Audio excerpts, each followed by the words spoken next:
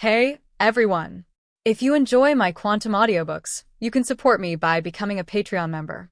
Your support helps me keep creating, and you'll get exclusive perks. You can also access my audiobooks directly through Google Drive. Check out the link in the description. Now, let's get started. 6 a.m. Horizon's penthouse, Minato, Tokyo. Inside the sleek bedroom, perched atop one of Tokyo's tallest towers, Hanashiro was practically buzzing. He paced barefoot across the polished floors, still towel-drying his hair, grinning like a madman. "Today's the day," he muttered, eyes locking on the sleek metal case resting on the dresser. Time for the big reveal. He unlatched the case and opened it. Whoa! He took a step back, blinking. So this is what he and May cooked up nice. Sliding into his new hero costume, Shiro noted that the color scheme, black, white, and yellow, remained unchanged. The iconic tape dispenser visor still rested proudly on his face, despite Horizon's repeated protests. But beneath the familiar surface were serious upgrades. His boots were reinforced with carbon fiber, designed for shock absorption and combat. A utility belt now circled his waist, packed with compartments for first aid, sealant gel, and other mission-critical tools. And along his back, arms, and legs ran sleek carbon fiber channels, converging at the soles of his boots. A skeletal exosuit of sorts, subtle but powerful. Okay, maybe I should have read the manual before today. He pulled the instruction booklet from the case and sat on the edge of the bed, flipping through diagrams. So, it feeds tape through the elbow ports, gloves, trigger compression release. He squinted at his hand, flexing. Crap, I should have preloaded the tape last night. I could have started the day full. Still, the internal dispensers could store hundreds of feet. I'll be fine, he told himself. No way I use that much tape in one day, right? Turning to the last few pages, a diagram labeled Super Move Ready Functions caught his attention. They gave me built-in super moves. His eyes lit up. Okay, now I'm ready. Fully suited up, he checked himself out in the mirror one last time. His chest emblem, an angular tape roll seen from the side, shone against his uniform. No more kid stuff, he whispered. Time to be a real hero. He sent a photo to his dad before packing his things, taking a second to appreciate how far he'd come. This penthouse alone was bigger than his entire apartment growing up. Life had changed, and a lot of that was thanks to Horizon. Then the scent of bacon hit his nose. Hero's gotta eat too. He grabbed his visor and stepped out into the hallway. Morning light filtered in from the glass wall, giving him a panoramic view of Tokyo just waking up. As he neared the kitchen, he called out, "That smells amazing. But didn't you say we were just going to grab Brea?" He froze. Standing at the stove, flipping eggs, was a curvy blonde woman wearing nothing but a robe and Horizon slippers. They locked eyes. Both froze.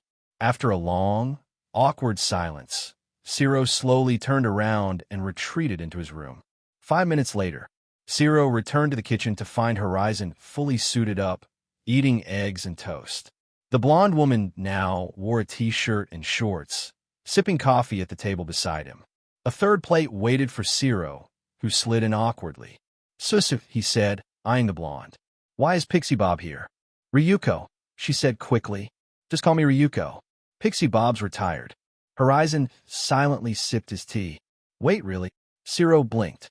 "Are all the wild pussycats retiring?" "Just me," she said with a tired smile. "I'm heading in a new direction." "Timing makes sense," Shiro nodded. "With everything going on lately, even students are out in the field. The stress is unreal." "I've been watching the news," Ryuko said. "If I could juggle everything, I would. But eventually, you have to pick what matters. Turns out being a pro hero wasn't my top priority after all." "She made the right call," Horizon said, not looking up. "Shiro's on my team because he gets it. He won't throw his life away like an idiot just to look noble. He wants to live, to take care of the people who matter." Shiro gave a sheepish smile. Try not to look at Ryuko. Heroic self-sacrifice still didn't sit right with him either, but Horizon could be a little blunt about it. "I don't think I worked with you at the training camp," Ryuko said. "What's your hero name?" "Cellophane," Shiro said proudly. "Like the plastic wrap?" "Exactly." He looked at Horizon. "See? It's not dumb." "It is," Horizon said flatly. "A little. Ryuko agreed with a smirk. But at least it tells people what you do. That's the point. Like All Might, says the woman whose hero name is Pixie Bob. No cat powers, Horizon muttered. It's a theme, genius. You'll get it when you have a full team. Teams are just weak people grouping up. A dozen ants can't kill a dragon. Ryuko rolled her eyes and stuck her tongue out. They went back to eating. So, Shiro said slowly, why are you here? You weren't here last night, right? Well, Ryuko perked up. I've got a job interview in Tokyo, and since I don't live here, I called Horizon and asked if I could crash for a few days. Shiro blinked. Oh, cool. So are you two like, we're just friends, Ryuko said quickly. But we do sleep together sometimes, Horizon added casually. Both Ryuko and Shiro choked on their food. Could you not? Ryuko hissed. What? If I didn't trust him to shut his mouth, you two wouldn't have met. He figured it out anyway. I mean, yeah, Shiro mumbled. I was suspicious. And I'm not his sidekick, Shiro said, pointing a finger. This partnership's temporary. I'm not trying to play second fiddle for life. I know. Horizon stood up and warped away. Finish your food and meet me on the roof. Ryuko blinked. Wait, why the roof? Shiro just shrugged. It's Horizon. He doesn't do normal. 3 minutes later, Shiro stepped onto the rooftop helipad. The skyline stretched around him like a steel jungle. Hovering a foot off the ground, Horizon sat cross-legged on his hoverboard, arms folded. Ready for your first day? I've been waiting my whole life for this. Good. Horizon gestured to the edge of the roof. Then jump. Jump. Mobility is what separates pro heroes from public nuisances. It's why I have this, he tapped the hoverboard. Before I got it, I wasn't as efficient. Tokyo's huge, almost 100 kilometers wide now. Bigger than it was even in 2014. So being fast makes you better. Exactly. Now, what's your mobility? Swinging from stuff. Then prove it. This is the tallest building in Minato. If you can swing from this, you can swing from anything. Shiro walked to the edge, visor on, staring down. 820 meters. Need a push. No, he snapped, glancing back. I just need a second. No, you need to stop being a pussy tact. Suddenly, Shiro felt himself being lifted by invisible hands. Wait. I thought you couldn't move living things. I can't. But your new suit? That I can move. The armor's reinforced, remember? Durable parts one can grab onto. Wait. Good luck, Cellophane, Horizon said. Then he let go. Shiro's scream echoed across the Tokyo skyline as he plummeted toward his first day of hero work. Minato, Tokyo, 7:05 a.m. What the hell are you doing? Horizon asked, hovering a few feet off the street on his board. Cellophane, Shiro, was slumped against a nearby wall, gasping for breath, his hair sticking to his forehead with sweat. What the hell, man? He snapped. You didn't die, Horizon said casually, glancing up toward the tower. A long trail of tape fluttered in the wind, attached to the top of his skyscraper. Although, maybe don't catch yourself 5 meters from the ground next time. And retract the tape, unless you want to leave a sticky mess across the skyline. Or maybe don't toss people off buildings like a maniac. Horizon floated closer, placed a hand on Shiro's shoulder.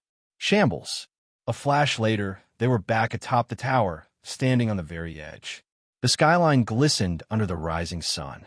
Whoa! Shiro staggered back from the edge, yanking off his visor. Why'd you bring us back up here? Because now you know you can do it, Horizon replied, standing firm. Which means I shouldn't have to push you again. Shiro frowned. I guess. Not a guess. A fact. Horizon's voice was firm. If this were UA, you wouldn't have hesitated. You'd have jumped without a second thought. That's true. It's basic psychology, Horizon explained. Humans take risks in familiar environments. But outside that safety net, like the real world, you hesitate, right? But I should just get over it, yeah? Shiro stepped toward the edge again. No, you can't get over it. The fear of falling is hardwired into your biology. You can't eliminate it. You just learn to live with it.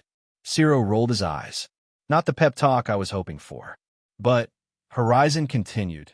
As a man, and especially as a pro hero, you don't get to show that fear. You have to be the one others lean on. Steady. Reliable. You don't jump because you're fearless. You jump despite the fear. Zero inhaled deeply. And if I fall? You won't, Horizon said.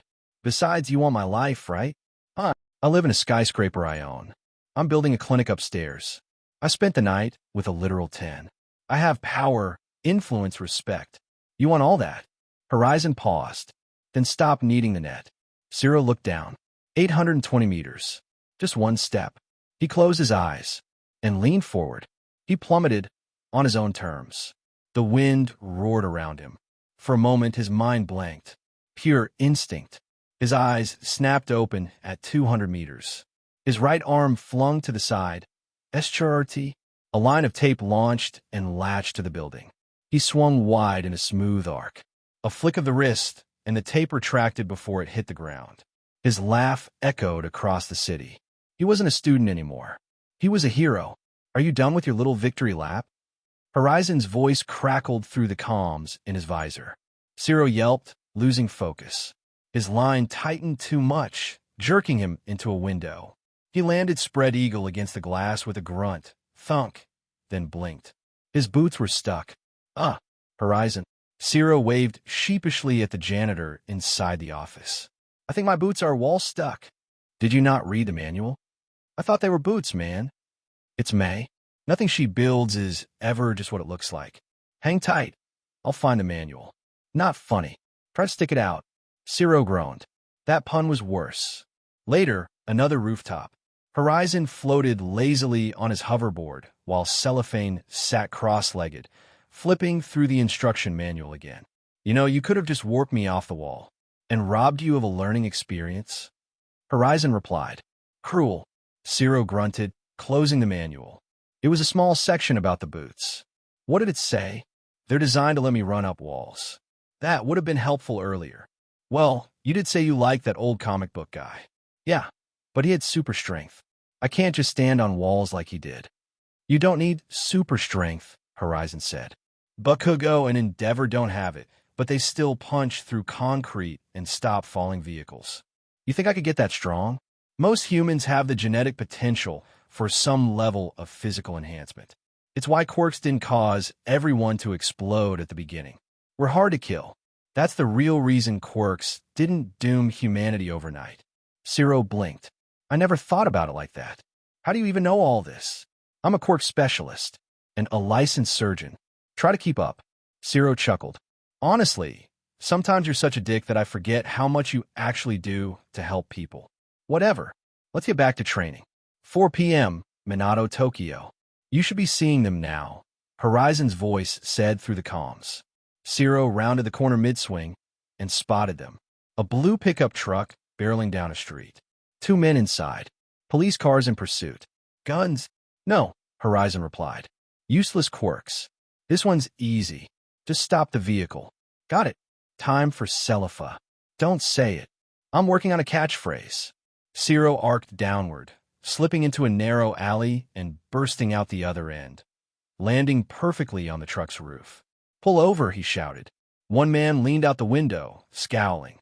Who the hell are you? Zero's answer was a tight line of tape around the guy's torso. The second in-latched to a passing streetlight. Yoink. The man was yanked out of the truck mid-drive, dangling helplessly. Your friend's hanging out now, Zero called. So how about you pull over? The driver stomped the gas. Fine then, Zero grumbled. Strap down. 6 lines of tape fired from both arms, locking onto the rear axle. Zero flipped backward, detached from the vehicle midair, and zipped to a nearby wall. Feet sticking, body parallel to the street like he was clinging to a vertical cliff. He dug in. As the truck raced forward, the lines snapped tight. But instead of Zero being flung off, crunch, the axle tore off completely. The vehicle skidded out, spinning violently, and came to a stop. The police caught up seconds later. The street cracked beneath Zero's feet, but he stood tall and scathed. His new suit locked up to disperse force through the reinforced exostructure. He held, as he reeled his lines and leapt down, smiling wide. Finally, ready to make his grand entrance. Shambles. He blinked. He was now on a rooftop beside Horizon, the skyline around them, police sirens still echoing in the distance below. Zero looked over. Seriously? Horizon gave him a look. Don't get cocky. Zero sighed, then smiled. He felt unstoppable. Shambles? Huh. Cellophane is suddenly standing atop a building, blocks away from where he was moments ago. He looks around for a moment, seeing Horizon hovering above him, sitting on his hoverboard. Why'd you warp me away? Because you were about to talk to the cops and take credit for stopping those guys. Yeah, Cellophane isn't sure what the problem is. Everyone at least gives a statement after stopping a crime. What's the big deal? The big deal is that you're a nobody. Horizon descends down to his level, still sitting on the board. What do you mean? Obviously I'm a nobody, but isn't that what we're trying to fix? Okay, what happens when you resolve an incident? I get paid. Cellophane says. After what? After villain insurance is subtracted from the payment, to cover any collateral damage I personally caused to the surrounding areas or people. Right, but I meant directly after you resolve it. The police show up and I talk to them, then the news shows up and I get to be on TV. Horizon sighs, exactly the problem. You need to think big picture. Look, MT Lady and Kamui Woods have been doing this for over 6 years each. They're already 24 and 28 respectively, so why are they still referred to as rookie heroes while people like Hawks are considered great heroes at only 23?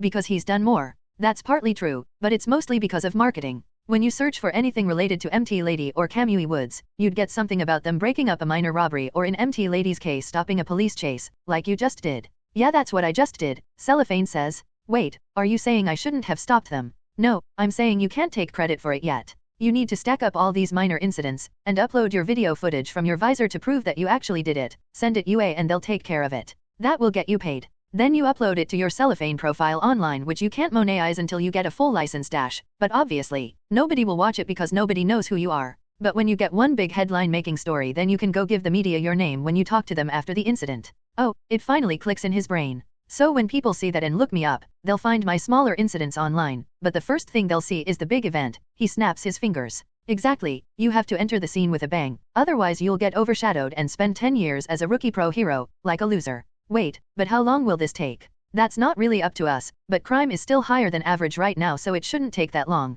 I got lucky with USJ, that put my name out to the world, so then I just had to keep up with the expectations. But you'll have to start from zero. Right, but this is better than my previous plan. I was just hoping to be a good sidekick and get noticed that way. Cellophane chuckles sadly. Guess I didn't think ahead much. Nope, just get your name out there, then we'll show the world that we're working together. That'll get a lot of my audience following you. And suddenly you've got a lot of eyes on you to be a contender for the top 10 pro heroes eventually. You sound so sure of that. The world knows I don't associate with losers, so it's a guaranteed thing. All you have to do is not fuck it up. Cellophane takes a deep breath. Right, no pressure at all. Horizon shrugs. Yeah, it's only your entire future depending on this. No big deal. That's for reminding me. But what kind of big incident do I even need to look out for? I mean, Minato Tokyo is pretty small time, especially considering it's the middle of the city. Alpha Nu Beta S. You're welcome for that, Horizon says. That's mostly because I'm here. The crime rate spikes a bit when I'm at UA, but most of the louder criminals have already moved. You won't get people with flashy quirks fighting on the streets as much in this area.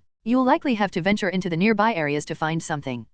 I guess I'll have to do some research on that tonight. Hey, how can I get a Hero Network account? You can't, Horizon says. You'll have to keep sending your paperwork through UA since your provisional license uses UA as the hero agency you applied through. Damn. On the bright side, you're the only person that actually uses UA. Everyone else usually has an agency that scouted them. How is that a positive? Means it'll get processed faster than at any big hero agency. But it will make getting team-up requests pretty difficult since they'll have to go through UA instead of just calling you. Yeah, that's what I'm worried about. When they see us working together, people will be itching to scout you. Don't need to worry about that. Really? Yeah, to get to me. Not because of your skills, at least not most of them. Oh, Cellophane feels a bit saddened at that, but quickly cheers up. But the reason doesn't matter as long as I get a foot in the door, right? Exactly, but I do recommend at least being associated with a top hero agency. Even if you don't take direct mentorship, it looks better on paper. But I'm sure a top pro can teach something that I can't. Wow, did the almighty Horizon actually admit he isn't the best at everything? Cellophane teases. I never said I'm the best at everything, just many things.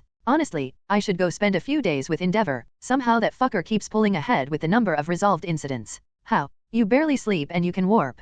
Exactly, but he's been doing this for almost 30 years. His efficiency is otherworldly. There has to be something about his operating style that I can steal to improve mine. Geez, no wonder he's the only person you were willing to work with.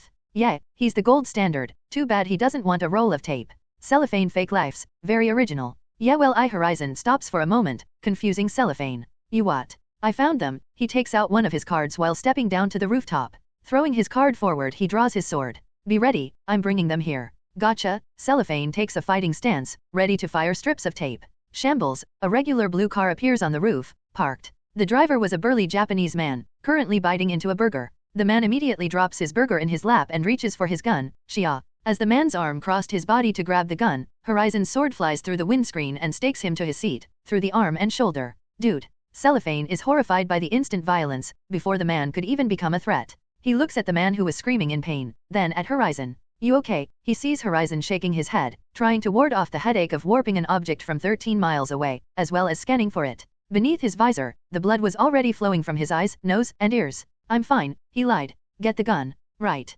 Cellophane immediately rushed beside the man and sees the gun on the other seat. He shoots a strip of tape at it, then flicks it out the passenger side window. All while the man is still reeling in pain. All right, time to answer some questions, Horizon says as he walks up to the man, reaching inside the car and grabbing the hilt of his sword, slowly beginning to turn it. Where were you going? Where is the factory? I don't know what you're talking about.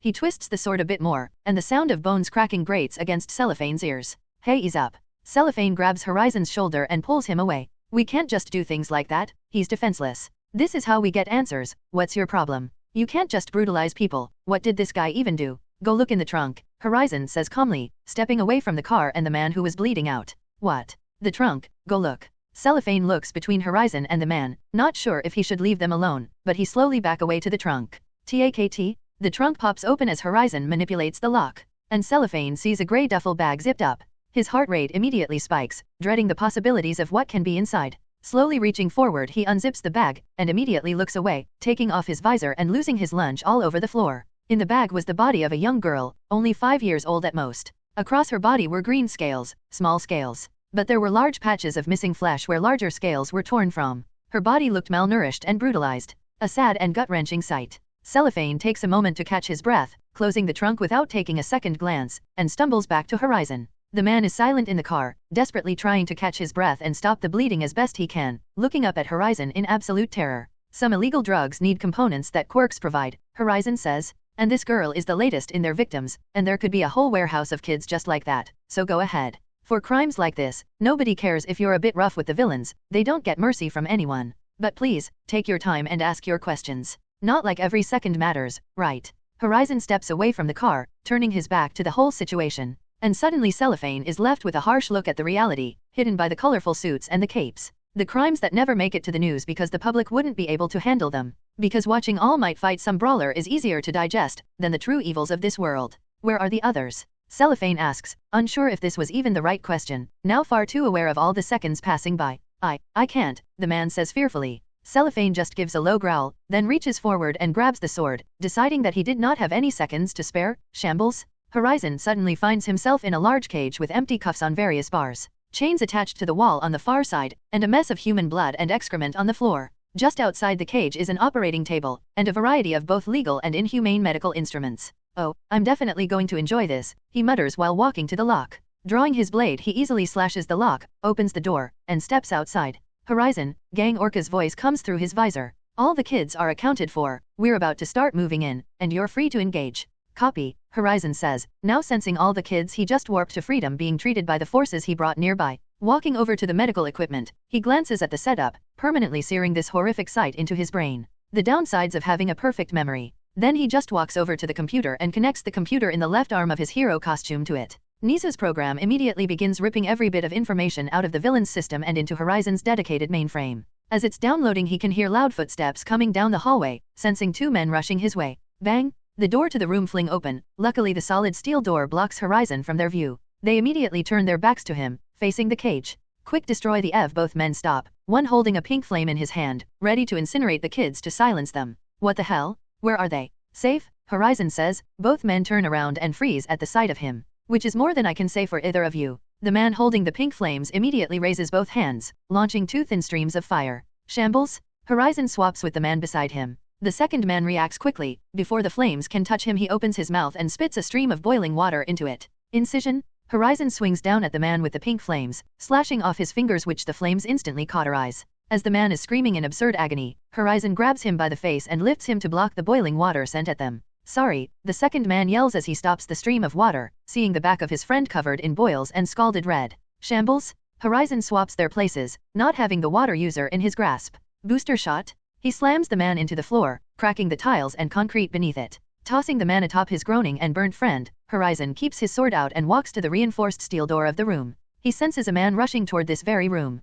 3, 2, 1. He kicks the door, hard enough to rip it off the hinges and slam it into the opposite wall of the hallway. Stepping out of the room, he looks down at the door, then casually tosses it off the man who was squashed behind it. Pressing his boot onto the man's face, he scans him, making sure he'd survive before turning and walking down the hallway. Making a sharp turn, Horizon begins climbing up the stairs. His room was currently only 200 meters wide, allowing him to comfortably keep track of the kids he rescued, his allies, and all the enemies around. Nigerian Nairai, including the man at the top of the stairs, with the comically large steel hammer. So the moment Horizon steps out of the staircase, his hand immediately moves up, casually catching the weapon. Booster shot? Small wisps of blue energy vapor are released from his hand as he looks up at the man, thoroughly unimpressed. Sword beats hammer, Horizon says as he stabs his blade through the man's leg, severing the ligament attaching his calf to the bone. Ah, the man screams, only to get kneed in the face as he's falling to the floor. Entering the ground floor, Horizon is by a man firing what appear to be steel slugs from his ABS. Well, that's new, Horizon mutters as the man aims at him, but he also senses the other villain with a bone spear extending from his palm trying to sneak up behind him.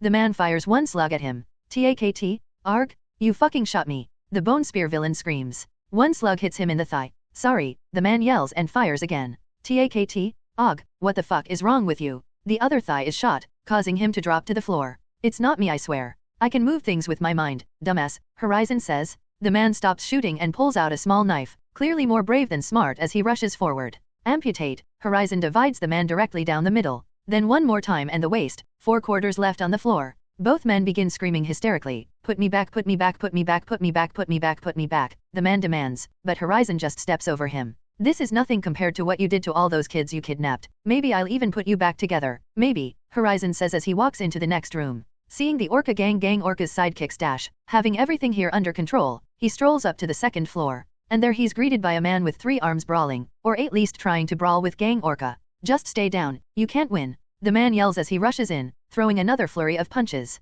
He lands a few lucky hits, but they barely even moved Gang Orca. And the pro hero just connects one strong left to send the man stumbling back into the wall. Seeing the man about to rush back in, Horizon leans against the wall and folds his arms, leaving scalpel floating at his side, some drops of blood still on the blade. Is this gonna take long? I've got a date tonight, I'd rather not be late. Both men glance over at him, and the villain that was so adamant about fighting Gang Orca, a top 10 pro hero, suddenly puts his hands up in surrender. Okay, I'll come quietly. Gang Orca just looks between them and sighs, taking out a pair of handcuffs. Oh, he has 3 hands. I'll just warp us to the cops outside. Right, Gang Orca says, then looks back to the villain. You could have just surrendered that easily when I got here. What a pain. Why would I do that? You aren't him. He gestures to Horizon, who just starts laughing. Moments later, everyone is outside as the police load the villains into armored trucks for transport. As Horizon is treating one of the officers, he's also talking to Ryuko through his visor. So how did your raid go? Great, the simultaneous strikes went off smoothly. Crust said his team only got a warehouse of supplies, but thankfully nobody got hurt. That's good, we got the kids at this location like I suspected, Horizon says. Sigh, what monsters. If they were treated anything like the adults we rescued, then I'm glad I was so rough on them. Trust me, they deserve it. Keep your eyes open for anything like this again. These were all the locations I could dig up these past few days, but there could be more. And if not, there could be other groups like this out there. Sadly, I don't doubt there are, but you're good at hostage rescue, such a handy quirk. I get that a lot, Horizon says as he signals for the man to get up, receiving a nod of thanks as he walks over to Gang Orca. Anyway, you can read the report later. I've got to talk to Gang Orca before I head back to Tokyo. Alright, I'll call you if anything comes up. No problem, Lizard Lady. Dragon Lady, she corrects. Not until you can breathe fire. He hangs up before she can respond. Gang, are we done here? Yes. Gang Orca looks over to Horizon. Then back to the building they were in, and the nearby docks. To think they did this atrocity right under our noses. Villains are sneaky, that's how they survive. But if they mess up once, we lock them up. How did you even find out about this anyway? None of the locations were in Tokyo. I asked the right questions, in the right tone, Horizon says, and after seeing him operate today, Gang Orca doesn't pry any further. Plus I have people I can ask about movement in the underworld. They gave me a heads up about a courier moving a body between locations, passing through Tokyo. I just had to get my hands on him. Commendable work. I certainly never doubted that you'd be a great pro hero. But now I see why everyone has such grand expectations for you. I expected some crap about how I need to be more gentle or something. Horizon shrugs. Gang Orca shakes his head. In any other situation maybe, but these people were experimenting on children. I have no mercy for them. That we agree on. Now I've gotta go. You know how to contact me if you need anything. Of course, always a pleasure working with you. And as they shake hands, one of the nearby press parasites snaps a picture that would launch his career and keep Gang Orca in the top number 10 pro heroes. Standing atop his building in Minato, Tokyo, a white and blue skyscraper overlooking the city around it, with his logo brightly lit up on the side of it. Law was currently on the phone. While the rain was pouring, it seemed to collect a few feet above him, leaving the cold water forming a wide floating pool above him, almost glowing under the moonlight. Mr. Matani, are you sure you'd like to donate that much? Well, I'm the host, so yes, Law says. His voice was free as his visor was off. And I don't see why you had to call me about this non-issue. Well, I simply assumed it must have been a mistake. Such a large donation from the Matani estate will surely draw many eyes to you, the man says. I assumed you wanted to remain under the radar, as you say it. Yeah, well, I mostly will be, but still. It's my money. I built the Matani estate, and I hired you to do the paperwork so I don't have to. And to advise you, as is part of my duty as your family estate manager. Yeah, but this isn't one of those moments. I promise if you make a good point I'll concede my plan to you, but for now, I'm spending a lot of money to buy my way into the hearts of the people. I need you to be on board with that? Yes, but the cash flow from the acquisitions you made won't be enough to. I have the money to cushion my losses, Law says, knowing 1 or 2 surgeries at full price would easily have his accounts overflowing. Not that all his money was ever in the Matani estate, he didn't want Japan to have full knowledge of his assets after all. Can you just make the donations before tomorrow night? I want a lot of eyes on me at the event. The man sighs, as you wish, sir. Good, now have a good night. Law hangs up and puts his phone away. Looking down at Tokyo, he shakes his head. All the money in the world, and now if I give away too much away, people have a problem with that. Just great. Raising his hand to the back of his neck, he warps the compressed visor into his palm, placing it for it to warp around his head. Right, no more work tonight. Shambles? Horizon warps away, and the layer of rainwater floating above the building falls onto the roof. Appearing in the kitchen, he sees Ryuko slicing up some pork, with her back turned toward him. She was wearing a set of Pixie Bob-themed pajamas, with her hair down, and some matching blue fluffy slippers. Wah! Ah! She immediately spins around, pointing the knife at him. Luckily he wasn't standing directly behind her, leaving the island counter between them. Seeing him, she takes a deep breath and just frowns. Maybe you should wear a bell. It wouldn't move when I warp. He shrugs. What are you making? Katsudon, that's your favorite, right? She turns back to the food, continuing the preparations. Yeah, but I can't eat that. Huh, why not? It's a family tradition, doesn't feel proper without the right people. Her knife stops cutting, not sure how to respond to that, then she just continues cutting. Then I'll make us some pork bowls. Sounds good. Zero won't be back for a few more hours, so we've got this place all to ourselves for now. Oh, so whatever shall we do? She spins around to give him a sultry smile. After you clean up, still got some blood on you. She points to his shoulder. RO Thailand bot epsilon. Not mine. Obviously I know that, but I thought you always made it a point to stay clean. There was a subway station collapse. I had to operate on site. He sees Ryuko grimace at that image. Right, not the best dinner conversation. I'll go get cleaned up. 25 minutes later. Standing in his living room, Horizon stares through the wall of glass separating him from the rain. A thin barrier dividing worlds. He's only wearing his body glove and visor, leaving all the blue grooves bare, his muscular figure free for anyone to see. And while his visor was still on, he looks at his reflection in the glass, and only sees La Matani staring back at him. Angry, but silent. The building, simmering rage just below the surface. The rage that could spill out and break this nation apart.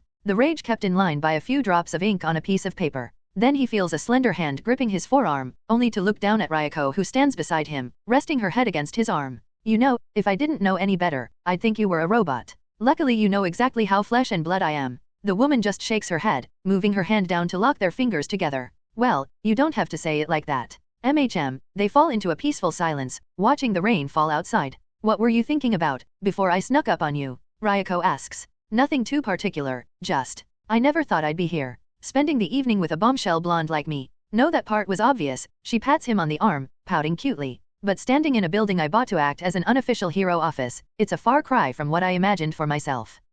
I've actually been meaning to ask about that. Why this building? You mean why'd I buy it? MHM, it must have cost a fortune, but you wasted no time buying it and putting your logo on the side. Because of the location. What do you mean? Horizon Tower is in the exact center of Minato, Tokyo, the central city of Tokyo. 50 kilometers to the north, west, or south, and you'd still be in Tokyo. And the docks are to the east. MHM, and tell me, what are the traits of God? God, what does that have to do with anything? Humor me. Ryuko thinks about it for a moment. Well, he's all-knowing, he can exist everywhere at once, and he can do anything he wants, right? MHM, Horizon raises a hand, and places it on the glass. And for a dozen meters ahead of them, the rain stops in midair. And a few seconds later it continues falling. I'm powerful, and very smart, but I can't be everywhere at once. Warping has a limited range, as most people have figured out, he says. But standing here, in the middle of the city, I can be equally close to everyone, at once. A faux omnipresence. You aren't satisfied with just being a great hero. No, I never was, he admits. This was just a chore, but honestly, the power is growing on me. 400 million lives, depending on me, and listening to my every word. That's intoxicating, don't you think? Yes, but God is kind, and forgiving. He's a loving being, Ryuko says, not liking the exact direction of this conversation. Like you will be, right? Of course, Horizon chuckles, I'm a hero after all, the greatest pro-hero this world will ever know. But I do find it funny that when I say God everyone assumes I mean the biblical kind. He lets go of her and begins walking to the couches, where 2 pork bowls were waiting on them. Ryuko looks a bit confused, so what kind of God do you mean then? Less Bible, more Zeus. And those words sent a chill down her spine. But they also excited something inside her, something she didn't think she had. An attraction she never imagined she could feel. As a hero, villains with God complexes and delusions of grandeur are commonplace. But the way Horizon spoke, the confidence, the conviction, the fact that he could very well become a being of such power, if he wasn't already, it made part of her want to run away, as far away as possible. But the other side of her, the part that wasn't a pro-her, just wanted to sit beside him, and that's the side she listened to. 45 minutes later, the TV was on, playing the news far too quietly for anyone to hear, while Horizon was laying on the couch with Ryuko on his chest, listening to his heartbeat. They were both still fully dressed, just relaxing. Is me being here bothering you? She asks. Why would that bother me? In response, she just reaches up and taps his visor, because you can't take off the fishbowl with me here. It's not a fishbowl. You know what I mean. I'm probably the only person who knows it can come off without you dying, so I'd imagine you don't like having it on when you're at home. I'm used to it, sadly. Oh, and for the record, Nizu knows too, and what I look like. Oh, right, your uncle. Horizon pauses for a moment, trying and failing to make sense of that. What? The way you two talk, it's kind of cute watching you not be a jerk to someone that you aren't sleeping with. Well, he earned it. By bringing you into UA, Ryuko asks. No, this had to be before that, right? When he hired you to save All Might. Before that, Horizon says. My parents were in real danger, and he saved their lives from certain death. That's how we met. So he's your hero. Ugh, Horizon groans. You just had to ruin it. I didn't ruin it, she whines. Whatever, at least you didn't ask me to take off the visor, at least not with the light on. Well, I am curious. But I know what we agreed to, just a summer fling, right? Right, he doesn't even hesitate to agree, which definitely annoyed her. 4 more days then I'll have to start over, no more of this. She feels Horizon wrap another arm around her waist, and she instinctively tries to press herself against him even more. Then I guess we should make good use of this time together. Fix that scowl, it's unladylike, Mrs. Yayo says. The woman was a striking beauty, only 33 years old. A less curvy version of her daughter, with short brown hair, who was currently sitting opposite her in the limo. They both wore similar red gowns, the family color, and clearly one was more enthused to be here than the other. Momo schools her features and continues looking out the window, but doesn't even spare her mother a glance. Soon they arrive at the hotel, and before she knows it, Momo is being escorted into an open ballroom on the upper floors, filled with people in their best formal wear. Suits and pearls, the most expensive watches money could buy. A room of parasites and fake people, Momo thinks, looking at everyone in disgust as they walk down the stairs. HNGH, she groans as her mother pinches her. Fix your face, dear. Yes, mother, she growls out. Being pulled back and forth by her mother to meet all of their family friends was as boring as every other, but a certain someone caught her eye throughout the night. A young man appeared only slightly older than her, tall with wide shoulders. A black suit with a strange yellow heart on each shoulder. He seems young, maybe he finds this as torturous as I do. She was hopeful at least. And eventually, the crowd around this man thins, and her mother drags us over there, and his bright blue eyes seem to bore right through her. Momo, this is our host, Mr. La Matani, her mother says, giving the man a polite smile. Mrs. Yayo even more beautiful than all the rumors I've heard. He kisses her mother's hand before turning to her. I suppose that goes for both of you. And the look he gave almost had Momo rolling her eyes, because he was clearly undressing her with his.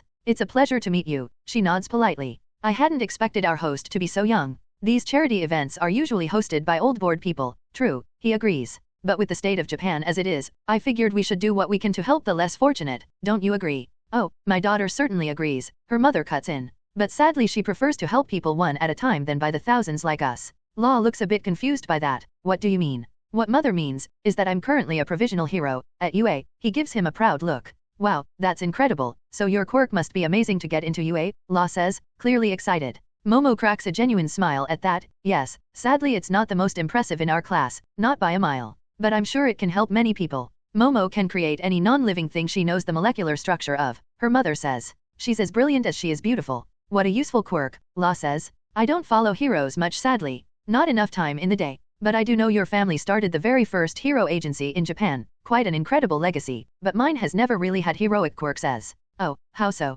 Momo asks. Well, my quirk helps me looks a bit younger, not very good against villains, right? Momo nods, I see. But I'd certainly gladly swap with you, her mother giggles. As would most of the world. Well, the women at least, Law shrugs. But that's why I'm helping people in the ways I can. Oh, and how might that be exactly? Momo seemed genuinely intrigued by this. He's helping to solve the employment crisis, her mother says. The Matani estate has been quietly buying any business that would be shutting down and keeping them open, at his own personal expense. It's better than having tens of thousands of people in the streets or becoming villains. And more effective than running around in a scandalous outfit hitting people with a stick. Law looks a bit confused at her statement, then Momo looks at the woman. I changed the costume, Munther, and being a pro-hero is helping people. You could help many more by doing what this young man is, she gestures to Law, who just awkwardly looks between both women. By profiting from the crisis. Momo looks disgusted by her mother's statement. Hey, I'm helping people, Law says. Momo snaps her gaze toward him, and when the real heroes stabilize Japan, all those businesses you bought for pennies will start making you a fortune every month, right? You're just another selfish person consumed by greed, she hisses out. Momo's entire body jolts up as her mother pinches her side, almost hard enough to make her bleed, and pulls her close. You will not insult our host, young lady, she hisses out. Momo glares at the woman. I know what you're trying to do, but I'm not an object to be traded, especially to someone like that. Excuse me. Law was now genuinely confused for the first time tonight. What's that supposed to mean? Momo shrugs off her mother's grip and looks at him. It means if you want to leave your bloodied past behind, wear gloves, she says before storming off to the balcony. Law looks down at his hands, seeing his knuckle and hand tattoos, intentionally similar to gang tattoos. These were supposed to put distance between Horizon and Law, worked perfectly. And I got to avoid that family bullshit. I'm terribly sorry about my daughter, please forgive her. Her mother gives a slight bow. It's fine, but keep her away from me. I have no interest in women like that. Law takes his drink and just walks away. No more yayo Rosa drama. Law thinks as he walks over to Guild on the other side of the room. The man was about to leave with his date, and someone who was not his date, and had a wedding ring on her finger. Law shakes his head, just imagining the stories that will come of tonight. Meanwhile, what the hell is wrong with you? Momo's mother yells as she closes the balcony door, separating them from the party. Me? You're the one trying to show me off like a piece of meat. Do you have any idea of how objectifying that felt? I'm doing this because you forced my hand. I just want what's best for you. No, you only care about the family name and expanding it, no matter what you have to make me do to achieve that, right? Momo glares at her, crossing her arms and turning her back to the railing. That's not true. It is. And you can't imagine a person like me, who wants more. I want to actually help people, not just sign checks and act like it'll solve anyone's problems. I want to go out there and actually contribute to the world with my own hands. I don't want to be some wealthy man's miserable baby breeder like you. Momo immediately slaps a hand over her mouth, seeing the hurt look on her mother's face. Mom, It's fine, her cold voice rang out, hollow of all emotion. Then just go. And as we agreed, you get nothing from us so long as you continue this nonsense, but I hope you come to your senses before it's too late. Because all I wanted was my daughter, but you're determined to give me another dead Yayo Rozo in the history books. Before those words could even settle in, before broken hearts could properly form. Bang! A single gunshot rings out from inside, and through the glass doors, they can see people looking toward the middle of the room, terrified. Momo immediately rushes forward, toward the danger, but the moment she tries to get past her mother, the woman tackles her to the floor. No, don't go in there, they could kill you, the woman screams, hysterically. No, I need to make sure everyone is alright. Just wait for the pros. I'm sorry. Momo pushes her mom to the side and rushes through the doors, and as the woman gets up to follow her, she feels a sharp pain on her wrist, then looks down to see a handcuff on her, attached to a large metal ball on the floor. Looking down, she easily unclips the cuffs from the ball, realizing it was only a distraction to keep her out of danger. But she wastes no time taking out her phone to call the police. Rushing inside, Momo forces her way through the crowd, seeing and hearing a helicopter now arriving on the rooftop. And in the middle of the room, 4 men with rifles and masks, in full tactical gear. Mr. Matani, one of the men yells. That's all we want, the big shot behind this whole show, where is he? The man fires a few shots into the ceiling, causing another chorus of screaming. Momo's brain is immediately working overtime. They're too spread out for me to subdue them all quickly and safely. I don't know what quirks they have, so I can't prepare properly. If I use gas, it will hurt the civilians. What should I do? Maybe tasers. No, I still don't know their quirks. I'm right here, Law says, stepping out of the crowd not far away from Momo. Well, that makes this easy, the man chuckles as Law walks toward him. Wait. Momo's body seems to move on its own, stepping out of the crowd and taking a fighting stance. You can't take him. Okay, the man says, and before Momo could form a plan, bang, he shoots Law in the shoulder. He closes his eyes to hide the glow, and his hand immediately goes up to the wound to block the blue energy vapor from showing, as Hand of God automatically heals the wound. And he's unable to stop it. Ah! Law screams in agony as he drops to his knees. And the man just looks back at Momo. So you wanna get back in the crowd, or should I just kill him, since you don't want us to just take him after all? Seeing no other option, Momo just raises her hands and steps back, returning to the crowd. And she has no choice but to watch them kidnap La Matani from his own charity event. Taken to the roof, the first person that she, as a provisional pro-hero, couldn't save, Kman, faster. Cellophane berates himself as he swings through downtown Tokyo, hundreds of meters above the street, swinging between the brightly lit skyscrapers of Japan's nighttime skyline. Call Horizon. Cellophane commands, and his visor obeys. His visor is connected to his phone just as Horizon's is connected to his own, but the call doesn't connect. Damn it, the guy with the hoverboard doesn't pick up. Just great, Cellophane grumbles. He was half sure Horizon was occupied with his blonde friend back at Horizon Tower. Rushing between the buildings, his eyes are laser focused on the holographic map displayed in his visor, showing the current moving location of a helicopter moving through the city. A hostage situation that all the nearby heroes were immediately alerted of. Great, just as I was on the way back to get some sleep, and then some right jerk get kidnapped from his own party. I just hope I get there before he gets hurt or disappears. Cellophane swings around a building and sticks to the side of it. He uses his feet and one hand to hold on while he looks around, then looks up at where the helicopter is, still dozens of meters above his current altitude. Looking down at the streets below, he shakes his head. Okay, maybe ask May for a parachute, just in case. He mutters before swinging toward the Matani National Hotel. As he notices the helicopter hovering within the city to prevent police choppers from being sent to follow it, as flying between buildings is highly illegal, Cellophane grits his teeth. Time to see what these upgrades can really do. He takes a deep breath and presses down fully on the button on his right palm. The line of tape that was shot from his right hand suddenly retracts, hard enough to almost give him whiplash as it yanks him forward. Even with all his training for this exact feeling, the real thing was somehow a bit different. As the line retracts fully back into his costume, he steps on the building and sticks to it with all four limbs. Looking up at the helicopter currently taking off. Rushing up the building in a full standing sprint, he uses lines of tape to constantly pull himself forward so he doesn't fall back. And to the people below, they see this madman running up the side of the building as if his life depended on it. With every other step he shoots a line forward and pulls himself toward where it connects, effectively rappelling up the side of a building. Oakman, Cellophane groans as the chopper begins pulling away from the building and heading downtown again. With no hesitation he pushes off the building, leaving a small crack in the reinforced glass pane he pressed against, and launches toward the adjacent building. And as the crowd below gasps in horror, he fires a line of tape and continues swinging through the city, chasing after the helicopter. As he's swinging he analyzes the chopper. Modern, but open doors on both sides. A buff dude sitting on one side with his foot hanging off the edge. They left the doors open to shoot at any police choppers or pro-heroes that would chase. Good, I can use that to get in and grab the hostage, then just jump out the other side. Arnu-S. But how do I approach? AHH. Approach from below, avoid the blades obviously, but I should be careful that something doesn't go wrong. As he was making a plan and analyzing the situation, Cellophane was trying his best and slowly catching up. Getting closer every time the chopper would have to corner around a building. With his superior maneuverability he'd get closer as he's unable to match its speed on a straight line. Until finally, he manages to attach a line to the underside of the chopper. Quiet now, not that they could hear anything. He thinks as he retracts the line, pulling himself up toward the chopper. He carefully places his palm on the underside as well as his boots, sticking to it, trying not to think about the street far below him. Okay, be quick about it, he mutters, then looks to his right, seeing the man's foot hanging out the side of the cabin. Then he waits, until they finally get close enough to a nearby building. Binding shot, he fires some tape at the man's leg and wraps around it, then fires the other end to the building they were passing by. Ah! The man screams in horror as he's ripped out of the chopper and left hanging off the side of the building. Weighted shot. Cellophane fires a shorter line of tape with weights at either end, attached by his suit, that hit the building and runs across the man. A little more insurance to make sure he doesn't fall to his death. The moment he does that, he crawls into the opposite door of the chopper. And as expected, he sees two men looking out the door their friend just got torn out of, confused by what happened. He sees a pilot checking the radar in case there was anyone flying around. And he sees the hostage, La Matani, a seemingly young man tied down with a chain to the seat in the cabin. La's eyes flicker over to Cellophane, but thankfully the man remains quiet, just watching with an oddly calm expression. He appeared more annoyed than afraid. Cellophane nods at La, realizing he can't just grab him and run because of the chains. Then he quickly prepares piece of tape and steps forward in the cabin, delivering a Spartan kick to one man, pushing his back, and launching him out of the moving helicopter. While he's flying forward, Cellophane shoots a line of tape that wraps around the man, then sticks the other end to the floor of the cabin. He then moves to do the same with the second standing man, but before the kick could connect the man spins around and catches it, pulling him in for a headbutt and tossing him out of the cabin.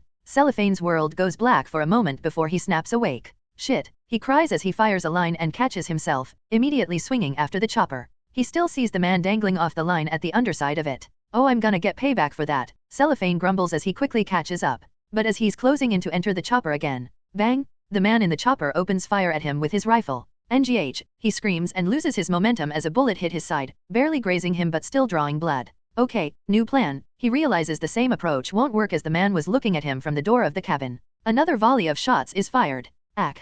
Cellophane gets shot in the shoulder and releases his tape for just a moment, falling a dozen meters before he shoots another. And the helicopter just pulls that much further away from him. No time for first aid, he reminds himself. Recalling the image of the person he had to save, the hostage that was trying to keep a brave face even in this situation. Seeing the helicopter cornering around an office building, he spots his opportunity. Instead of giving chase, he checks his map, seeing the chopper was going around the building to the other side, so he decides to take the direct approach. Swinging to the building, he fires 2 lines of tape, tightens his grip, then retracts them at full power, rocketing toward the glass side of the building at full speed. He tumbles during this, aiming his feet at the glass and straightening his body. The new upgrades to his suit are meant to take this kind of force when aligned in such a way, allowing him to reel himself in to deliver finishing blows to powerful villains, or traverse situations like these. Crash! He slams through the glass and winds up in a maze of empty cubicles, and luckily he can see the chopper as all around him the building was glass on the far walls, allowing him to track his target through the tinted windows. Breaking into a full spring while holding his shoulder, Cellophane slams through the cheap and depressing cubicles,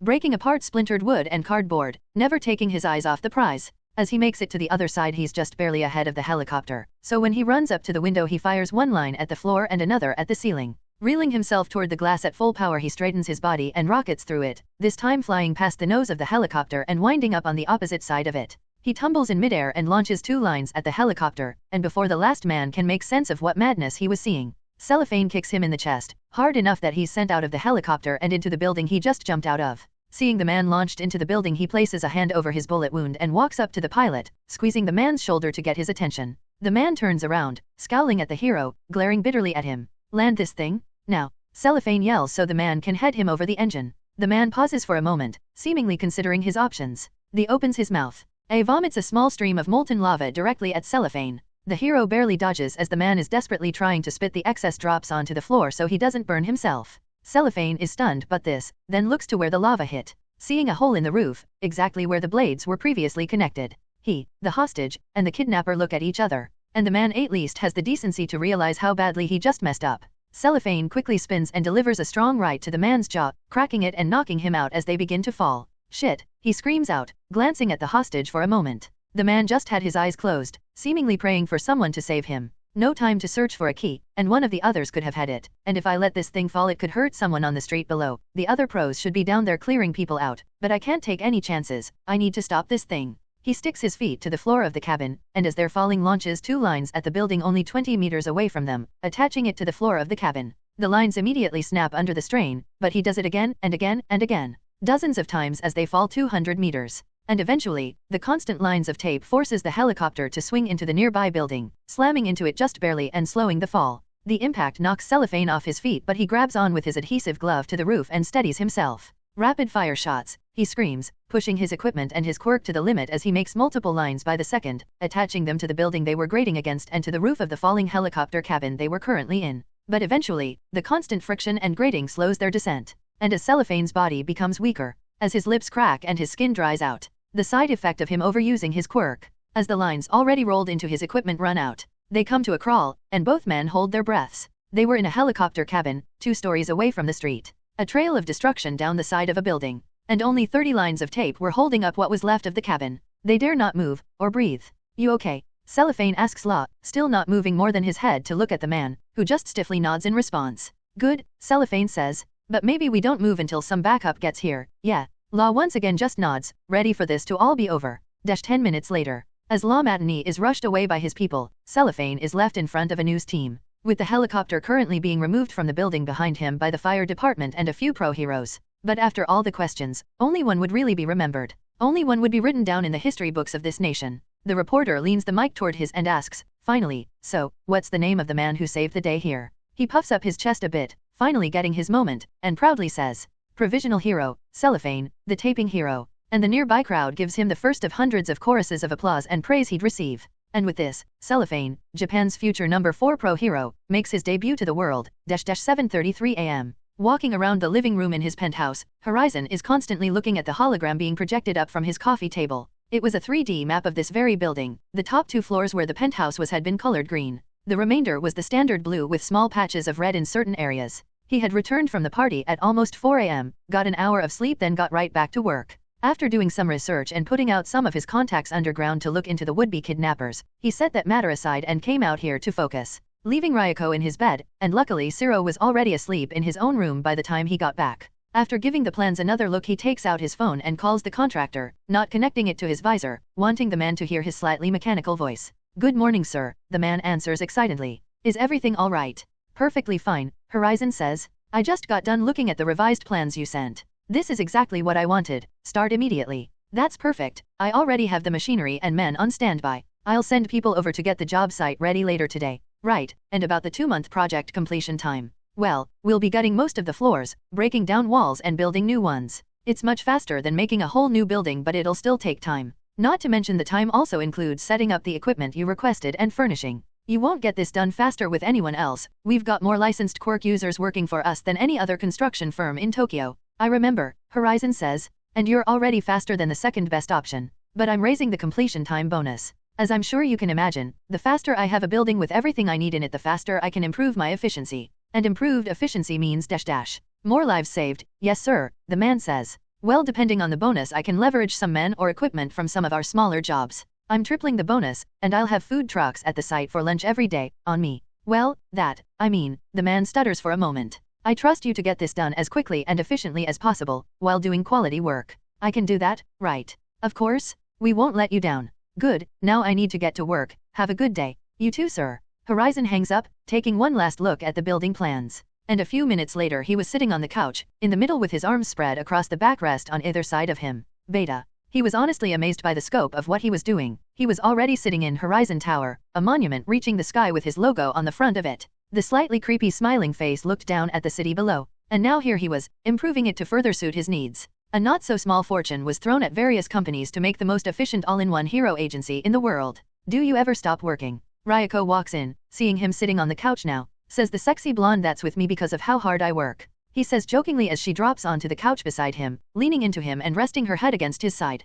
Looking down at her, he finally gets a proper view of what she slept in. One of his t-shirts hung off her, white with his logo on the front, a pair of blue pajama pants, and some fuzzy slippers. Her hair was currently a mess, but he's seen her in much more disheveled states. She points at the hologram. "Is this where we are?" "MHM, Horizon Tower." "Well, you never claimed to be humble." "For the record, I didn't pick the name. The news reporters that learned about me buying it started calling it that. Then the name stuck. But I know you, and you would have named it that either way, right?" Maybe. It is the largest hero agency in the world, at least when it's completed." "MHM, Ryuko nods. "Ours was just a small house in the mountains. Even Genist and Hawks only have 5-story buildings. I guess you, All Might, and Endeavor are the only people with big buildings, huh? But this is like twice the size of Endeavor's, and All Might's was half that size. Size matters, but you also have to know how to use it." "Ugh, no dick jokes please, you're better than that." "Whatever, but technically this isn't a hero agency until I have my full pro hero license. I can't even sell merch while I have a provisional license." Ryuko thinks about it for a moment, then looks down at her shirt.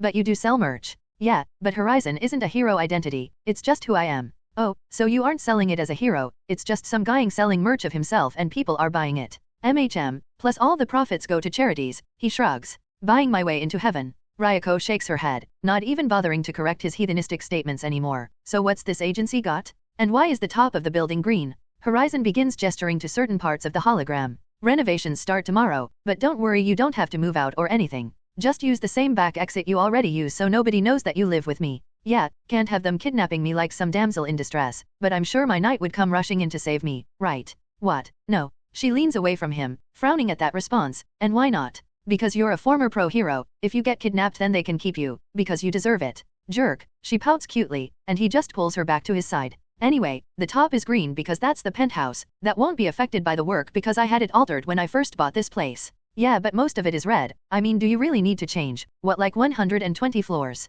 135, the other 15 are fine as they are. But this building was a mess of cubicles and a few law firms before. I need to break down a lot of walls to make bigger rooms. 4. Hero stuff. Training rooms, equipment storage, indoor quirk training. A pool. She gives him a hopeful look. Horizon size. Yes, a pool. And a wind tunnel to train the flyers. Smart, and what about these? She gestures to 10 purple floors in the middle of the building. That's the design and testing lab. Purple requires extra reinforcement. Those places tend to have explosions from what I know. An in-house design studio and manufacturing floor. Spare no expense. MHM, the only agency in the country that can afford it, and I've got the perfect person in mind to run it. The girl who made your new gear. MHM, May is a genius, a good person to keep close. MHM, she gives him a look out of the corner of her eye. What?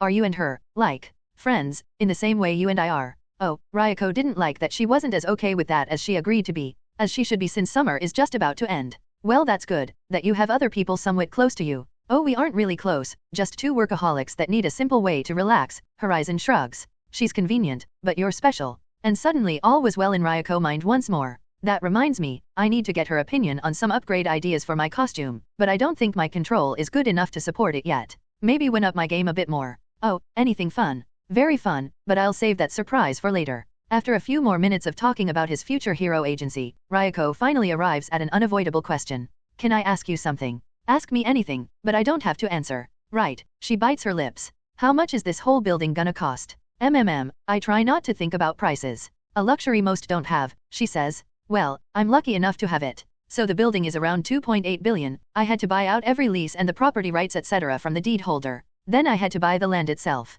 Then I had to pay for the legal fees and renovations of this place. He gestures around the penthouse they were in. Wow, I'm definitely never going to live in a place like this again after this. Then the real hero agency renovations and upgrades, plus the cost of expediting the legal fees and permits for some of the equipment, so all in all, around $3 billion. I did get some discounts in certain areas because companies want to be able to say they contributed to Horizon Tower, but it's still a lot of money. Ryuko just sits back, barely able to process all the big numbers he so casually mentioned. Do you think it's worth it? She mindlessly asks. I mean, is anything really worth 3 billion? Horizon thinks about it for a moment, until he thinks about his parents. Then the answer was obvious. All of this, and after graduation he's only expecting to use it for 2 years at most before the commission hands them over to him and he goes to America, to live a quiet life. Leaving all this pro-hero business behind him. Yeah, he says in a gentle, almost sad voice. It's just money, and all the money in the world can't buy a person back once they're gone. So I'd gladly give up everything I have to protect them. And with those few words he sends Ryuko's thoughts spiraling and her heart fluttering, taking in her surroundings, and the man beside her who spent so much on more efficiently protecting others. Realizing he really was 1 in 10 billion, exactly how lucky she was, and that she only had one more day before he returned to UA to start the semester. The realization that she never wanted this summer fling to end finally settles in. So what do you want for breakfast? My eggs are great, I'm sure you'd like them, she asks, trying not to think about the heavy conversation they just had. And pancakes. Ryuko hops off the couch and gives him a dazzling smile. Anything you want, I'm on it, I'm famous. Siro screams as he's running down the hallways, heading to the living room from his bedroom in Horizon's penthouse. So excited that he's running barefoot in only the pair of shorts and t-shirt he slept in, phone in hand. Guys, I'm famous now, he yells as he rounds the corner, only to be greeted by the sight of Horizon sitting on the couch with his feet up on the coffee table, scrolling the hero network on his phone, most likely checking his ever-growing list of team-up requests. And beside him is Ryuko writing something in the notebook she brought with her. I'm famous, Siro says, calming down a bit as he walks over to them, pacing back and forth on the other side of the coffee table, buzzing with excitement. You became a hero to get famous? Ryuko puts down her phone to ask, giving him a skeptical look. No, Siro says. I became a hero for the money, an equally worse response. Ryuko just glances over at Horizon, seeing the man put his phone down. Why exactly are you training him again? Horizon chuckles and pats her head, messing up her hair a bit more. Siro isn't good at talking to pretty girls. Hey, you're not, Horizon says. Because if you were, you would have just said being famous helps you get more team UPS, with more people, which will result in you saving more lives. Didn't think you'd need me to spoon-feed you interview lines as well. Oh, right. Siro nervously rubs the back of his neck, looking at Ryuko. Yeah, but she's your friend, Horizon fills in, earning another side eye from her but ignoring it. Yeah, I figured she already knew why. Siro shrugs. She has nothing to do with our deal, so why would I ever tell her? Oh, good point, Siro says. But yeah, I'm basically just a hero for the money. He shrugs. Ryuko looks at Horizon. I thought you criticize people who become heroes just for money and fame. No, I criticize people who aren't useful or effective, yet manage to somehow get a license and reap the rewards of being a pro-hero, parasites, and paper heroes. So the difference with him is, she gestures to Siro. He is useful and effective. People who put their lives on the line should be rewarded, as Siro will be. Ryuko looks at Siro. So, just the money. Horizon cuts in, and the women. I have a girlfriend, Siro says. One more thing I'll have to teach you about. Horizon chuckles, earning an eye roll from Ryuko. And yay, just the money, Siro shrugs. It's just been my dad and I since, well, it's just us. And since we're pretty much poor and I don't have any skills and aren't that smart, why not throw myself at villains to get paid? B. Well, I see why this one took a liking to you. She gestures to Horizon. Now, what's this about you being famous? Oh, right, check this out. Zero connects his phone to the TV and shows Cellophane's Yay page. Nearly 1 million views already. When did you upload this? Horizon asks. Just a few minutes after I saved the guy, so around midnight. Not bad, Horizon says. But what exactly happened? Okay, so, according to the report I just saw when I woke up, some guys decided to kidnap this new rich guy at this big party. They shot him then got him in the helicopter. The cops called every nearby pro and I happened to be nearby, so I rushed over. To chase a helicopter? Ryuko asks. I know, right? Zero says. It was so crazy, I had to cut through a building just to keep up. The video is from your visor, right? Horizon asks, cutting him off before he gets too excited. Yeah, edited. I just cut the action and uploaded out of the entire day of footage, just like you said. Good, too much editing and people get suspicious. Show us the video then you can explain what happened after. After watching the video, Ryuko is shocked by how well Zero performed, not at all expecting such rapid improvement from him after seeing him at the summer camp. Training with Horizon had certainly been paying off. But Horizon didn't say anything, causing her to notice the nervous look Zero was giving him, waiting for approval. She not so gently elbows Horizon in the side. You did great, but what happened after? Oh, I got interviewed and finally gave them my name, and people found my profile and all the other things on it within minutes. It was insane. Yeah, the public goes crazy for new pros. And what about the guy you saved, Mr. Matani, right? Zero shrugs. Dunno. He didn't even use an ambulance. His people just showed up and took him away. Jerk didn't even say thanks. He grumbles. Expecting rich people not to treat civil servants like shit, huh? Horizon says.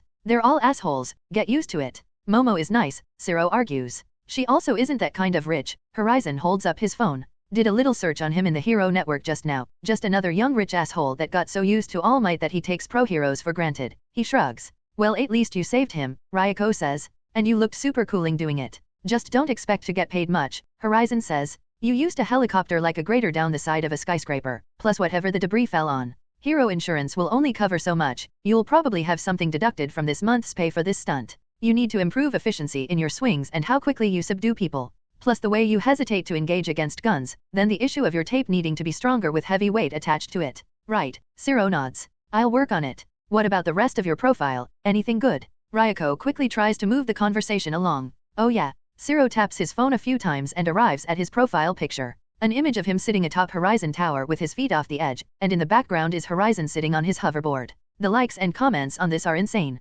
People put it together pretty fast that we're working together since we've got a few pictures together on my profile and from on the street. Good, Horizon says. That means at least a few high-ranking pro heroes will try to sign you, thinking we come as some kind of package deal. They're mostly wrong, but if it gets you into their agency then take it. Zero nods, giving Horizon a cheerful smile. This is the first real feeling of progress, man. Can't believe I'm gonna be working with a big agency soon. MHM, great work, hero. Ryuko cheers him on. But you'll need to stay strong, so why don't you get some breakfast? It's already in the kitchen. A fast breakfast, Horizon says. We need to be on the streets in an hour. We've only got today to do hero work in Tokyo. Summer ends tomorrow and school starts the next day. You need to make this last day of hero work count. Are we going back by car? Zero asks. I don't do public transport, Zero, but you'll be going back ahead of me so you can if you want. I have some business to take care of tomorrow, so I'll be getting back to UA fairly late. Guess I'll take the train. Alright, I'm gonna get breakfast now, Zero says before walking toward the kitchen. Enjoy, Ryuko says, waiting for him to get completely out of earshot.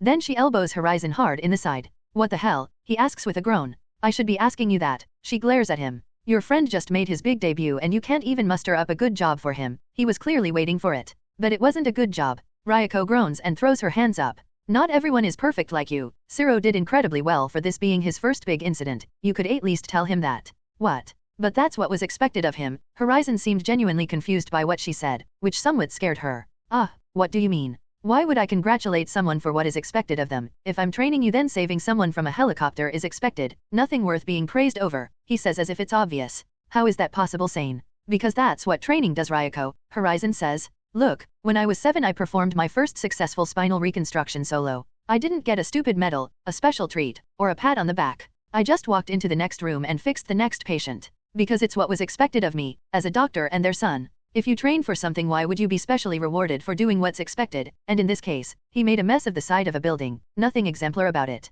Instead of immediately responding, Ryuko just gives him a sad and sympathetic look. Now worried about the clearly broken man sitting beside her, and what her dream life could become if he were involved as much as she'd like. Eventually, she just sighs and leans against his arm. People aren't robots like you. We need to be told when we do something well, even if it's what's expected of us. It helps us feel good. Rewarding the bare minimum is encouraging the bare minimum. That's disgusting. And do you plan to be like this with your own kids? Of course, my parents were like this, and I turned out perfect. Ryuko just slumps her shoulders and exhales deeply. What the hell have I gotten involved with? Sitting in the back of an armored SUV was Koko Hanabata, the leader of Japan's Hearts and Mind political party and the leader of Redestro's Metal Liberation Army's political influence division. He was a plain-looking Japanese man with a thin mustache, modern glasses, and slicked back hair reaching down to his neck. He wore an exquisite black suit with a long matching scarf draped around his shoulders, atop his long black coat. His villain name, Trumpet, was chosen based on his quirk, or as his people call it, meta ability - insight. This ability allows him to enhance the physical and mental abilities of anyone he commands so long as they are devoted to him.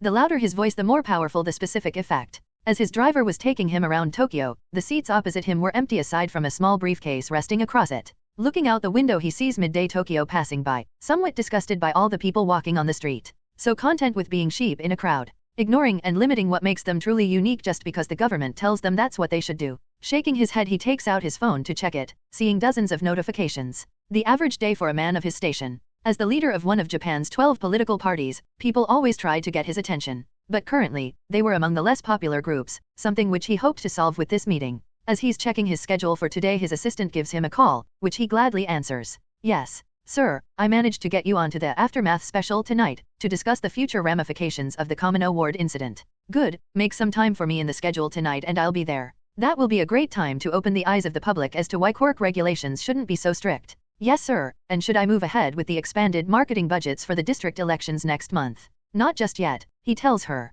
I'm currently heading to the meeting I mentioned. He accepted at the last minute, so I had to rush over. Oh, yeah. If he joins our cause, or at least supports our political party, then we'll be able to afford the new marketing easily. But even more important than that, we'll more easily be able to win over the public. Yes sir, but, if he doesn't, she asks. He will, Koko says. But even if he doesn't, Redestro will simply use Ditnerat to fund us as he always has. But aren't we doing this to avoid looking owned by one major company? She asks. Yes, but nobody will be surprised if a company that makes quirk support equipment for pro-heroes and civilians supports the political party that encourages regular people to use their quirks. That's just good business on their part. After all, a mutually beneficial arrangement on both sides. Right, good point sir. Oh, one more thing, Koko says. UA will be starting the second semester tomorrow, which means Horizon won't be in Tokyo. Contact Getten. I want to stage a villain attack and have some of our people playing the part of civilians successfully chase off the villains. That should raise interest in our cause. Right, but why wait until UA opens tomorrow? Koko shakes his head, because, for the first day of school, Horizon will obviously be present. And that means he won't be in Tokyo to arrest our people posing as villains. Oh, good point. I'll get in contact with him right away sir. Good. Koko sees them arrive at the front of Feel Good Incorporated's building in Minato, Tokyo. I need to go. I'll call you when the meeting is over. And as they part in front of the building currently housing one of Japan's top pharmaceutical companies, the door opens and Tomoyasu Shikasako, one of its board members, enters the vehicle. He takes the seat opposite Koko and shuts the door behind him. Tomoyasu Shikasako was a lanky man of average height, wearing an all-black suit with hair to match. His hair was long, reaching his waist, with long bangs covering his eyes. This had better be good Trumpet, Tomoyasu says. Trust me Skeptic, this is worth leaving that board meeting early, Koko says. Skeptic is Tomoyasu's codename within the Meta Liberation Army, the leader of their intelligence division and also the manager of their technological infrastructure. While his quirk, Anthropomorph, allows him to transform human-sized objects into realistic doll copies of himself or other people and remotely control them, he rarely ever uses it. His true worth comes from his ability to hack into almost any system he's encountered. He's also a genius at logistical management, making him the perfect accountant and resource manager for the entire army. So what are we doing? Skeptic asks. I got the meeting. It was last minute, but he said he has a free lunch opening today and only today, Koko says. Skeptic looks at the briefcase on the seat beside him and opens it, taking out the new laptop and phone inside and getting to work. I'll have this phone ready to make a clone of his in a few minutes, but we'll have to be at the same table for at least 30 minutes for it to clone his phone. That won't be a problem, Skeptic says. We'll be eating at that new restaurant, Golden Hearts. Golden Hearts? Skeptic asks. I've heard about there. They ask you to leave all phones outside of the dining area. This won't work. It will, Koko says. You let me worry about that. But now the things I asked you about. How did it go? Skeptic grumbles while typing away. Just a bunch of rumors and nonsense. Can't tell what's real and what's fake. Even you can't tell. But this phone should solve that. He gestures to the phone. But all the research I've done tells me this dude is pretty well connected. All the rumors say he's Yakuza royalty. But Yakuza don't have money like this, Koko says. And besides, they're barely a street gang anymore. Yeah, well, aside from a few parties here and there, he keeps to himself, just buys up anything he can. It's like he's playing Monopoly, but instead of making money he's slowly losing money. Losing money. MHM, his profitable companies make a good amount, but he's still losing maybe 2 million each month in payroll alone. And the chances of him supporting us? Can't tell, Skeptic says. He hasn't been in the public eye enough to say anything for or against our cause. But that's the point, right? You're offering him some political power in Japan. Exactly, Koku says. But we need him more than he needs us. As far as I can tell, he doesn't care about politics. But having his name attached to us would mean quite a lot. So if he says no, we use this. Skeptic waves the phone in the air. I've been unable to track his money or break into his company's systems remotely. Being this close to him should make that much easier. Then I'm sure we'll find some dirt we can use. But how do you plan to keep this phone close enough to his? As Skeptic asks that, as if one cue the vehicle comes to a stop, and a tall muscular man enters, sitting beside Kuko. Oh, Skeptic says. That makes things a lot easier. He goes back to work. The man who entered was Tatsuyuki Toko name, aka the pro hero known as Slide and Go. At the moment, however, he was wearing a simple suit instead of his skin-tight hero costume. His quirk, Slip and Slide, allows him to remove the friction between his body and anything he touches, increasing his mobility and allowing him to chase down villains at high speeds. Most unusual, Slide and Go says. How come we're all meeting like this in public? This is against MLA regulation for commanders and captains to meet in public like this.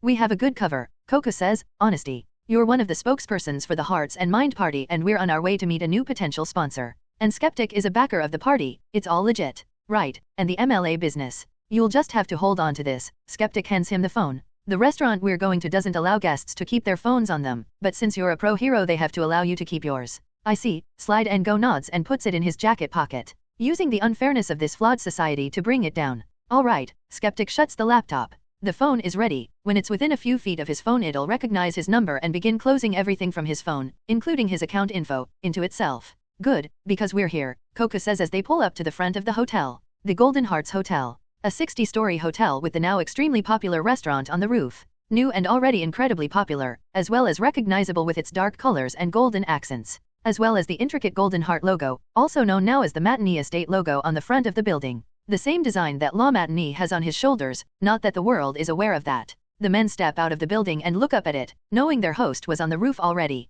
Well, time to make a new friend, Koku says as he enters the building, marching toward La Matani, but not at all ready for the monster he was about to experience, sitting at his favorite table in his main restaurant. On the roof of his hotel, looking out at downtown Tokyo, La Matani was enjoying a drink. He wore a black suit with a gold undershirt. The top 2 buttons were undone to show off the tattoo on his chest, and the shoulders had the familiar intricate heart sigils on them, just like his shoulder had them tattooed beneath his clothes. He sat at a table beside the railing, separating him from the 60-story drop to the pavement below. His back was to the railing, giving his guests a better view while he made it difficult for anyone to get behind him. And the roof was currently filled with men and women enjoying lunch, some working, some seemingly getting together with friends, but all enjoying their meals. Really? Law asks. He was currently on the phone with Zero. Yeah, apparently Edgeshot called UA to offer me a work studies position. Pretty cool, right? Yeah, but I was hoping for someone that would operate more in the spotlight. But I guess the camera in your visor can make up for that. Oh yeah, didn't even think of that. But yeah, I never thought I'd be working with a top pro. This is all thanks to you. Thanks, man. Don't mention it. Just do your best and don't embarrass me. Right, Zero says nervously. Law sees the 3 men he was waiting for enter the outdoor dining area a moment later. I gotta go. I'll talk to you later. He hangs up as the men notice him. Gentlemen, it's a pleasure to meet you all, Law says as he gets up and gives each of them a handshake. And for the first time in a while, he mentally curses all for one. Usually, when meeting someone he would simply scan them, but now activating a room causes his eyes to continuously glow, so he couldn't even do subtle things like that. The pleasure is ours, I assure you, Koku says as they all take their seats. It's nearly impossible to get a table at this restaurant, even for me. Well, quality attracts quantity, Law says. Now, I know you said you'd be bringing 2 important people, Mr. Hanabata. Please, call me Koku. Right, Koku, but I don't recognize these men, Law says, a necessary lie. He of course recognized Slide and Go from his research on the Hearts and Mind Party. Well, allow me to rectify that. This is Tomoyasu Shikasuka. He sits on the board of directors for the Feel Good Inc. pharmaceutical company. It's a pleasure to meet you, Skeptic says. Likewise, Law nods politely. And this, Koku gestures to Slide and Go, is Taduyuki Tokonami, but the public knows him as the pro hero, Slide and Go. A pro hero, sitting at my table, well, I'm flattered. Slide and Go chuckles and rubs the back of his head shyly. Honestly, I feel a bit out of place at a meeting like this. Oh, you don't have to worry. I'm not that uptight, Law says as he signals a server to come to them. In fact, me not being so uptight is why I haven't been able to get a foot in the door of any political party in Japan. Let's just say the old money families that run things don't want someone that's only half Japanese involved in shaping the country beta. And you've made it clear you cannot be controlled, Koka says. But that's exactly why I reached out to you. I believe we can do great work together. As the server comes over, La orders just a simple steak meal with some mashed potatoes, Koka orders a sashimi platter, Slide and Go orders the same steak meal as La, and Skeptic orders a bowl of miso soup.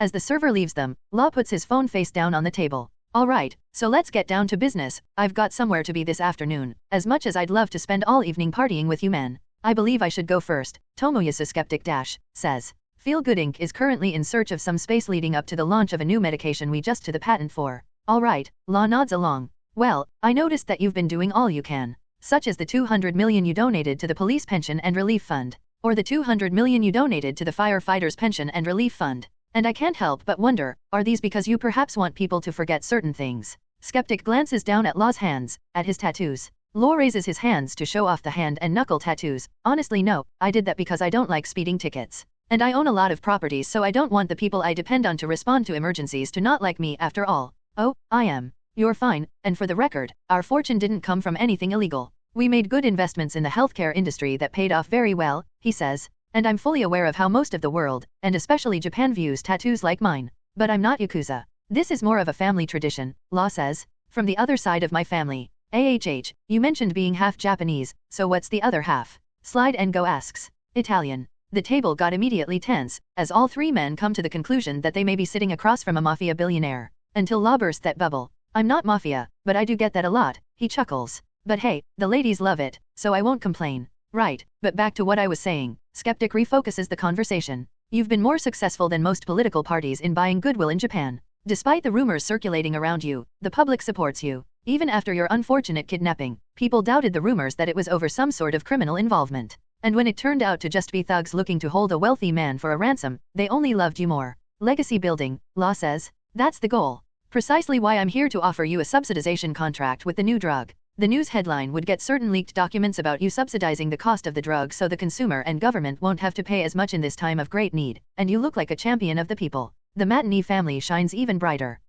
I'll have to look over the details of the drug, Law says. What's my estimated cost? 125 million. You'd be eating most of the cost of this contract between yourself, Ditnerat, and a few other companies. Right, but you'd also be getting my goodwill built up with the public, Law says. And I assume this information would be leaked in a tasteful way. Of course, Skeptic says. Boasting about how much you help people doesn't look good after all. Alright, send my lawyers the details later. I'll give you an answer by tomorrow night. And of course, I'll keep you informed on any future moves in the pharmaceutical industry here. Perfect, Coco Trumpet says. Now with that out of the way, shall we get to what I contacted you about? Right, you're the only one of the 12 parties willing to let me into politics in Japan. Why is that? Well, aside from the fact that we're currently ranked 6th and could greatly use the publicity boost from having you support us, as well as funding for the upcoming regional elections across Japan, I believe our beliefs align enough to work together, Koka says. And what policies might that be? Law asks as their food arrives. Well, for one, you're being oppressed for something you cannot control. For being half Japanese instead of fully Japanese, you're being excluded from part of our society. That isn't right at all. That's one thing we're already solving by simply being here. True, go on. The next I believe would be your policy of expression. Expression. Law asks. Self-expression, Koka says. You're a man who isn't afraid to show the world what he stands for and all that he is, correct?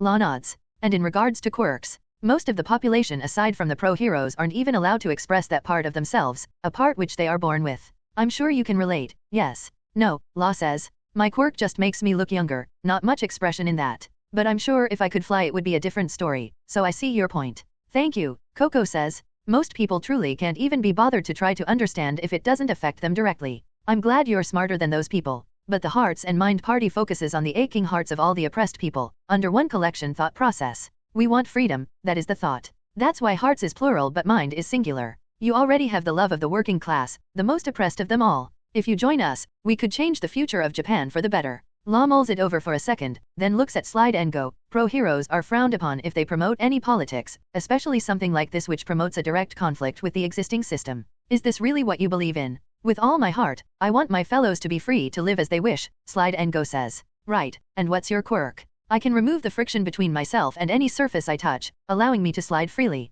Right, I should have guessed that. Law leans back into his chair, looking between the three men. I need a minute to think this over. Looking around while the three men are silently eating, waiting for a response, Law sees Horizon Tower in the distance. This policy is chaos. I barely trust regular people with cars. Now we're gonna let them use quirks as they please. This is the same shit I explained to, and suddenly it all snaps together. Ryuko runs Dtnerat. He funds this political party and was spouting nonsense about quirks needing to be free to use. Then these idiots in the political party are spouting the same bullshit. Plus Chitos mentioned this in her interview with me, and she's Ryuko's girlfriend in secret. Is this some bigger conspiracy? And just like that, he put all the pieces together, that these leaders of the Meta Liberation Army were in fact working together, but he didn't have the pieces that filled in the army part of their movement just yet. This is chaos, Law says, pulling their attention toward him.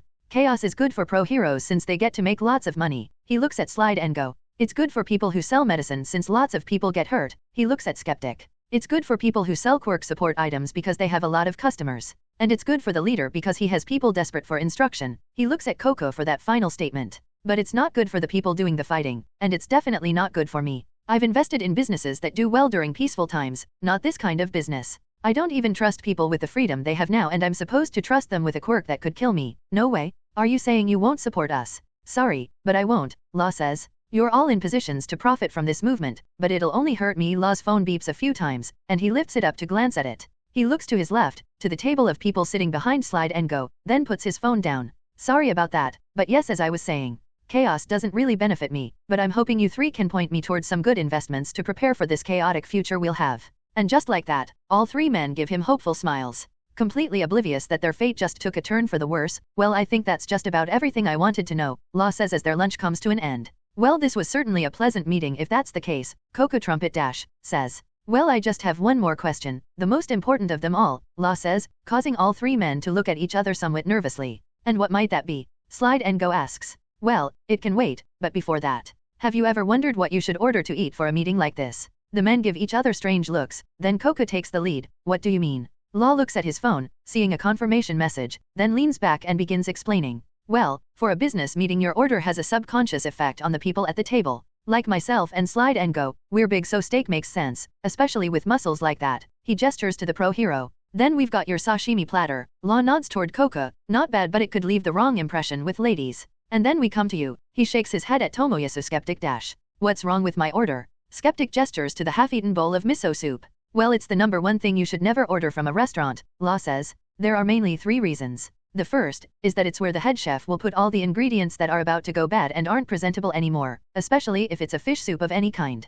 Ugh, Skeptic groans, looking at the bowl with distrust. The second is that you don't want anything that can splash about or be loud for a business meeting like this. Plus, it's just not a good look.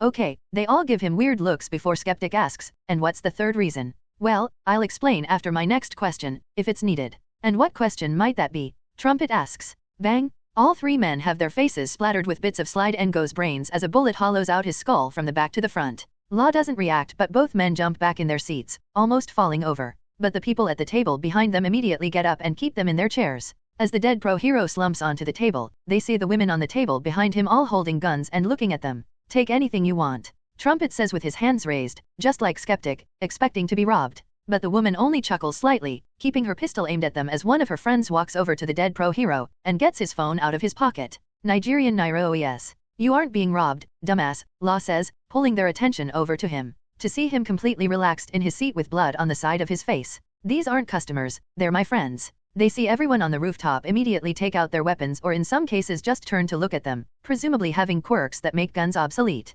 Friend. Trumpet yells, your friend just killed someone. Obviously, Law says. Why wouldn't she? I mean, I take care of her, and her family, send her kids to whatever school she wants.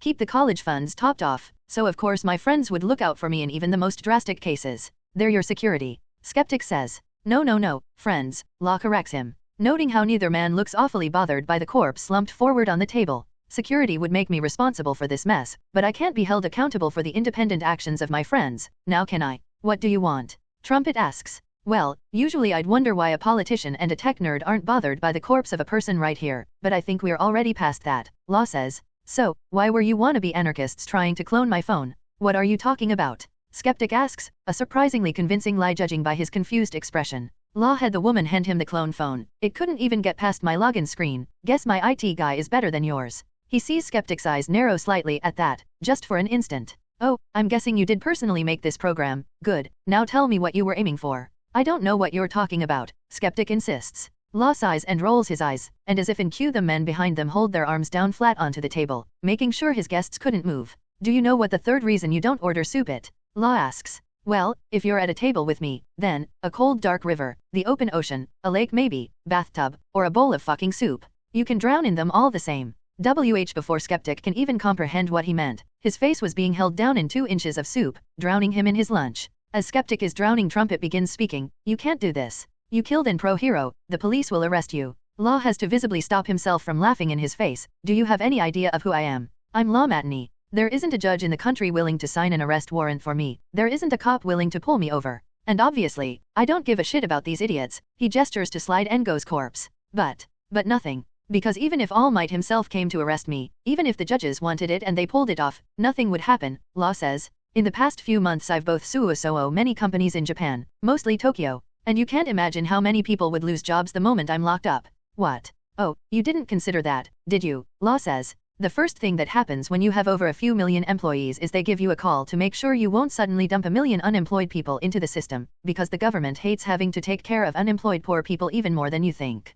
As he's explaining, he notices Skeptic no long twitching in the bowl of soup, and gestures for the men to wake him up. They pull him out of the bowl and give him a hard punch to the gut, causing him to cough and vomit up everything he ate today back into the bowl. As I was saying, they won't do a damn thing, because the economy can't afford it in this current state. I'm a very important piece of the wall holding back an unemployment crisis in Japan, well, a bigger one. That's why you've been operating like this. It finally clicks in Trumpet's head. You weren't just going for legacy, you bought a way to stay out of jail, because Japan needs you right now. Law gives a devious and victorious smile. Crisis is opportunity. A moment later Skeptic is done trying to cough his lungs out and snaps back to his senses, tears and snot running down his face. Enjoying the soup? Law asks. NGNNNN, Skeptic groans, swaying from side to side like he was drunk. Well, he's useless. Let's hook these guys up and ask some questions. While Trumpet was confused, a woman walked between them, with the men still behind them holding them down. Her fingernails extend half an inch like scales, then she stabs them each in the shoulder, leaving her hands in them. Ah. Both men cry out. Ready, the woman says. I'll give them a shock if I sense any lies. She nods at Law. I'm so glad I hired all of you after that whole hostage nightmare. Could have saved me a lot of trouble that night, Law says. But anyway, Coco, my least favorite politician, why were you trying to break into my phone? We didn't argue, he screams as a small current flows through his body from the woman. Oh, you lied, that'll cost a finger. What? Trumpet panics as a man from a nearby table get up and walk over, reaching for one of his hands being held to the table and grabbing his little finger. Wait, don't break it please. Hearing this, Law chuckles. Break it, don't be ridiculous. Argurk.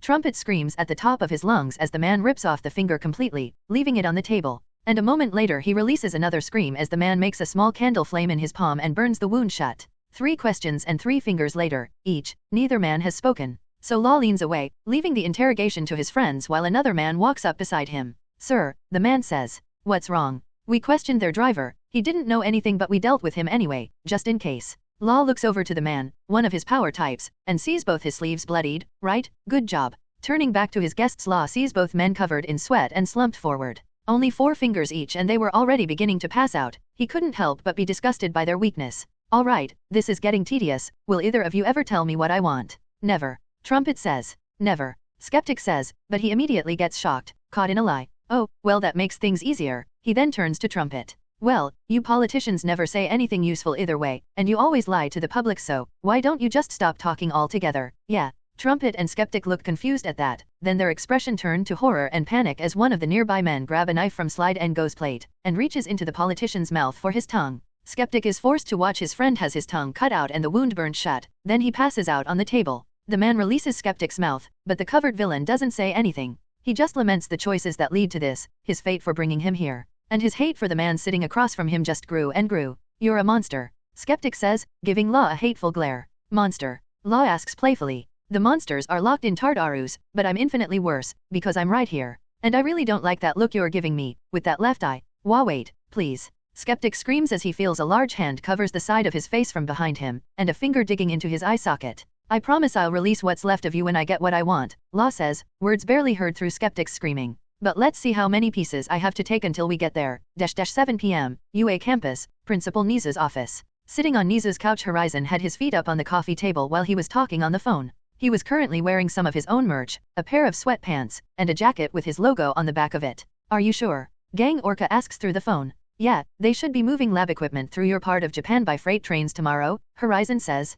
And I can't go running to the far side of Japan every time I get a lead, so I'm passing it on to you. That's your area after all. Right, gang, Orca says. I'll send some of my sidekicks to the train yard. They'll alert me if they see any suspicious activity. And this equipment is what they use to make trigger. MHM, the rest of the world is still trying to catch up to the quality of quirk-enhancing drugs in America, but we should crush these people before they get any closer to a pure formula. Yes, that would be problematic, gang, Orca says. I'll be sure to review the file you sent me tonight, and I won't forget to mention you when we make the arrests tomorrow. Thanks, I appreciate it. Anyway, that's all. So, wait, Orca interrupts before Horizon rudely hangs up as he usually does. Have you reconsidered my offer? Don't need to, Horizon says. You can't pay as much as NG, you aren't as popular. Plus, even if I wanted to, the government won't allow me to just pack up and work in a city like yours. They need all the big guns in Tokyo to keep the crime rate down. Your area is more about catching illegal contraband. I see, that makes sense. You have much more effect in a densely populated area like central Tokyo. Very well then. If you change your mind, the option is always available.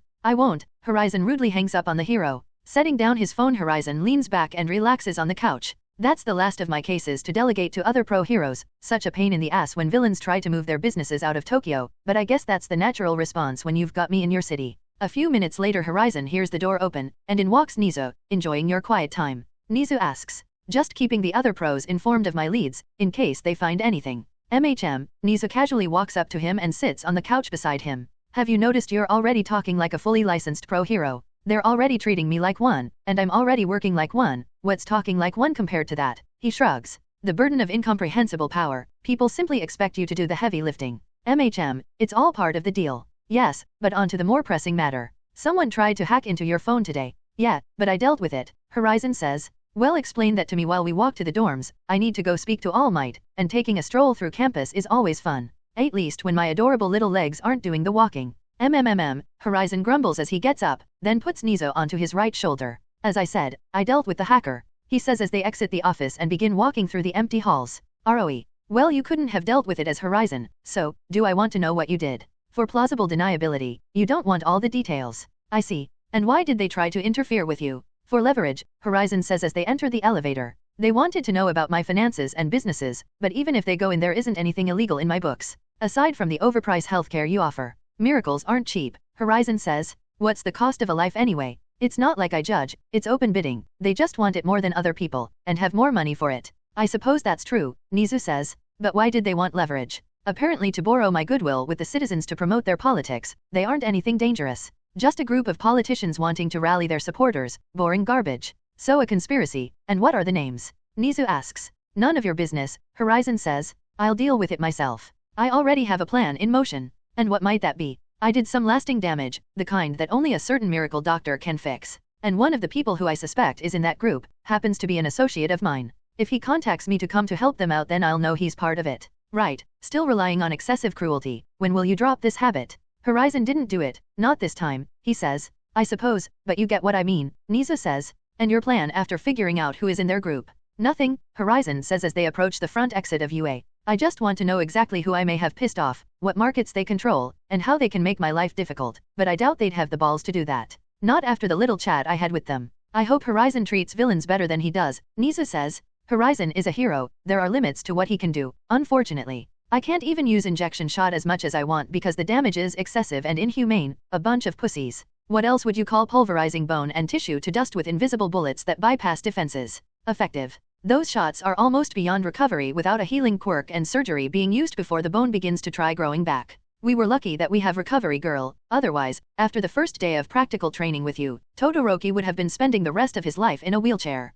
Yeah, but they're villains. Just because someone is on the other side, doesn't mean you have to cripple them for life, as I recall you did with Himiko Toga before she broke out. Would you believe that was an accident? Horizon asks. No, but your contempt for the people in your way is astounding, as is your lack of sympathy for those beside you. Thanks. Not a compliment. That's your opinion. Horizon stops as they exit the main building and approach the dorms, seeing Yagi, Deka, and Bakugo on the front lawn. Both the boys were sparring with the former hero watching them. And what's this? Nizu explains as he continues walking. They got into a fight after the license exams, and apparently Midoriya explained one for all to him, but he and all might trust him. More than David Shield apparently, Horizon mutters. But who won the fight? Bakugo. As expected, Horizon says as they arrive beside Yagi, watching the duo spar on the grass. How are you feeling? Huh. Yagi is startled to see them beside him. Oh, you surprised me, and I'm feeling fine. That's good to hear, Nizu says. And how is their training coming along? They've been sparring all week. Young Bakugo has been improving steadily, and young Midoriya is becoming familiar with his new fighting style more and more. I'd say they can compete with some of the combat-inclined pro heroes by now. So the D-listers and C-listers, Horizon says.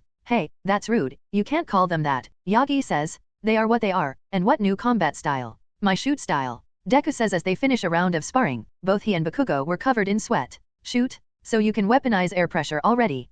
No, Deku bashfully rubs the back of his neck. It's more like full cowling, but with my legs too, so I can kick. Horizon glances to his right shoulder where Nizu was seated, then back at Deku. I told you he's retarded. He's not retarded, Nizu says, but it did turn out exactly as you said. You could have gotten him to this level before summer even began if you were willing to help H. He's gotten enough handouts. Horizon glances at Yagi. Excuse me, Deku looks at Principal Nizu. Sir, what did he predict exactly? Oh, you must have forgotten, Nizu says. When he first taught you full cowling, during the quirk explanation class he gave. Yeah, I remember that. Well, he said that you idolizing All Might would hold you back. What he meant by that is you constantly try to fight like a boxer and a brawler, when you're not 7 feet tall like All Might, but should be more focused on speed. Oh, Deku face palms. I guess I really was trying to be like All Might so much that it became a hindrance. And if you're that much of a fanboy, you've gotta be a retard on some level, Horizon says. Well, that's not very nice, Yagi says. But knowing you, there must be a lot more you've already figured out, right? In terms of improving his use of One for All and accelerating his training, especially considering how much Zero's quirk usage and power improved in just a few weeks of training with you. Naturally, I've considered the optimal way for all my classmates to train and use their quirks, Horizon says. Understanding the opponent is fundamental to crushing them thoroughly after all. How much power can you use right now anyway? 5% with my arms, but 8% with my legs. Deku says, and Bakugo grumbles under his breath. Still a lot weaker than me, but you're thinking about it all wrong again, Horizon says. Ideally, he'd think of it like gears in increments of 5% each. If he can handle continuous use of his arms in first gear, then shift into second before impact, then shift back down into first afterward. One split second of 10% won't hurt him that badly and will accelerate how fast his body improves so he can raise his base power, but Yagi will probably explain that to him eventually. I doubt All Might was walking around at 100% all the time. The collateral damage from that wouldn't have been heroic after all. This is the same system Horizon uses with room. Having set increments of room size so he doesn't have to think as much. Some for more range, some for a more in-depth awareness of the battlefield. The smaller the room the more precise he can be. What do you mean? Deku asks. You'll probably have Yagi teach you that eventually, Horizon says, then sighs. I don't even have the dem quirk but I'm better at it than you. No wonder I was the first choice for it. Bakugo freezes at that. He hadn't known that little fact. And Deku just feels smaller and smaller each time he's reminded. The official reason and to Yagi's knowledge is that Horizon simply doesn't need it, which is true. But Nizu was also terrified at the idea of such a tool falling into the hands of a person he hardly knew at the time. And now that he does know him, he's sure he made the correct choice. Anyway, have fun sparring. Horizon hands Nizu to Yagi as they had some things to discuss about tomorrow. Wait. Bakugo yells out as Horizon is about to leave. What's your problem, Silver Medal? Horizon asks. Don't think I'm this idiot's rival. Bakugo screams out, pointing at Deku. He's just a stepping stone, and when I crush him, then you're next. That's some dream you have there, but very ill-advised, because if useless can compete with you, he nods toward Deku. Imagine what perfect will do to you. What do you mean he paid for it? Horizon asks. Currently, he, Zero, and Tokoyami were sitting at the couches in his massive dorm room. Tokoyami was on the floor leaning on the coffee table, filling out some villain insurance paperwork. Zero had some of his paperwork in hand, as both boys came to Horizon for advice on handling the logistics of hero work and some career planning. Check it. Zero hands Horizon a page which he quickly reads. Okay, Horizon shrugs and hands it back. So the seemingly ungrateful billionaire asshole wasn't that ungrateful. Doesn't matter to me, Zero says with a chuckle. All I need to know is he paid my villain insurance for that helicopter rescue. Makes sense since I saved him in that. And now you can get paid, correct? Tokoyami asks. Because otherwise the cost of the collateral damage would have been deducted from your payment. Pretty much, Zero says. But that begs the question, when can we hold the pro-hero responsible for the damage, and when do we blame the villain? Zero looks at Tokoyami, but can't come up with an answer, so he looks to Horizon who was sitting opposite him scrolling through his phone. Care to give us your idea of how that system works? They rate it based on your history alongside some considerations based on the recordings or witness accounts, as well as the quirks involved, Horizon says. Wanna dumb that down for me? Zero asks. Okay, think about it like this, Horizon says as he puts down his phone. MT Lady has to stop a villain with a tape quirk. When the cops show up the entire street is torn up with massive craters. What do you think caused them? Her stomping? Tokoyami says. That's one of her super moves. MHM, but the government has to pay to repair that, which is where villain insurance comes in. But since, in this case, it wasn't necessary, it gets detracted from her pay. If the villain was someone like Kirishima and she had to stump him to crack his shell, then it would have been fine. And if the villain did the damage, it would have been fine, right? Tokoyami asks. Plus if it keeps happening they'll just stop investigating it and just continue charging her. Exactly, this is another reason Zero and I have cameras on our hero costumes. Most heroes don't bother with body cameras outside of America, that's one of their ancient regulations with law enforcement forces that just transferred over to the pros after all. Plus most of them would just break it, Zero says. Fragile things and fighting villains don't go together. Exactly, plus more content means more popular in the pro hero world. Yeah, but I don't get why they had to cut my pay to zero after that helicopter rescue. I think I did pretty good with that, Zero says. You literally paid nothing compared to the full cost of fixing the damage you caused to that building. You're lucky they didn't put you in debt, Horizon says. Zero chuckles nervously at that. Yeah, when you put it like that I did get off easy. Still sucks thought. Tokoyami stops writing and looks up to Horizon. So for the section about my maximum damage output. The higher the output the more eager they will be to charge you for villain insurance since the chances of the collateral being caused by you in higher. Arno. I see, so I should put my lower power output in order to preserve my payment, yes. No, Horizon says. I mean yeah that's an option, but you won't get many team-up requests or assignments from the Hero Public Safety Commission if they think you're weak. Just put the truth then do your best, get stronger, get popular, then you'll get more chances to help people. Or in my case, Zero says, more sponsors and popularity. I see, Tokoyami leans back against the foot of the couch and looks down at the papers. I didn't realize such deceptively trivial paperwork had such dark meanings behind them. Zero gives Horizon a confused glance to which he just shrugs in return. But I suppose paperwork shall be part of my life now. I have much of this to endure during my work studies with Hawks this semester. Well, that's a dramatic way of putting it. Horizon can't help but rolls his eyes beneath the visor at Tokoyama's usual persona. Just don't break things and you'll be fine, and be sure to look good for the cameras. Tokoyami just nods as he continues chewing through the paperwork. And save people? Zero adds. Right, that too. Horizon shakes his head, then the conversation continues. A few moments later, another career-focused reveal surprises Tokoyami. You really don't plan to sign on with Edgeshot as a sidekick? He asks Zero. But he's the number 4 pro hero. Yeah, but he mostly does stealth stuff and detective work, Zero says. Honestly Genist is a better fit for my quirk but his style is way too reactive for my liking. Well you'll be working with Kamui Woods again, Horizon says. Just like your internship since you spent it with him. Since he, Edgeshot, and MT Lady formed a team they've been spending a lot of time together, so I basically get 3 pro heroes to teach me stuff at once, Zero chuckles deviously. No way I could pass up on this offer. But they really should have come up with something better than Lurkers for a team name. I see, but that begs the question, who do you intend to work for? Tokoyami asks. At least after we become fully licensed pro heroes. Well, I'm planning to go solo once that happens, skip the sidekick stage altogether. That's risky, but you're already quite popular with Horizon's help. If you follow his lead it shouldn't be impossible. I don't envy the amount of work that will take. Yeah, it's a real pain in the butt, Zero admits. But it gets me ahead of the competition. So you intend to be like Mirko? Running about Japan without an established agency anywhere. Kinda, Zero says. Then he glances at Horizon who wasn't paying them much attention, still on his phone, then back down to Tokoyami. But it's more likely I'll be working with someone, but not like a sidekick.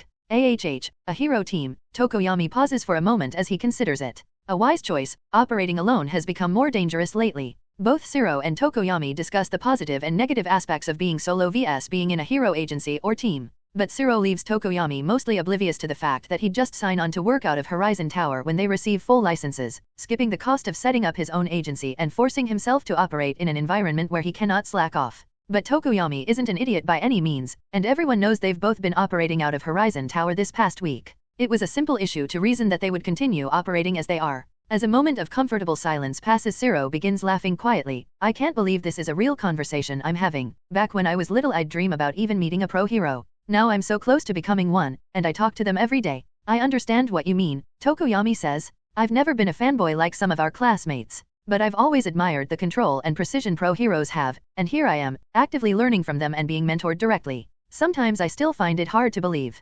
Never thought I'd be here either, Horizon says, surprising them. At least before he clarifies, not because I believed my skills aren't enough, obviously. I just never saw myself playing hero, but here we are. A few minutes later, and while they were enjoying the silence, Horizon warps one of his metal calling cards into his hand, then tosses it forward. It hovers in the air between both couches for a moment. Shambles, Kyokujiro suddenly appears in his room, standing frozen with a hand reaching up, warped inside just before she could knock on his door. It takes her a moment to realize what just happened, then she just puts her hand down and huffs, giving Horizon an annoyed look. I thought Principal Nizu told you to stop doing that. He did, but you literally can't stop it, he shrugs. Now, why were you about to knock on my door? Jiro just rolls her eyes. Why didn't any of you respond to the messages we sent in the class chat?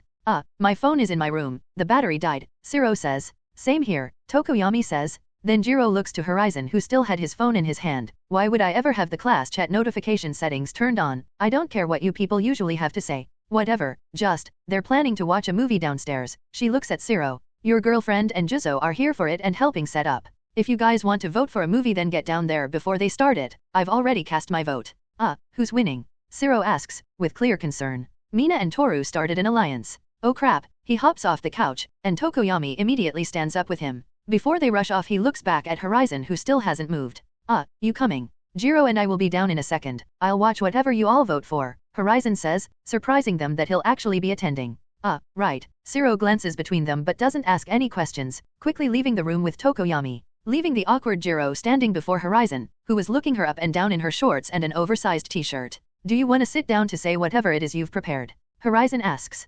What? Jiro tried to play dumb, failing miserably. Stupid doesn't look good on you, Horizon says. And I saw you practicing some speech in front of my door for 5 minutes. Well, spit it out already. We've got a movie to watch. And just like that, Jiro felt her heart hammering in her chest, as if it would soon try to break her ribcage. Sitting across from Jiro, Horizon could see her twitching anxiously, tapping her foot, playing with her earphone jacks, biting her lips. Beneath his visor, he rolls his eyes, then picks up his phone once more. Scrolling through it, he casually asks her, "You ever plan to talk?" As Jiro is holding her breath, trying to calm her racing heart. She looks up at Horizon to see him sitting comfortably on the couch, scrolling through his phone and paying her little mind. And the longer she stares, the more overwhelming he seemed, and his presence just continues to fill the room, suffocating her. So her eyes dropped back down to stare at her lap. Meanwhile, Horizon was checking his messages and the Hero Network, not so patiently waiting for his leads to come in, hoping to finally clear out some of the cases he's working on simultaneously. Great, now all I can do is sit on my hands and wait. Horizon sighs and puts down his phone.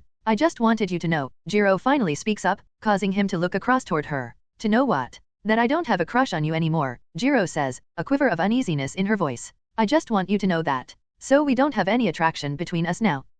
Right. Horizon raises a brow beneath his visor, not sure what the fuck was going on anymore. Is that what you came here to tell me? Why yes. Jiro nods a few times. That's what. Well, alright. Horizon awkwardly nods. Well, if you're done convincing yourself, movie time. Excuse me. Jiro couldn't tell if she was more embarrassed, insulted, or annoyed. What do you mean? Well, it's pretty obvious, right? Horizon asks. If you really didn't care, you'd just move on, like a normal person. But you're here, going out of your way to say it to me, to hopefully burn whatever bridge you think you have, to remove the option. Because you know, for some idiotic reason that I can't understand, you still have an interest in me. And no. Jiro's voice cracks, but she continues as if nothing happened. I just figured I should make things clear so there isn't anything weird between us. Especially after Momo told me what you said to her, the night before the summer camp got attacked. MHM, and that's all still true. I've got too much bullshit on my plate to deal with relationship stuff on top of that. Good, Jiro agrees. Me too, between training for the provisional license exams next year, studying, and anything else UA will throw at us, I can't. And she rambles out a long list of nonsense Horizon couldn't care any less about. But while that was going on, that he was looking her up and down. She's cute, very cute. And talking to her isn't boring, could be fun. Oh, what the hell, fuck it, what's the worst that can happen? Seeing her caught up in her own ramblings, Horizon interrupts. This is a good look for you, you do know that, right? Jiro freezes, staring wide-eyed before blinking a few times. What? You zoned out, started rambling. Talking as if nobody was watching you. I think that fits you, that's when you're at your best. Too bad most people will never see it, but I'm glad I did. Oi. Jiro feels her face heating up, heart racing once again, but before her lips can part to give a response her mind couldn't properly consider. And for the record, never said I wasn't attracted to you, in some way at least. Horizon shrugs. Her eyes open wide as a strong pink blush breaks out on her cheeks, her breath hitches and her face contorts with a mix of emotions. Anyway, he once again stops her response. Enough of this, let's get downstairs, they're almost done setting up. Jiro's mouth was moving but no words could be formed, and before she knew it, Horizon got up and gestured toward the door. And now she's walking down the hallway beside the boy she couldn't make any sense of.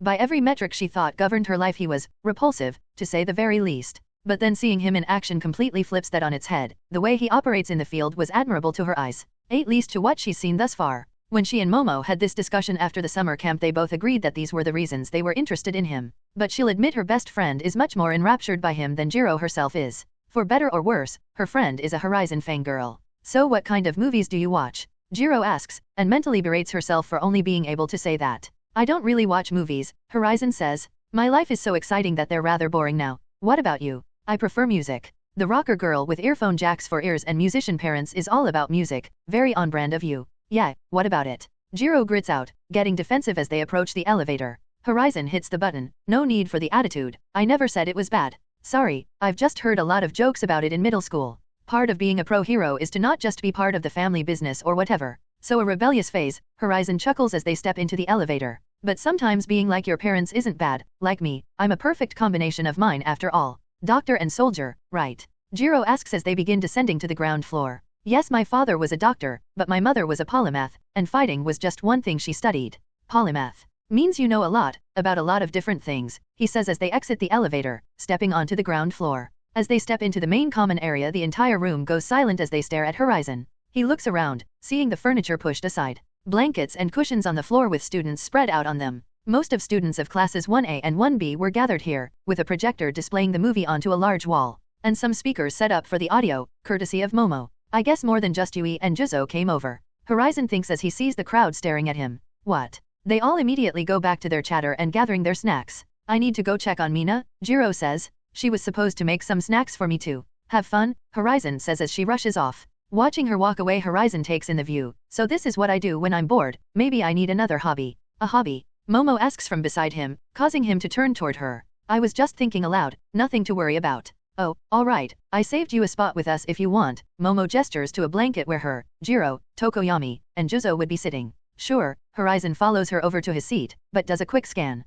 finding Siro and Yui up in Siro's room. Just talking, for now, hopefully. As they're waiting for the last group of people to finish making their snacks, Horizon looks to his side at Momo. She was to his right with Juzo to his left. Since they were much shorter, Jiro was sitting in front of him, with Tokoyami beside her. So was this your idea? Horizon asks Momo. No actually, she says, then gestures to Mina and Toru, who they'd gotten used to seeing visible by now. They actually thought of this. I had planned to spend the night studying. How'd they come up with this? It's the last day of summer, Juzo says. Well, more like the last day of our vacation. The next semester starts tomorrow after all. Too late for us to go out and do normal teenager things, so they wanted to bring some normal into UA. MHM, Momo collects a massive bowl of popcorn from Eureka. This is a good way to help everyone relax, at least for one night. After all the experiences of this past summer, all the training and studying, I admit my brain needed this relief. Everyone did, Jiro says from her stop in front of Horizon. I'm more surprised this workaholic took a night off, Juzo says, gesturing to Horizon. Everyone knew Horizon spent most if not all of his time working, so he earned some nods of agreement. It's not that rare for me to have fun and relax. Yes, it is, Jiro says. Dude, you talk about how uptight other people are, but you almost never stop working.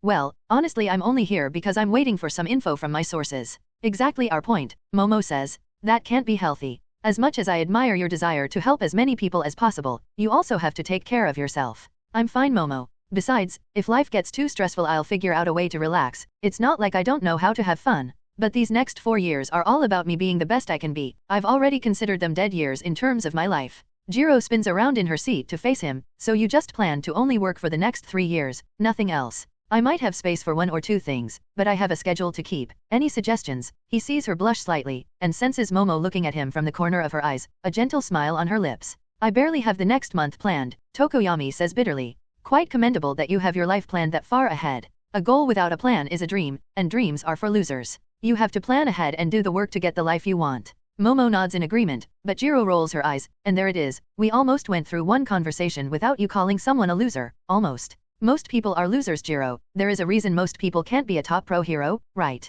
Just because it's true doesn't mean you can't be nice about it, Jiro says. You're already perfect at most things. If you learned to be a bit sweeter with people it would make it complete. The movie is starting, Momo interrupts them, prompting Jiro to turn back around as Toru dims the lights slightly. And Momo scoots just a bit closer than necessary to Horizon. 5:40 a.m. 1A dorms. The basement of each UA dorm building hosts a gym for its residents. And as expected of a gym for superhumans, the devices and equipment are much more extreme than most of the nation would have access to. Most people have no interest in training quirks because they aren't legally allowed to use them, so why bother training a muscle you can never use? But at the moment Horizon was laying on a bench, aiming to check his personal bench press record. The machine was a padded solid metal rectangle rising out of the floor. On either side were large square metal columns, perfectly attached to a plate that connects the columns and hangs above the bench, like a massive hydraulic press. But instead of crushing whatever was on the bench, its role is to resist the pushing force acting upward upon it. Wearing his body glove and visor, Horizon almost appeared to be in some sort of armor. The image of a muscular and tall person, covered head to toe in a skin-tight white outfit, with blue accents and grooves between the very thin reactive gel pads atop his muscles,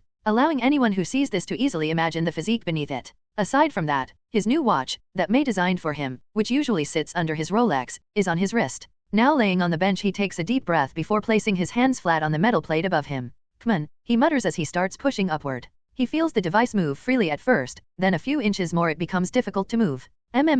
He growls as he pushes harder and harder, feeling his arms burning as his muscles are at their limits. He finally relents, bringing his arms down and away from the device. Both his arms hang at his sides as he takes a deep breath, feeling like fire was coursing through them. The device stays in place above him for a moment before it slowly descends to the starting position he had set. While it does that, he gets up and paces back and forth, focusing on his breathing as he activates his quirk, now making a room only a few meters wide, just enough to cover the device. Booster shot. The healing energy begins flowing through his body, focused on his arms, which immediately begin to feel much better. Walking over to the machine's control console, he sees his new record, 1.5 tons 3000 lbs 1360 kg. Okay, so I can lift a car and my top sprinting speed is almost 50 miles per hour 80 km/h. He cracks his neck. Now to test the quirk, again. Resetting the machine, he gets back into position, both hands raised to press against the device. Now fully healed and recovered, he takes a deep breath, leaving his room active as he begins pushing. Booster shot. He immediately breaks past 1 ton.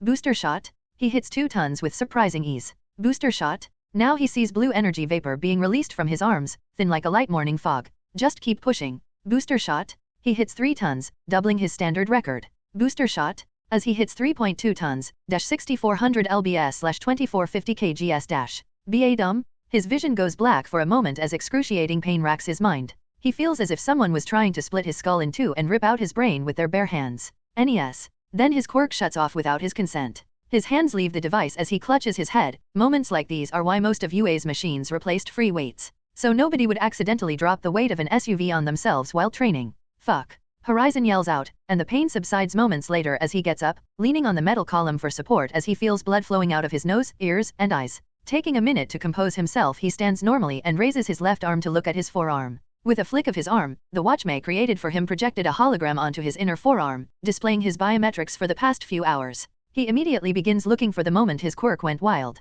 but doesn't see anything too unusual in his scans from that moment. Heart good, organs fine, blood sugar is fine, then he fiddles with it a bit to look at the particular brain scans. Abnormal brain activity. He sits back on the bench while reading the data. Left and right hemispheres had different levels of brainwaves. Horizon tilts his head slightly, having genuinely never seen anything like that before in himself. This was different from his previous tests. As he gains more power by constantly improving his quirk, the effect becomes more and more apparent. That doesn't make any sense. The integration was done perfectly. They should all just be hand of God already. He delves even deeper into the scans, then displays a holographic 3D map of his brain from the device. The display had pieces of the left half in red and sections of the right half in blue, and it knocked the wind out of Horizon. What the fuck? He mutters quietly, drawing a blank as he tries to come up with any sane solution. While it took Dr. Ushiko Gariki a century to solve this problem, it now hovered before Horizon, who's only had it for not even 5 weeks. And while he would naturally flip through his incredible amount of potential solutions, combining his quirk, medical expertise, and experience,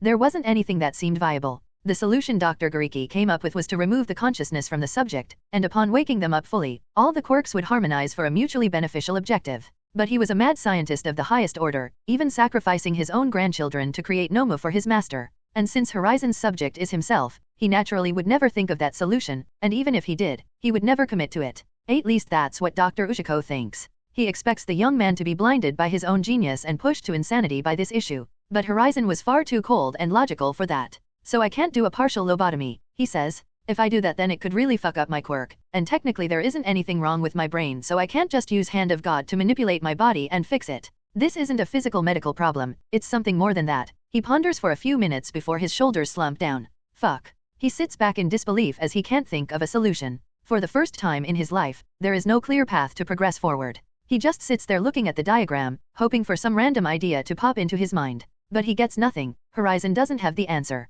There are many people, including Dr. Ushiko, who'd be willing to pay a lot of money or do bad things just to get a glimpse of this moment. Especially after constantly hearing everyone, even his dear friend and master All For One, put this one man on a pedestal. But aside from All For One, he's the only person who knows exactly why that's being done. With a loud annoyed groan, Horizon mutters, "I hate this hero-villain bullshit," to himself as he gets up. Walking back to the control console, he's looking down at the device on this arm, taps a few options, and opens the connection to his phone. None of my sources have anything yet. Well, isn't that just freaking great, he says in an annoyed tone. Truthfully, that's exactly why he's down here. He hardly ever does a proper workout anymore, and even so he'd save it until after school when he's training. But this morning, instead of following up on information his sources gathered, putting together cases and organizing his work between the hero work and the miracle ward, this particular morning he just couldn't focus because of how annoyed he was. Having nothing to do but sit on his hands and wait, something he's always hated. Feeling powerless to guide his own life. He hated it, so he came down here to blow off some steam, only to get even more annoyed.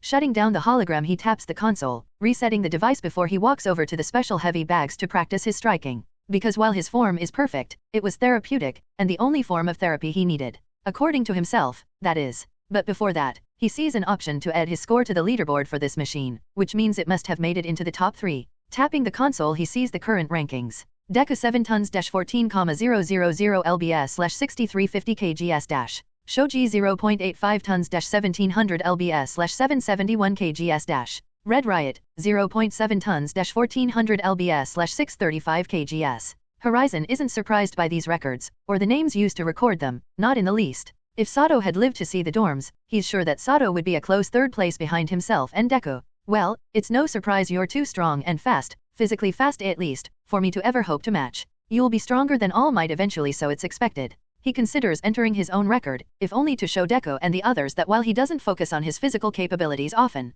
even in that regard, he's well above average. To show that there isn't anything that he can't compete at least at the moment, even against those whose entire power is their physicality. But he moves his finger across to the rest button and clears his record. I don't need Kirishima asking me to join them in the gym, and I think I'll leave my physical power as a pleasant surprise for now, Horizon says as he walks off to the punching bag area of the gym. Bam! Horizon's fist smashes into the super heavy bag in the dorm gym. Another in a legion of blows as he tries and fails to clear his head. Now that he has no choice but to return to UA as he waits for his sources to report back, he's forced to sit on his hands and do nothing. A torturous task for any man with real ambition. Bam! The knuckles of his body glove connect once more, the blue padded areas protecting his hands like any fighting glove would, at least from the impact. Bam! He thinks about all the villains he's captured these past few weeks, all the accolades and adoration he's earned. He was making good progress. No, excellent progress. It seemed as if everything was conspiring to work in his favor. First, the USJ attack placed him in the spotlight, allowing his name to be widely known, acting as his first appearance of sorts in the spotlight, a perfect start to a promising career.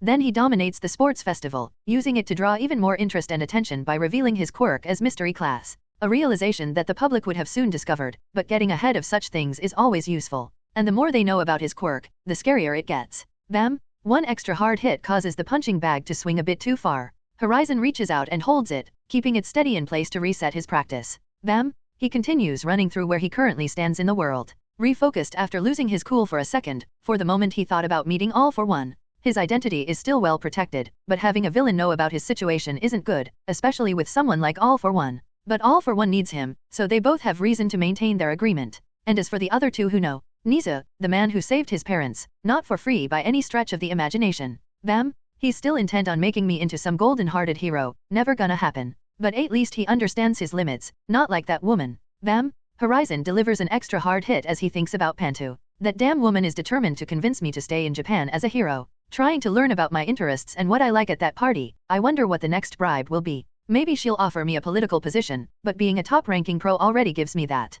Arnobes. Bam! Once she doesn't break the contract, because if she uses them as leverage, I'll stop being so fucking nice. Bam! The thick reinforced chain holding the bag buckles as it swings and nearly hits the ceiling. Horizon reaches out and catches it on the downswing, grunting slightly as the 2,000 pounds slams into his hands. He pauses for a moment, taking a breath to calm himself down, then continues practicing. Just keep walking forward, right Dad? He easily slips back into practicing. Just keep working, don't think about all the bullshit. Bam! I just need to pick some people to heal in the miracle ward this weekend. The news always likes hearing about that charity crap. Bam! Hopefully tomorrow I'll have a lead on Wolfram. Because of course all his files get deleted globally a few days after I-Island, just my luck the shields are being hunted by a man who doesn't exist. Bam! And the main issue, Shigaraki and his losers. I don't have any damn leads because they didn't tell the people we captured anything. Just a bunch of sheep that we're blindly following. Pathetic. Bam! They've been too quiet lately. Sources say he's preoccupied with gaining control of the underworld instead of waging war on society. That gives me a breather, until I have to fight whatever new army he's recruiting.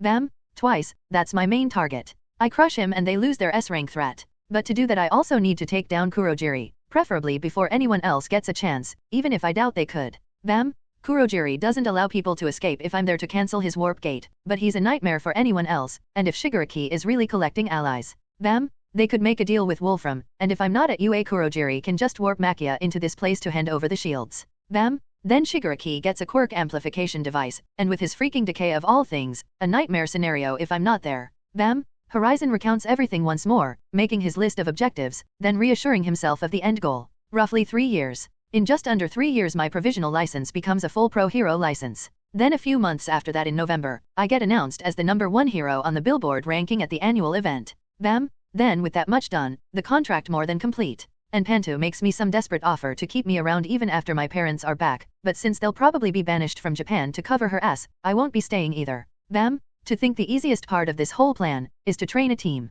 showing the world that I'm a trusted and respected leader of heroes, getting me a few steps ahead of even some high-ranking pro heroes. Bam! Fuck knows nobody trusts people like MT Lady or Sir Knight to lead a team, fucking morons. But training Zero is a pleasant hobby and distraction, he's better than I thought. Should be passable within a year at this rate. Bam! Do I want to add another person to the team?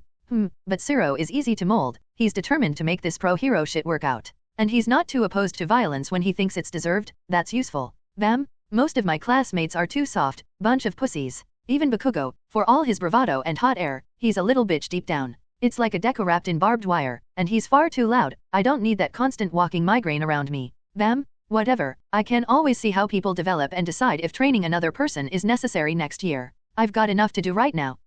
And speaking of things to do, I need to be careful with Ryuko. Bam! I think she's getting too attached, should have known she couldn't be trusted to treat it as a summer fling. But she's fun, no harm in keeping her around for just a bit longer, at least for now. Bam! And on top of all that, I need to solve whatever the hell is wrong with my quirk, discreetly. All for One hasn't spilled that secret. And he won't if he wants me to play along, he's smart enough to know that. Word gets out of something like that and suddenly everything falls apart for me, and I'll have to kill him for that. Bam! Horizon's fist slams into the bag, hitting it hard enough that it slams into the ceiling, cracking the concrete as the chain snaps. The bag falls to the floor, cracking it and rolling a few times till it stops against the wall. Thankfully, unlike his bags at home, these weren't sand but a tough special foam, made to be heavy and durable. Perfect for power types to use while training at UA. Looking at the bag in its new resting spot, Horizon glances up at the broken chain and shakes his head. Still need to get used to this. He flexes his hand, feeling his fingers not even the slightest bit numb. His new unconscious healing was still a bit strange, mostly because he doesn't get hurt.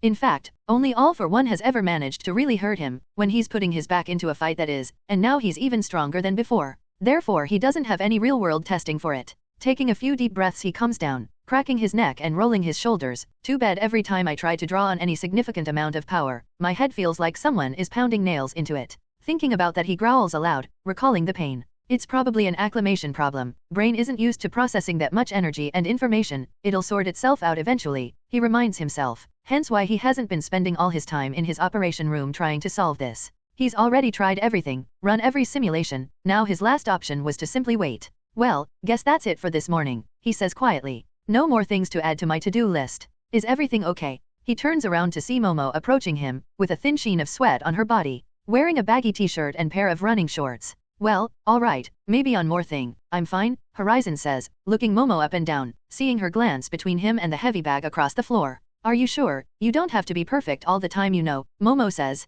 I'm fine, just got a bit distracted, Horizon says, walking over to the bag. He takes a look at the chain at the top of it and sighs. Did you break it? Not permanently, Power Loader will just attach a new chain, it'll be fine before this evening, he shrugs. You've been hitting it since I got here, I've never seen you down here before, Momo says as he walks back over to her. Her eyes trailed over his body for a bit longer than intended, which he noticed but did not react to. I must have been more distracted than I thought, didn't even notice anyone else was here. Is something that important on your mind? Momo had genuine concern in her voice, but was also a bit worried for everyone. It's an open secret in Japan and especially 1A, that Horizon is privy to the top villain information in the country. He's on call as support if a top villain shows up. So if he has reason to be worried, it's possible everyone should be very, very worried. I don't like waiting, Horizon says. You don't have to be worried, I just have some people collecting information for me, and I'm here, waiting. Oh I see, you'd rather be out there helping people. But instead, you're stuck here just waiting for other people. Pretty much, and this, he gestures to the heavy bag, and some of the others hanging from the ceiling in this area.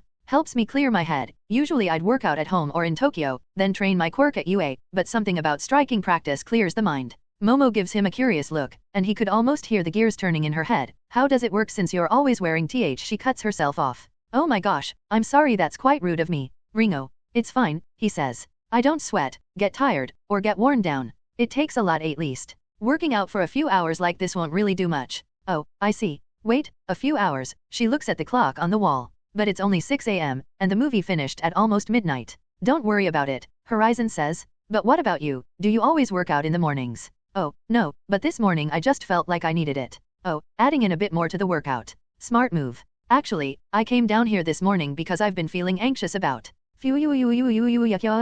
Okay? Really not in the mood for any of this emotional crap. The second semester starting today, Momo says, completely oblivious to how little Horizon cared. I doubt you'd understand, but over the summer, I failed to save someone. Was it someone important to you?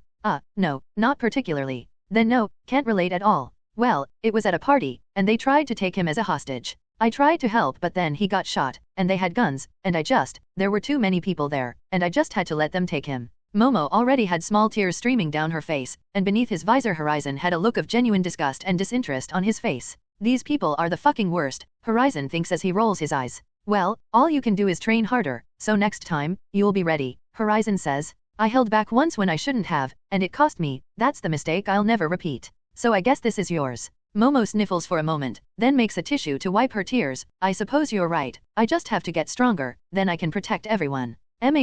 Horizon nods along. Look, comparing yourself to people isn't healthy, just focus on yourself. And definitely never compare yourself to me. I've trained all my life for this kind of work, and you've just started out. Right. Momo nods and gives him soft smile. So, care to help me see how far the distance between us is? She gestures to the ring in this underground gym. Oh, right. You lean toward close combat, right. I've been training a lot with Yurika and Ajiro. Right, but you can make guns, I mean swords, since you've got those laws about what you can and can't make. Yes, but those are a bit too.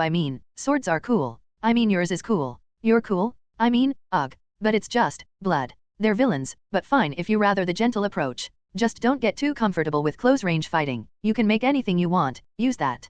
Play your game, don't play theirs. Because if you're fighting someone like me. He places his hand atop her head, ignoring the light blush, then raises it 7 inches to the top of his. You're still about half my weight. You'll probably need more than a staff if some psycho who doesn't care about his own health rushes you. So use something ranged or just stab him. I still don't feel comfortable with those kinds of weapons, but I suppose that's what training is for. I'll mention it to Mr. Aizawa when we get to class. Or you can get permission for guns, Horizon shrugs. I'm sure he can figure something out. Well, perhaps, maybe I can use rubber B. Momo. Mina screams out as she enters the gym, wearing some yoga shorts and a sports bra matching her pink skin. She does a small jog up to them as Toru separates from her to start warming up. Oh, good morning Mina, Momo says. How come you're here this morning? Mina asks as she approaches them, then her eyes land on Horizon, and a mischievous grin forms on her lips. Momo's breath hitches, already having endured some teasing alongside Jiro for simply sitting beside Horizon last night, but now Horizon was here to hear it himself. Sorry for interrupting the workout date cuties, Mina says. I was actually just leaving, Horizon says, catching both girls off guard as he doesn't bother correcting them. I sense Bakugo, Kirishima, Tetsu, and Deko on the way down. Can't imagine I'd get a quiet gym with them here. I'm sure you'll have lot of mornings with your darlin'. Shambles? Horizon warps away before Mina can even finish, and a moment before Momo roughly slaps a hand over her mouth. Crap. Eraser yells as his car swivels on the mostly empty road, leaving UA, but heading out of Musudafu, toward the south. A moment later he steadies the vehicle and pulls over. What are you doing? He turns around, facing Horizon who was now sitting in the back seat. Horizon was still only wearing the body glove and visor. How did you warp here? Yagi asks from the front seat. There wasn't anything in the back seat. I'm familiar with most of Musudafu, don't need to swap with anything, Horizon says. And why are you here? Good question, but my question is, if I've been charged with guarding this cripple, he gestures to Yagi. Then why the fuck is he leaving UA without telling me? That matter is confidential, Eraser says. And we'll be back this afternoon, hopefully before classes are out. Horizon turns to look at Yagi. All for one finally agreed to speak with me, Yagi says. We're on the way to Tartarus, you haven't been cleared to come with us by the commission. Ugh, Eraser face palms and faces forward, leaning back in the driver's seat. What part of this being classified didn't you understand? What? It's not like Nizu wasn't gonna tell him. He'd know by the end of the day I'm sure, Yagi says. True, if something happens with Potato Face and he breaks out, I'm the guy they'll send to put him in the ground. Honestly I don't know why he hasn't been executed yet, Eraser says. I'll add it to the list of things to ask him, Yagi says. It's classified, Horizon says. But they've been studying him, trying to figure out any weaknesses all the Nomu share, or maybe to solve a method of reversing them. But aren't the Nomu just corpses? Eraser asks. Mostly, but during the last raid Endeavor encountered one that was talking, well, trying to. All it had was a turtle quirk, and it wasn't anything special, but it's an early test run for something, most likely. It had a semblance of consciousness, Yagi says. Yeah, so the person wasn't entirely dead in there. Central Hospital is tasked with the Nomu reversal project, alongside Dr. Shode Gariki of Jaku General and their research board. And you? I don't have clearance, but I've seen some of the documents, that's how I know this much, Horizon says. It's not impossible to reverse the Nomu, if it has a consciousness. But at best it'll have a half-life, if so much, depending on its intelligence of course. And that's not a life worth living, or saving. I don't believe their families would disagree, Yagi says. Not my problem, I've got enough crap to deal with. Picking up the slack for all the paper heroes in this country, call me if anything goes wrong, and don't let this one die, he gestures to Yagi. And with that Horizon warps into his dorm room, to get prepared for the day. Eraser just shakes his head as he gets ready to drive off. I know I'm not supposed to say this, especially about students. But for the future symbol of peace, he's a jerk, Yagi says. But he's got all the time he needs at UA to soften up. Nizu did say he's here to learn to play with others, not for the actual education or training. That's a lot more polite than what I was going to say, and is he usually this mean to you? In the wake of my failures, the pieces have been left for him to clean up, Yagi says. With how much pressure I've added to his life I'm surprised he doesn't outright hate me, he chuckles sadly. And less stress on Midoriya, right? I don't know what you're talking about, Yagi says. You're a bad liar, and more people than you realized think you're trying to make that kid into the next you in some way. And you've got Bakugo right there next to him. Oh, well I hope you don't have a problem with that, since they are your students. Eraser continues driving forward. Honestly, think you can take Ashido and Toru too? That'll be all the usual troublemakers off my hands. I'd ask you to take Horizon too, but Nizu has that under control, hopefully. Sorry, I won't really be that good at training those quirks. Maybe give them to Midnight. Wait, so they're dating now? Horizon asks. He was currently in UA uniform, his customized uniform with his logo at the back dash, sitting at his desk in the 1A classroom with his feet up on the table. To his right, Shiro is sitting on Tokoyama's desk as his friend plays with counter shock, passing energy from one palm to the next as they speak. They were thankfully alone at the moment. Yeah, Shiro says. Apparently it's been since Kamino or something. I didn't really get many details from him. Okay, but why'd he even tell you? Well, when I was talking to him on the phone I recognized her voice in the background asking him to come to bed. Shiro chuckles nervously. Horizon can't help but laugh. So that's how you cracked the case of MT Lady and Kamui Woods. Congrats. But did you get the details of their team for the work study? Yeah, Ed Shot was on a case last night so he called me instead. Helps that I did my internship with him. What team details? Horizon asks. And I assume Kamui doesn't want anyone to know he's dating MT Airhead. Pretty much, he says it's better if heroes appear single, easier for young heroes to build a fan base like that. True, that's what I'm doing. Yeah, and as for the team stuff, he was mostly giving me instructions for where I'll be meeting them this weekend. Apparently they're working a case up north. So you won't be in Tokyo at the Edge Shot agency. Not yet, Shiro says. He's tracking some weapon smugglers right now and it took him out of Tokyo. MT Lady and Kamui Woods will join us when it's time to kick some butt. Playing with the electricity jumping from one palm to the next, Horizon closes his hands and the current cuts off. What's wrong? Shiro asks. Just got a notification from the Hero Network. He taps his visor. Some morons are in a high-speed chasing. The cops are pushing them toward Musutafu NES. Toward you? Guessing that's why they gave me a heads up. They probably put together that I'm back at UA since it is the first day of school after summer. And it's the first time that you would have not been on the news for an entire day. Shiro says. You're a very well-known workaholic, and then you wonder why people think you're a cyborg. Ugh, so sick of those rumors. Hey, if I didn't know better, I'd think something similar. Maybe if your visor didn't cause your voice to come off a bit mechanical. It's part of the charm, Horizon says as he puts his hands back together. He pulls them apart, forming a tether of blue electricity between them which he plays with, as one would play with a rubber band. Yeah, clean and efficient, Shiro mutters. Anyway, are you gonna head back to Endeavor's agency and actually spend some time learning from him this semester? I might, but I don't see any reason to. I don't think I can really learn to be as efficient from watching him. I just need experience in knowing what to expect in my area, Horizon says. Or you need an entire office of people feeding you information. Not a hero agency, can't do that, Horizon says. Also the commission probably won't appreciate me suddenly leaving Minato Tokyo. Endeavor already has Saitama Tokyo under control so me going there won't do much in comparison. Oh right, you're the main hero for Minato. Guess they can't just have you overlap with other big heroes for the sake of efficiency. National stability and all that bullshit. I really hate all this red tape and nonsense. Well, it's unavoidable when your existence causes people to stay in line, Shiro shrugs. Besides, heroes are just fancy cops, that's what you always say, right? Something like that? Well, this is part of it, taking orders, which I know you just love. Horizon groans, just until I'm the #1 pro hero, then I can do whatever I want. You know, maybe you shouldn't say that. I mean, it's one of those things that only work when people who can't literally do whatever they want with nobody able to stop them say it. Zero says, if someone didn't know you they could get a bit worried by you saying that. Most people don't need to be worried. Zero chuckles nervously, and before he could say another word the door at the front of the room opens. Yo Shinso, what's up? Zero waves to their classmate. Shinso no longer had the bags under his eyes, and clearly had a bit of muscle on his previously frail frame. You weren't at the movie night last night, Mina was asking about you. You weren't there either from what the gossip says, Shinso says as he approaches them.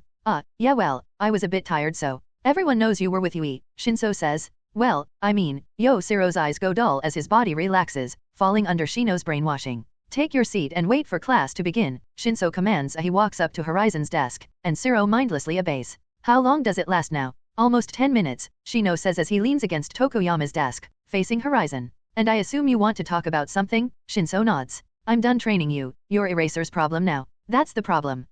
Horizon looks toward Shinso. I figured Eraserhead is a great teacher for you. He is, for the practical aspects, but I realize that saving people isn't enough for me. What? Shinso sighs. I thought that becoming a pro hero, proving all those people who said I have a villainous quirk wrong, I thought that'd be enough. But it's not. Shinso nods. It's not. Oh my fucking god, Horizon groans. Are you gonna give me a whole life story? I want to be a top pro hero, Shinso keeps it short, not in the mood to be warped to the other side of the campus and have to walk 14 kilometers to class. I need the entire world to know that there are no such things as villainous quirks, and to do that, I need a lot of eyes on me. More eyes than being an underground hero would allow. MHM. Horizon sighs, takes his feet off the desk, and turns to Shinso. So you're going for gold instead of a participation trophy. I never thought I'd really be here, Shino gestures to the classroom. But since I'm here, why not prove to more than myself there are no villainous quirks, but prove it to the world? And you want me to help by doing what you did for this one, Shinso gestures to Zero. He went from a nobody to cellophane after some training and a week in Tokyo with you. Now he's got hundreds of agencies sending him offers and news outlets begging him for interviews. He has eyes on him, and I need that if I'm to get my message out. Okay, so now I know what you want, and what's in it for me? Horizon asks. A perfect example of why you're right, Shinso says. That's what matters to you, right? Proving that you're right. About. You made a grand speech during your interview, about how there are no villainous quirks, about how society making those labels only breeds more villains. Having me by your side proves that you truly believe that, and would get a lot more people supporting you. Horizon leans back for a moment. Well, you aren't annoying like most of our classmates, useful quirk. I've already spent some time training with you at the summer camp. But we'll have to do some real combat training now. You got your provisional license right. Yeah, Shinso says. What's the name? Mind Jack. Horizon groans in response. We'll have to change that. Try Simon, that'll work. Simon. Simon says. He sees Shinso's eyes widen in realization. And if you're going to be a public hero, we need to spread misinformation about your quirk. We can start a rumor about it being a telepathy quirk that just needs you to make eye contact to work. That'll make villains cocky. That actually makes a lot of sense. You also won't be competing in the next sports festival, Horizon says, because of the loudmouth announcers. Problem. Nope, working anywhere near you will get me enough attention, so I won't need it. Alright, and do you have any requests for a work-study agency, or do you need to wait and apply this week with the others? No, I don't have any direct requests, and I probably won't get a good agency since I'm not well known, thanks to you. Just bad luck you got matched against me, Horizon shrugs. Have you talked this over with Eraser? He recommended I speak to you about it, Shinso says. He's still training me in his own combat techniques, but you're the person to talk to about popularity and branding. Well, I can't attach my reputation to a loser, so let's see how you do in a practical setting. What do you mean? Shinso asks. In response, Horizon just snaps his fingers. Shambles? Shiso is suddenly wearing his hero costume. A most black costume with purple accents, sticking to Eraserhead's ninja theme but clearly armored along the chest, back, and the back of his hands. And on his face was a mask covering the bottom of his head, jet black and made of dozens of moving parts with 2 dials at the sides to adjust them. Artificial vocal cords, hero support equipment which allows him to use the dials for adjusting the pitch and depth of his voice to mimic almost any voice perfectly. Made completely analog since his quirk doesn't work through electronic speakers. Did you just change my clothes? Shinso asks, mostly amazed and creeped out. Can you please never do that again? You'll get over it. Besides, we don't have time to waste. Horizon raises his hand once more, and reaches out, barely touching Shinso. On a suspiciously empty highway leading into Musudafu, Horizon appears, still sitting on his chair. Mind Jack stands beside him, looking around clearly confused. What are we doing here? He asks Horizon, seeing his classmate leaning back in his chair. Shambles? Horizon warps a few feet to the side, placing himself in his seat toward the side of the road, leaving Mind Jack standing in the middle lane of this 3-lane highway. You plan to explain anything? High-speed chase incoming, Horizon says as he points up the road. They'll be here in less than a minute, try not to fuck it up. What is this, a tryout? Pretty much, can't keep any dead weight around. Great, Mind Jack sighs. Put a guy with a vocal brainwashing quirk to stop a high-speed chase. Horizon takes out his phone, getting a message from Zero who just woke up. Your quirk wore off, after almost 9 minutes, not bad, Horizon says. Told you, I've improved a lot. Now show me some more in-field practical applications. They hear and see the cars approaching, one car being chased by 2 police cars. How close are the cop cars to the villains? Mind Jack asks. 100 meters, 330 foot, dot. Then they should stop before this bothers them. Mind Jack reaches for the pouch behind his back, resting over the sheath for the tonto behind his waist. Exactly like eraser heads. Epsilon. He takes out a handful of razor-sharp caltrops and prepares to throw them. Caltrops? Classic, very classic, but effective. Why fix what's worked for thousands of years? Mind Jack shrugs. Seconds later the car comes racing down the highway, directly at Mind Jack. He raises a palm toward the car while holding caltrops in the other. Stop the car and get out, he yells, hoping one of them responds. Instead of responding, the one person in the car only speeds up, intending to run over the hero. The man was so distracted that only at the last moment did he look to the side, seeing Horizon sitting on his classroom chair, casually watching this unfold. The man's head turns to watch Horizon do nothing as he sped into where Mind Jack stood. But by the time he got there, Mind Jack already dove out of the way, dropping caltrops where he stood moments earlier. Pop! The front tires are blown out, causing the man's face to snap back to the front of the car. Ah! He screams as the car begins to swerve, slamming on the brakes and pulling the emergency brake. The car skids for a while, then comes to a stop, and the cops stop their cars just ahead of Horizon, stepping out and opening the doors, using them for cover as they draw their guns. The villain hops out of his car with nothing but a pistol and his idiotic hopes of escaping this, using his vehicle for cover. Leave me alone, the man screams, staying hidden on the other side of his car. Sir. One of the cops sees Horizon doing nothing and approaches him. Are you here to help? I'm supervising for now, Horizon gestures to Mind Jack, who was sprinting up to the scene. He runs past the cops. Hold fire, he says over and over. Nobody is going to get hurt, just let me deal with this. The police officers glance at each other, having never seen this hero before, but since Horizon was with him they didn't bother to ask questions. Shambles? Horizon warps in front of the police, appearing in his chair beside Mind Jack, who was also standing in front of the barricade of cars. Okay, this is your specialty, try not to get anyone killed. That's the plan, Mind Jack says. Taking a deep breath he steadies his mind, then speaks loudly for the villain to hear him, nearly 100 feet 30 m away. If you surrender peacefully nobody has to get hurt. Mind Jack says. They don't hear anything for a few seconds, then the sound of metal being crushed. Oh great. Horizon says in a bored tone. He's trying to fight. NGHHAHHHH. The villain's car suddenly flips through the air as he sends it tumbling toward the police barricade. Tact. Without moving, Horizon catches it in midair, seemingly exerting no effort. The police officers that dove for cover peeked out, feeling slightly idiotic for reacting like that, when they knew Horizon was sitting in front of them. Just give up. Mind Jack yells as he stands his ground. The villain, who is not 10 feet 3.04 m, rushes toward them. You give up, the villain responds, and his body immediately freezes up. Brainwashing complete, Mind Jack says. Took you long enough, Horizon says as he drops the car to the side of the road. Wrap this up, class is about to start. Deactivate your quirk, Mind Jack commands, and the man obeys, shrinking to his usual short self. Lay on the floor, hands behind your back. The man does exactly that. Officers, he's all yours, he won't be able to control his body so long and nobody hurts him, you've got a few minutes, Mind Jack says. One of the men looks toward Horizon, and receiving an approving nod he turns back to the other. Get the Iron Maiden, let's lock this guy up.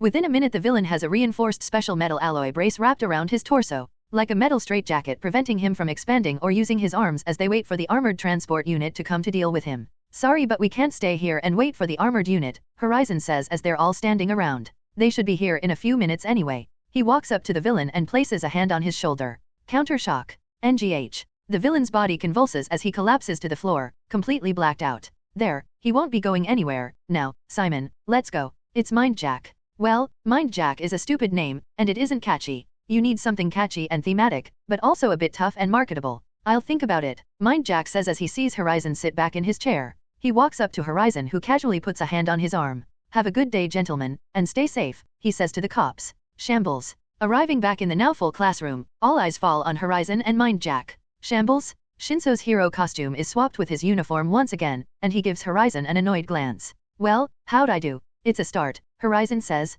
We've got some work to do, but yeah, I can make it work. Shinso actually gives a small smile at that, nods, then walks to his seat on the other side of the room. What was that about? Tokoyami looks to his left at Horizon. There was a car chase, and he went to stop it, that's all. But you went with him. Momo speaks up from behind him. Was it that bad? I was just checking in on his progress, I did help him train during the summer camp after all. Well, I guess that makes sense, Jiro, who was standing behind him at Momo's desk, says. Anyway, we were discussing what Mr. Aizawa probably has in store for us today, since it's the first day and all. I'd think it's something extreme, Momo says. Consider our first day at UA included the quirk apprehension test, maybe another such test to mark our progress. There was an excited spark in the classroom at that suggestion. Most of the class wants to see how far they'd come since those 5 long months have passed. As they all begin muttering, Siro spins around in his seat. What was that about earlier? I'll explain during lunch, but we might have a new guest in the tower, Horizon says quietly. Siro's eyes widen for a moment, then return to normal. Happened a lot sooner than I expected. Yay, me too. After a few more seconds, Horizon sees Kirishima about to get up and start yelling in excitement and decides to cut this short. Shut up, he silences the room. Eraser and All Might aren't even here right now, so we probably won't have anything like that until they're back. Sit down and get ready for homeroom. Mina puts her head down in disappointment. I was hoping to start this semester with fun, not boring classwork. You need the book time more than anyone else, Pinky. Well, I'm still hyped up. Kirishima stands up and yells. Today we learn more about the work studies and the pros we'll be working for. It's gonna be awesome. The entire room begins clamoring, making theories, and sharing the heroes they hope they can work with. A few minutes later the door slides open, and Midnight walks in with her hands behind her head, showing off her body for the students to see. Good morning, my lovely darling students. She gives them a dazzling smile, and Horizon. TCH, morning saggy. And the entire room falls silent, as if they could see the petty and vicious lightning sparking between Midnight and Horizon. Look, I think it makes sense, Siro says. But honestly, how do you even make a logo for that name? As the lunch rush began in UA's cafeteria, Siro was sitting beside Horizon, warped here before most students even got out of class. He was eating his large lunch, happily now. His muscles were more apparent now since he began training with Horizon, which he certainly appreciates, and certain others do as well. Horizon wasn't eating anything this time, just scrolling through his phone and listening to the conversation. And across from Siro, I know it's a good name, but I'm already used to Mind Jack, Shinso says. Yeah, but you don't have a public image yet, so it'll be easy to change it now, Siro explains. Plus, Simon says, is a pretty cool line. More like a gimmick, Horizon says, but those sell very well. Yeah, plus you don't really cause property damage, so the people who pay us will like that. And I'm not working with anyone named Mind Jack, Horizon says. It sounds stupid. Shinso just sighs and takes another bite of his lunch. Simon it is then. Awesome, welcome to the team. Siro puts his hand out for a fist bump, but Shinso just looks at it, and ignores him. Gonna leave me hanging like that. Shinso just continues eating. Siro just drops his fist and continues eating. Great, now I've got 2 of them, he says as their usual lunch table is filled up. Momo, Tokoyami, Jiro, and Shoji join them at their table, leaving one empty seat where Sato used to sit. After a few more minutes of chatter, Siro notices Momo reading their new textbook at the table and winces. It's not a complicated book, right? He asks. I've already got enough trouble keeping up as it is right now, he whines. Most of the table looks over at her, and Momo suddenly feels a bit shy with all this attention. She looks up to see Horizon still playing with his phone and breathes a sigh of relief. Then she perks up a bit, hoping to dazzle him with her initiative. Well, she shuts the book. When Ms. Midnight announced this textbook would be moved from our second year to our first year, I knew it would be a bit advanced. But this is even more advanced than expected. So I do recommend everyone starts reading ahead now before our first class on the subject next week. That way you won't be overwhelmed by any surprises during the class. Another demon to torment my soul before my dark nightly slumber, Tokoyami says, closing his eyes dramatically before biting into his apple. Yeah, Siro groans. I already have to read crime reports, and the usual book, and my quirk research, and now this too. What book is that? Horizon asks. Oh, right, Momo frowns. You spent this morning in Principal Nizu's office after that little issue with Ms. Midnight. Everyone winces at that. Look, she's a horrendous bitch that doesn't know her place, and I'm always right, that's all, now get on with it. Momo shakes her head in disapproval. You know she warned me about getting close to you, and yet you can't seem to keep away. Strange how that works. He lifts his head to look at her, then turns slightly to see Jiro also staring at him. I seem to have that effect on people. No, yes. Let's focus on the book please, Momo says as he returns his attention to his phone. The book is The Lines and Ethics of Quirks and Humanity. It was meant to be studied during our second year, but they decided to move it forward since some of us are already in the field. What's it about anyway? Jiro asks. The lines between what is and what is not a person have been blurred since quirks manifested. This book delves deeper into that issue. It's a good book, Shoji says. I've read it a few times cover to cover. Really? Momo lets a bit of her excitement show. How Koshi cuts herself off as her eyes land on him. Oh, right. Yeah, Shoji raises his 6 arms. I'm one of the people that blur the line between person and monster, so I had personal reasons to look into it. I see. Has anyone else read it? Yeah, Horizon says. It's pretty much required reading globally for anyone in the medical field, but also I read all the textbooks we'd need for all the years at UA. Seriously, Jiro cringes at the thought of that. What, did you have an entire summer to waste? I was on a flight from Dubai to Italy actually, just read them all, Horizon shrugs. Why else do you think I never take notes, or the fact that I don't even have a backpack? Only just the one book in my desk for class work and exams. Most of the table just share a look between each other, which Horizon notices. What? Well, Jiro plays with her earlobes. We all kind of assumed you had like, well, you know, in your head. What? A brain? Horizon asks. I know not everyone in our class has one, but yes I do have a brain. A hard drive, Dick, Jiro grits out, clearly annoyed by that last statement. Zero immediately bursts out laughing, and the few people who weren't constantly glancing at their table to get a glimpse of Horizon join the others in looking at them. I hate that fucking rumor, Horizon mutters. Well that makes one of us, besides it not like it wouldn't make sense, Zero says as his laughter slowly stops. I underestimated how stupid people can be, Horizon says. Anyway, Momo, Tokoyami speaks up. Will you be hosting weekly study sessions this semester as well? Well, Momo thinks about it for a moment. I don't know what my schedule will be like. Hopefully I get a pro that hires me for the work studies program. If that's the case then I'll likely be spending 2 weekdays at their agency as well as weekends. But we'll be doing the same thing, Tokoyami says. So we can all study together to keep up with the others. Oh man, this is gonna suck, Zero groans. Have you not been reading ahead already? Shinso asks. I've been too busy swinging around Tokyo, then when I'm back at the tower it's just to sleep. Oh yeah. Jiro gives Horizon a sly look, almost as if, say, you were trying to keep up with a robot. I fucking hate it here, Horizon mutters as everyone has a laugh at his expense. The study group sounds like a great idea, if you can peel his tape off of Yui. I think I'll manage. Oh, Momo claps her hands together. I should speak to Kendo about having her and some of her own classmates study with us. Study group with Kiri's Hima and Tetsu, good luck with that. Horizon puts down his phone. I'll figure something out, but if you'd be so kind as to. I'm not that kind of teacher, Horizon says. Ask Juzo, he's good at teaching people that kind of thing. He's probably the most tolerable of the 1B people. Mudman the teacher, strangely, it makes sense, Shoji says. He'll be working with Shinso for the work studies actually. Shinso looks across at Horizon, clearly confused. What are you talking about? Horizon raises his phone and shakes it a bit. Just got confirmation from Gang Orca. He'll send you a request for you. Gang Orca. Shinso's eyes widen. You were just casually texting the number 10 pro hero. We've worked a few times since our first meeting. Since you beat him and Mirko up is what you mean, Jiro says. He was actually who I'd hoped to work with, but I didn't get my provisional license so that'll have to wait. Makes sense, he's the top pro with sonic attacks, Tokoyami says. That's a difficult quirk to find a master for. But I suppose Present Mike is an alternative if needed. Ugh, Jiro rolls her eyes. Don't put the cursed idea in my mind, he's so lame. Sound quirk, likes music, birds of a feather the two of you, Tokoyami says. I'll pretend you didn't just assault my ears with that disgusting thought. As everyone is finishing up their lunch, Shinso zones out and just retreats into his own mind. Thinking about what he just heard, that he'd be working with Gang Orca, the number 10 pro hero. I've come a long way from my days in general studies, but I've still got a lifetime of work ahead of me. He looks across at Horizon who was talking with Jiro about a concert nearby. Team Horizon certainly has its uses. Shinso gives a soft smile. And as if sensing some happiness in Shinso, Horizon swoops in to replace it with some pain. Simon, Horizon snaps him out of his daydream. Let's go over your goals, and how much I need to increase your training. We start this evening. Do you know what you're going to say to him? Eraser asks Yagi. Currently, they were sitting in his car in front of Tartarus's bridge. At the moment there was no bridge, only pairs of pillars spaced out evenly, made entirely of metal with massive turrets attached to them, spanning the 10 kilometers between the mainland and the large metal island in the open water. The guards standing beside this area were heavily armed, always ready for a sudden escape attempt from the villains. And even knowing these respected pro heroes were cleared for entry, the turrets never once aimed away from their heads. I just have some questions, about my master, and about her grandson, Yagi says.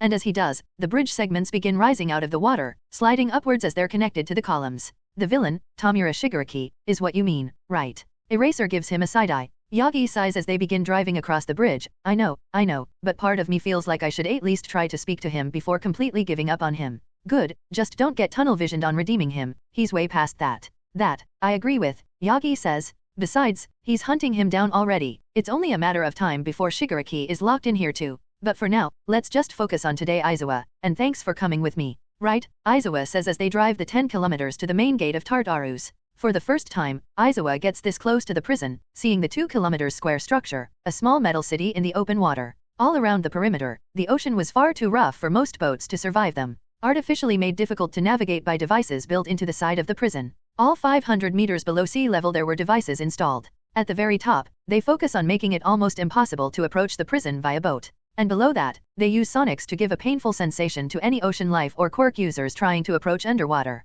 or crack open any submerged vehicles. I never appreciated how ridiculous this thing is, Aizawa says as they arrive at the main gate, and the metal wall extends almost 100 meters above them. And below them is a 100-meter drop into the raging sea. It may not be as tough as New Alcatraz, but in this day and age it's a necessity, Yagi says as the guards approach to scan them and the vehicle. Rumor says it's strong enough to contain you, that true? The guard nods as heavily armored vehicles with turrets and gunners fall into place around them, boxing them in as they take them inside the prison. That's the thing about quirks like mine, Yagi says. No matter how physically powerful you are, eventually technology will catch up, or at least be able to lock you down. Or you'll meet a bad matchup.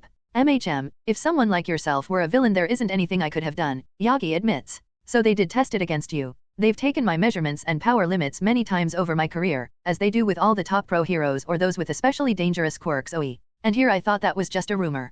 Pro heroes are the only people allowed to push the limits of their quirks. It makes sense to build your prisons and infrastructure against them, that way you're always built to withstand the best. Aizawa thinks it over for a moment as they get escorted deeper within. So, you're saying you couldn't break out? They come to a stop and both get out, and the guards fall into place to lead them to a pair of massive hydraulic doors. Well, there is a reason the cells are all underground, even I need to breathe, Yagi says. And let's just say the ventilation system here can pump more than just air. Some of the guards glace over at Yagi as he says that, but they pay it no real thought, expecting All Might of all people to have some knowledge about Tartarus. A perfect death trap for any person. There aren't any people here, the leader of the escorts says. He looks back at Aizawa as the doors open. Prison is where you put people, Tartarus is for the monsters. As the man begins leading them within, they step into a large room with rows upon rows of turrets tracking their every move. Eventually, they get to a massive elevator, 10m square with a massive one painted on the doors. This is the first one, the leading guard says. Each elevator goes down 100 meters, then you need to get out and go to the other side of the floor to enter the next. You're in for a good walk to get to all for one. So one prisoner can't just get in and reach the surface, Yagi says. The man uses his biometrics to activate the elevator when everyone is inside. I'm the warden here, and obviously neither of you will speak about what you see in here. Of course not, Yagi says. Good, we've never had civilians come in just to visit a prisoner before, but President Panto has made a special allowance. He looks directly at Yagi. Nobody else would have gotten in here, but luckily, you're you? Special allowance? Aizawa asks. The warden grunts. Normally we ignore last requests before execution, but any info we can get out of All for One can prove valuable. Execution. Yagi was genuinely surprised by that. I wasn't aware of that. Nobody outside of this facility and the commission was, until right now, the warden says. We don't need the League of Villains having any more reason to send Gigantomachia our way. The longer this is kept quiet the better. Yagi takes a deep breath, finally feeling as if this chapter of his life was about to be closed. Well, I was wondering why they kept him around for so long. So of course this was unavoidable. The doors open and they see massive metal doors on both sides of the hallway. Blindingly bright and completely white walls aside from the chrome doors and black turrets. And they couldn't even see the end of the hallway. As they are walking the warden looks back at Aizawa, studying him for a moment. Can I help you? Aizawa asks. Why are you here? What do you mean? I'm back up, he gestures to Yagi. No, why did All for One ask for you? Aizawa looks worried and confused by that, not sure why All for One would want to speak to him. He was also annoyed and angry at Nizu, because he was the one who assigned Aizawa to protect Yagi, so he must have known. As they get down to the 5th floor, Yagi is already feeling a bit winded. But thankfully the air quality was exactly as on the surface, even here, 500 meters below sea level. They eventually reached the final door of this level, one which seemed even more well-made than the others. Much thicker and more secure. But before they could enter, their eyes fell onto 2 more elevator doors that were just as reinforced. Level 6. Yagi asks, reading the number painted atop it. The warden grunts. New floor, a work in progress, anything more is classified. He says as he opens the door for them. Before they enter he turns to them. No touching the glass, no using quirks, no telling him about what's happening outside. We keep these things separated from the outside world for a reason. Understood, Aizawa says. And remember, the warden looks directly at Yagi. I don't care if you were the symbol of peace, break the rules, and these turrets will hollow out your skulls before you can realize how badly you fucked up. I'd have it no other way, Yagi nods. And with that, the man steps aside for them to enter the room. They see 2 metal chairs bolted to the floor, positioned in front of a thick metal wall. The walls are entirely white with cameras and 2 turrets at the back of the room. The moment they step in he locks the door behind them, and they approach the seats. They see a large control panel with all manner of reading constantly being updated, studying every bit of All for One's body and mind as he's locked up.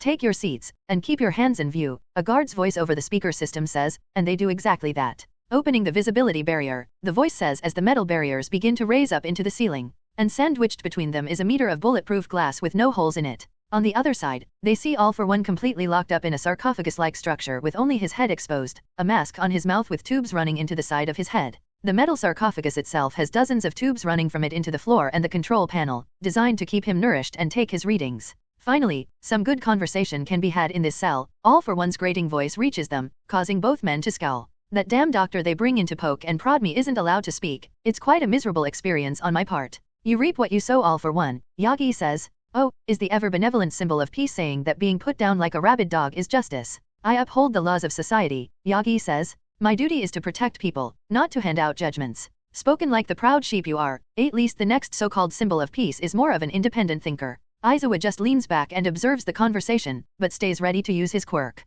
You called us here, now just tell us what you want. I don't have anything to say to you. Come now, my final conversation and you want to cut it short, really? And you're lying to me at a time like this, really, because we both know you have hundreds of questions for me. Yagi grits his teeth. Tamura Shigaraki, my master's grandson, where is he? Oh, you're still hung up on that old news, aren't you over that already? Did you really think just because he has Nana Shimura's blood that he'd be incorruptible? We both know that neither of you were born special. You were made, built to be great heroes, so why can't someone be groomed and built to be a great villain? All Might. The world doesn't have a UA for villains, so I had to take the homeschool approach for Tamura. And you chose him to spite me, to spite us, right? Oh definitely, All for One chuckles. But is it so wrong for a villain to have a sidekick? So he's your sidekick? Oh no, he was always meant to be my successor, All for One says. We are both men on borrowed time, mine will run out in a few days when I'm executed, so tell me, how much longer will you live? Aizawa turns his head toward Yagi, not sure what he's talking about. Horizon must have given you a deadline, right? And I imagine with him it's quite accurate.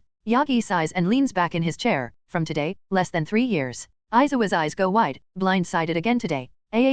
So we're in the same boat either way, how befitting, rivals descending into hell together. Hell? Aizawa asks, causing All for One to look at him. Oh, why don't you ask him then? He looks toward Yagi. Where do you deserve to go, All Might, after how badly you failed your predecessors? I'm not dead yet, Yagi says. I've still got time. Oh, but you wish you were, yes? That would have been better than standing on the sidelines while others clean up your failures, right? I can't even fathom how much you hate it. The rise in crime and all the people who got hurt because you so arrogantly concealed your fading strength. I bet people are still doubting endeavor, right? All because you failed to tell him what was coming. You didn't give him time to prepare, to hold up the weight of society like you once did. Not that I think he could ever do it. I so arrogantly looked down on even other pro-heroes. All for One cuts him off. You and the other inheritors always do that. Always think you're the only one who can act because nobody can keep up with you. But I imagine that delusion was destroyed recently for you. Inheritors? Aizawa asks, but is mostly ignored. When I attacked the summer camp, I did it to meet Horizon. Did he tell you that? All for One asks.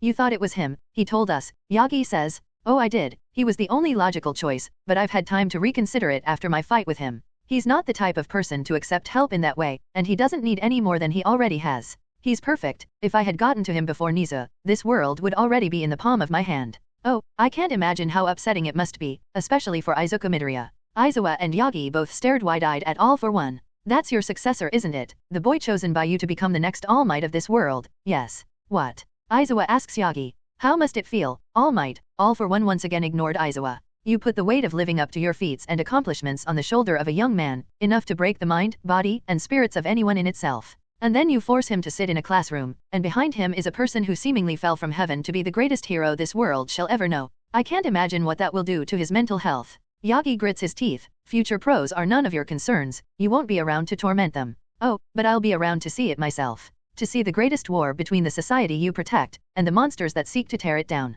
Heroes and villains playing in an all-out war game, until something snaps, and a young man finally decides to flip the table. Tamura Shigaraki will be locked up before it ever gets to that point, Aizawa says. And you won't be around to see it. Tamura Shigaraki? Oh, of course, because surely that's who I meant. But tell me, why exactly wouldn't I be around, when the key to postponing my execution is sitting right in front of me? And why would I ask them to do that? Yagi asks. Not you, All Might. You're barely a man, certainly no longer a hero or symbol, and definitely of no use to me. Sit quietly on the sidelines and watch everyone else be useful. That's all you can do now. He then turns toward Aizawa. But you will ask Nizu to petition the commission to postpone my execution, that way they can further study me, and eventually find a way to reverse the Nomu process. And why the hell would I ever do that? Aizawa asks. Oh, because you wouldn't give up on your friend a second time, right? Eraserhead. Both visitors look confused at that. Oh, how I wanted that quirk, Erasure, such a perfect quirk to complement my forces. And with it even All Might would have been no threat. But sadly there was one person more of a hero than you.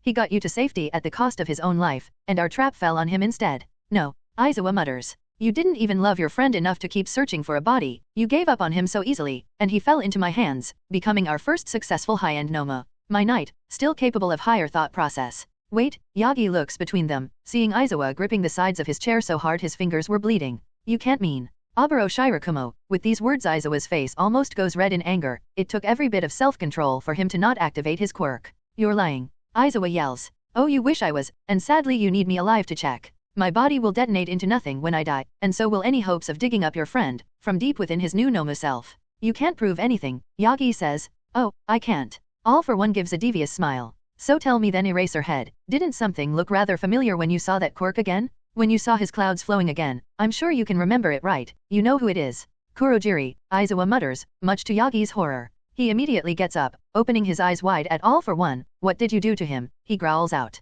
Don't approach the glass, the guard says through the speakers. Oh, it took a lot of work, merging quirks to make Warp Gate, but as you've noticed, he was easily worth the trouble. I don't think that's okay, not at all, Shinso says. He and all of 1A were on a bus heading to the USJ, now fully repaired. They were all in their gym uniforms, and he was currently speaking to Horizon about some advice he received. Trust me, it's imperative for you to get better, Horizon says. Before Shinso can respond, Snipe stops the bus and everyone steps out, quickly finding themselves standing in front of Snipe.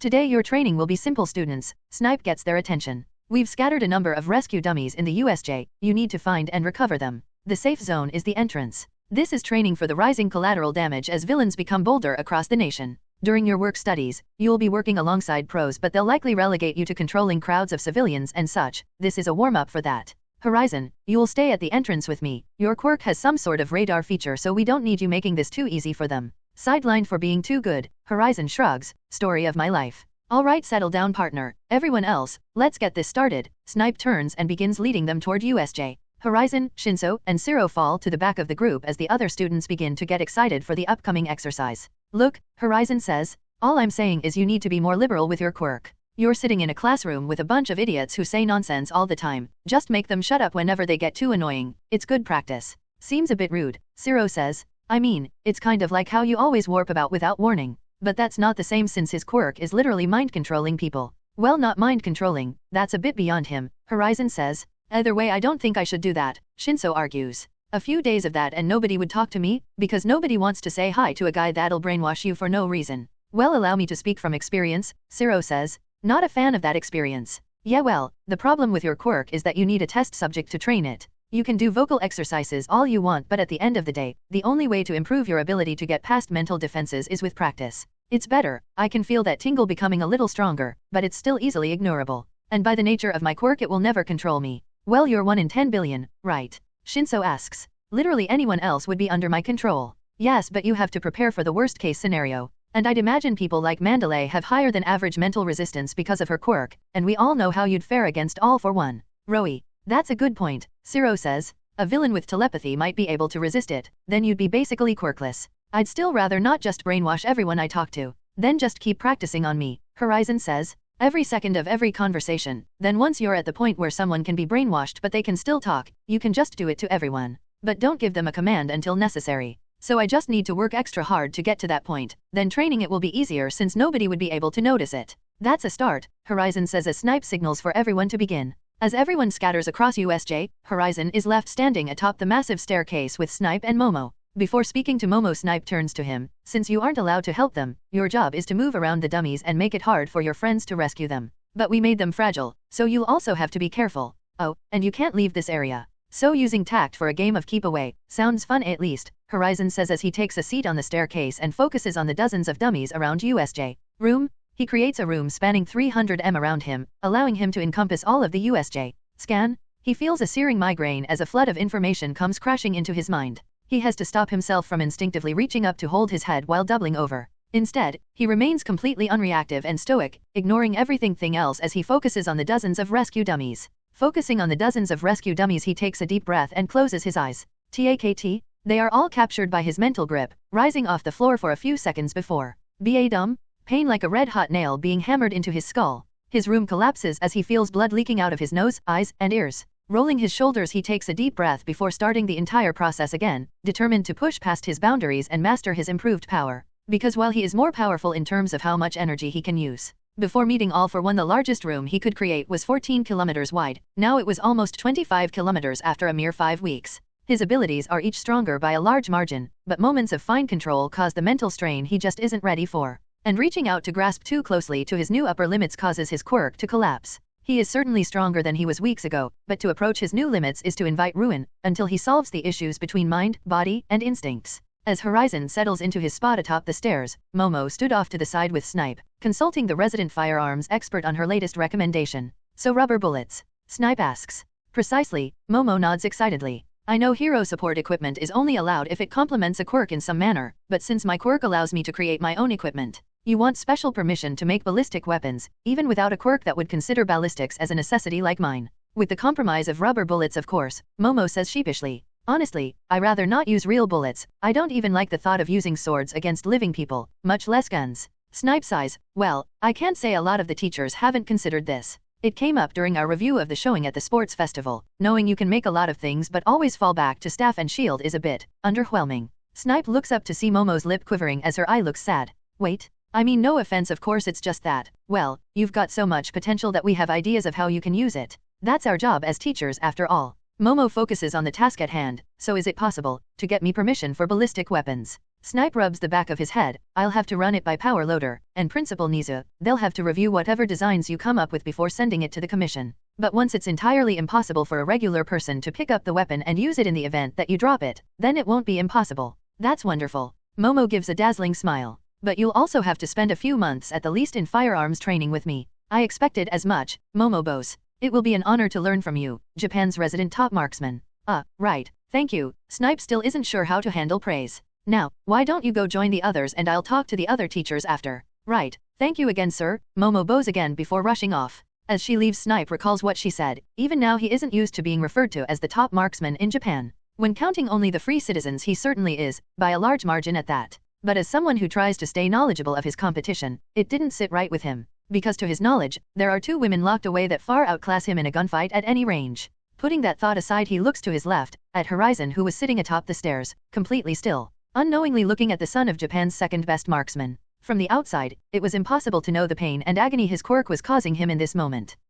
3 dozen target dummies and he isn't even breaking a sweat, Snipe thinks as he looks down at his phone, seeing a map of USJ with all the trackers in the dummies moving about erratically. Nisu really struck gold with this one. 5 minutes later. There. Hound Dog yells out as he bursts through the door of USJ. Behind him, there are 2 dozen of Ectoplasm's clones. What's going on? Snipe asks, turning around to see the resident guidance counselor, Hound Dog, running on all 4s at them. That's an intruder. Hound Dog yells as he rushes toward Horizon. What? Snipe immediately draws his massive revolver and aims it at Horizon, who was still sitting but now looking back at the newcomers. What the fuck is he on about? Horizon asks as they all begin a standoff atop the stairs. Hound Dog, you sure? Snipe asks, finger already on the trigger, not a fan of getting infiltrated again. His scent, it's different, Hound Dog growls out. The true scent of a person doesn't change. Fuck, Horizon realizes what's wrong. DNA determines the base scent of a person, and with a quirk that can sniff out people from miles away, Hound Dog can effectively smell the change in his DNA. I'm the same person, it's just my quirk. Horizon slowly rises to his feet to face them, and at this point, the commotion is drawing the attention of the entire class.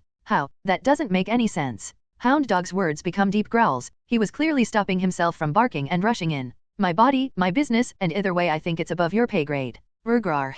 Hound Dog barks, fingers sinking into the concrete floor as he gets ready to lunge forward. TCH, I'm the real and only me, and I promise if you snap your leash and try to touch me, a trip to the sea floor will remind you of that. Snipe and Ectoplasm glance toward each other, slowly lowering his gun, and Ectoplasm relaxes, not wanting to start an avoidable fight. But Hound Dog was already flooded with adrenaline, emotions, and anger building up from a new scent at UA that he couldn't recognize. His sense of duty to protect his students pushes him forward to act. And as he leaps forward to tackle the potential villain, shambles. Horizon's bored voice says, and the burning sensation of seawater flooding his lungs is the last thing Hound Dog feels before his world goes black, so you really can't make it more precise. Horizon asks. He and Snipe were sitting in Nizu's office on opposite couches. His feet were resting on the coffee table as he hovers his katana above his lap. Snipe was twirling his revolver, leaning back comfortably as they speak. That's the downside, sadly, Snipe says. My quirk makes it so any projectile I launch hits the target, assuming nothing actively gets in the way. And once a route is set, it can't really be altered much further, so dodging behind cover works too.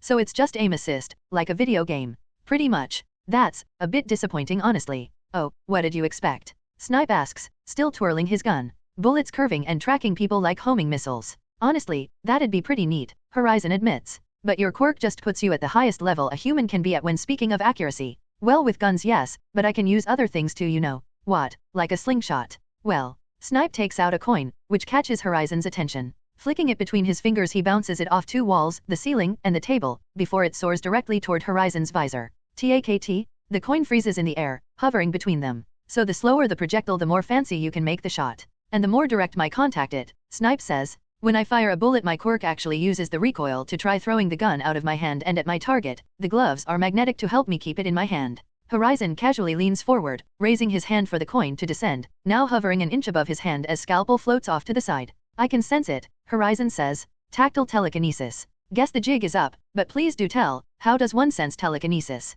Well, it's still moving toward me, or at least trying, Horizon says. I didn't stop it, just slowed it down a lot. It's still moving toward me, 1/10 of a millimeter per minute at a time. Ingo yes. And.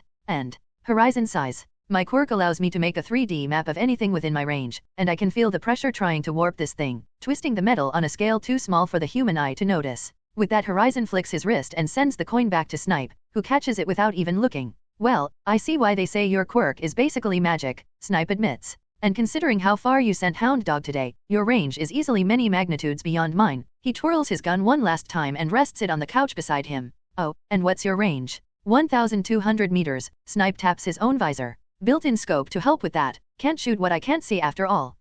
Short compared to Lady Nagant. Yay, Snipe sighs. Always wanted to meet her, but she had her whole metal breakdown and went psycho before that could happen. Yeah, Horizon plays along, knowing the truth after reading the files. All for one left for him. What about you? Snipe asks. Why the sword? I mean, I imagine you'd be good with just about anything since your quirk can do anything you want. Swords are just bigger scalpels, Horizon shrugs and gestures to how floating weapon. And this one is actually named Scalpel. Seems a bit on the nose, but fits the whole medical theme. That's the idea, clean and precise, hence the white. And blue, like medical scrubs. Snipe looks at the door, sits up a bit more properly, then turns to Horizon. So, the official story is Nizu found you as a doctor to save All Might, but at least the teachers aren't dumb enough to just believe that, even if it's true. You must have been in a ton of scraps before that, considering how well you carry yourself against even the most monstrous villain. You have a point, or just talking in circles. Ever had to use that sword? Snipe asks. Or did you just learn to keep in shape? It's been used once or twice, self-defense of course, Horizon chuckles. Right, ever lost any? Well, I wouldn't be here if I did. You ever lost a shootout?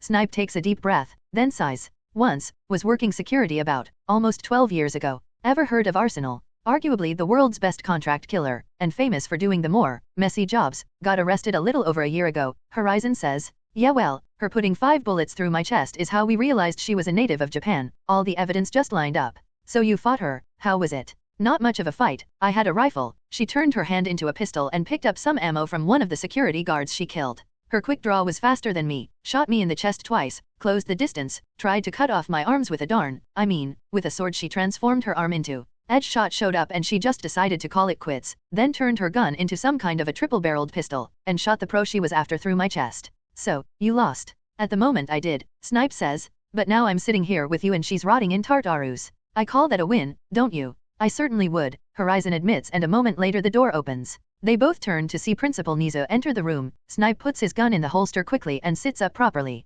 Principal Nizu, I brought him here like I said, Snipe says. Thank you, Snipe. Nizu walks past the couch and sits behind his desk. As he does this, Snipe notices how casual Horizon still is even as the principal walks in, and that Nizu doesn't seem to care. I guess Nemuri was right, he is the golden boy. Well, let's see how the principal deals with him nearly killing a teacher. So, Nizu gets comfortable and looks at them. Snipe, tell me what happened. Why is Hound Dog currently unconscious in the infirmary, soaking wet and still spitting out seawater? Well, sir, Snipe turns a bit toward Nizu. We were doing the civilian rescue exercise Eraserhead planned for his class, over at the USJ. Hound Dog and Ectoplasm interrupted. It seemed that Hound Dog found that Horizon's scent has changed. Right, and protocol in that situation is to apprehend the intruder, Nizu says. Exactly, sir. We came to a bit of a standoff, Ectoplasm, Hound Dog, myself, versus Horizon. But the kid says it's his quirk. I planned to call you to get another opinion since you know him best, but, after the last few attacks on our students, Hound Dog got a bit impatient. Nizu turns to Horizon. You mentioned Hand of God allows you to perfectly control your body at every level. Is this because of that?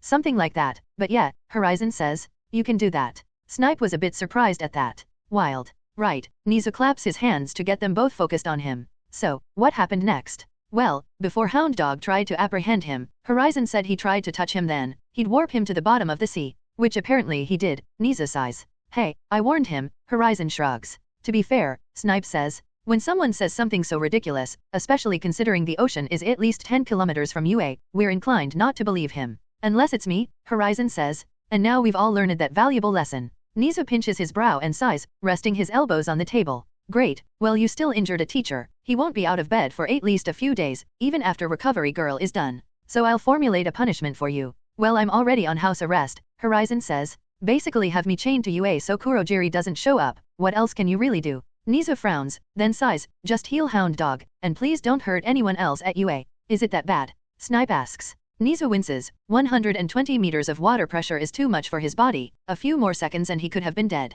Snipe slowly turns, from Nizu, back to Horizon, then back to Nizu, right? And his punishment is, don't do it again, of course. He gets up and straightens his clothes. Well, I need to get back to the class before it ends. Certainly, and thank you for covering for Aizawa, Nizu gives him a polite smile. Right. Snipe just wordlessly walks out of the room. Yup, golden boy, can do no wrong. The moment the door closes Nizu groans loudly, this is the second teacher you've had some altercation with, can't you just play nice? Hey I warned the fucker, but he decided to rush in, so I gave him a little bath. At the bottom of the Musudafu docks. It's the closest part of the ocean to us, Horizon throws up his arms in annoyance. Honestly no pleasing you people. You could just try to get along with the staff. I get along very well with them, considering almost all of them are pro heroes, and I'm, well, me. You do remember that you spent your morning recess in this very room, because you got into a verbal fight with Nemuri this morning. Well, Saga should learn to keep her mouth shut. That's exactly what I'm talking about, and why. At that very moment the door opens, and in walks Nemuri Kayama, Ms. Midnight. Princess Midnight freezes as she sees Horizon sitting in the room, she gets a bad feeling about this. What is this? I'm guessing an intervention, Horizon says, clearly annoyed. He's gonna ask you to stop being such a petty boy, Horizon. Nizu interrupts him. Midnight gives him the stink eye as she closes the door behind her. Nizu gestures for her to sit on the couch opposite Horizon, which she silently does, folding her arms under her chest and giving him a blank stare. Well, is there anything you two would like to say to each other? Nizu asks. An excruciating long few minutes pass as they seem to be locked in a staring contest, not a word between them. Nemuri. Nizu says, causing her to sigh. Fine, I guess I'll apologize first. Well you are the teacher, Horizon says, then mutters. Even if you dress like a cheap whore. See what I mean? Nemuri jumps up from her seat and points at Horizon, all while looking at Nizu. Horizon. Ugh, fine, I'll just let her talk. Thank you. Nemuri scowls at him for a moment before sitting back down, then schools her expression. I apologize for overstepping your boundaries and speaking of matters I clearly know nothing about. I'm sorry, and I was wrong. I know, Horizon says. Then another long, awkward, echoing silence fills the room.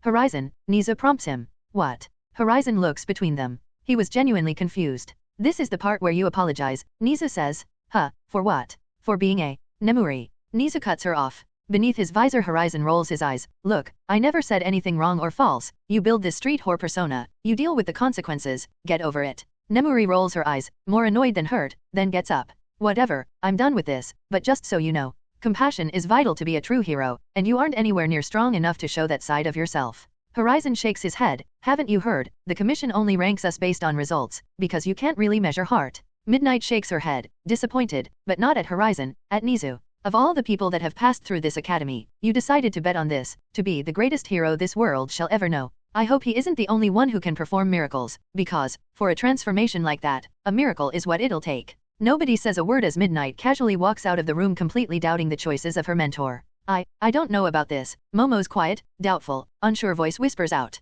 Looking across from her she sees Horizon. His blue, slightly glowing eye markings of his visor seem to pierce into her very core. She bites her lip nervously, but her eyes couldn't seem to leave him. Momo, Kmen, Horizon's inviting voice reaches her eyes. You want this, I want this, and it'll be fun for both of us. Tell me you haven't thought about it. Well, I have, but maybe this is just how it was meant to be. We should just play the cards life gives us, right? Or, we can help each other get ahead. Together, don't you think we'd make a great team? I do. Then let's do it, together, right now. Momo mindlessly plays into his hand, giving up the treasure he coveted so badly, that she'd been trying to keep to herself all night. But she couldn't resist him. Yayo Momo, what the hell? Jiro shoves her, snapping her out of her daydream. What? Momo blinks a few times, coming back into the moment. Back into the 1A dorm's common room. Looking down she sees the Monopoly board in front of them. Jiro was sitting beside her, with Horizon and Zero opposite them. Yui was beside Zero happily watching the game, acting as the banker. You just traded the cards he needed to control an entire corner. Jiro groans, ignoring the heat on her face and her own rosy cheeks, as Momo finally takes in the state of the board.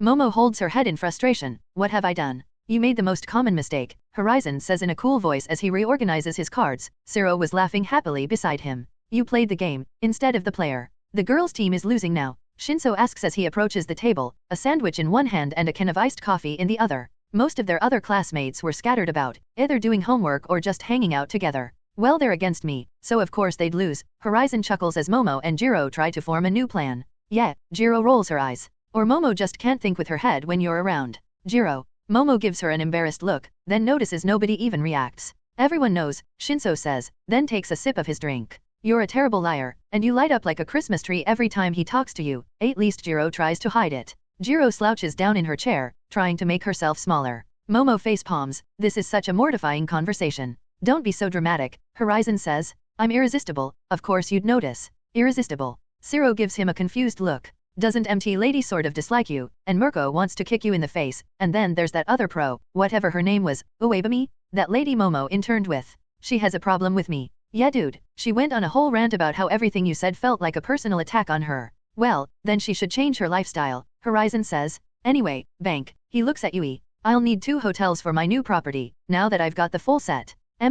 She nods and reaches into the game box to get his tokens. We're about to go bankrupt, Jiro groans as she sees the transaction happening. I'm sorry, Momo mutters softly. Sigh, it's fine, I can't stay mad at you. As they continue playing for a few minutes, Shinso joins the table to watch the game unfold, until Aizawa walks into the dorm. All eyes turn to him, first noticing the bandage wrapped around his head, covering an injury from the guards knocking him out when he got agitated. Knocking him out before he could activate his quirk in Tartarus, sparing his life. His eyes were red, slightly swollen, and entirely bloodshot. The cost of his painful tears, shed for the memories of his dear friend. And his face had some purple bruises from the impact of them pinning him to the metal floor of the prison. Wow, you look like shit, Horizon says, breaking the silence. Aizawa doesn't even acknowledge it, just says, important meeting, warp us to Nizu's office, now. Horizon gives an annoyed sigh as he gets up, dropping his cards. Shinso, tag in, and Shinso wordlessly takes his seat. He walks over to Aizawa and reaches for his bandaged head. Hold still. Booster shot? The healing energy flows from his hand and moves like a soothing wave across Aizawa. His bruises fade away and his eyes return to normal. He takes a deep breath and relaxes as the throbbing pain below the bandages dissipates. Shambles? They both appear in Nizu's office, seeing Yagi already sitting on one couch with Nizu. Now that everyone is here, we can start, Nizu says as Aizawa and Horizon sit opposite them. He takes out his phone and puts it on speaker. Alright, I'm in a secure location. Now, what's this about?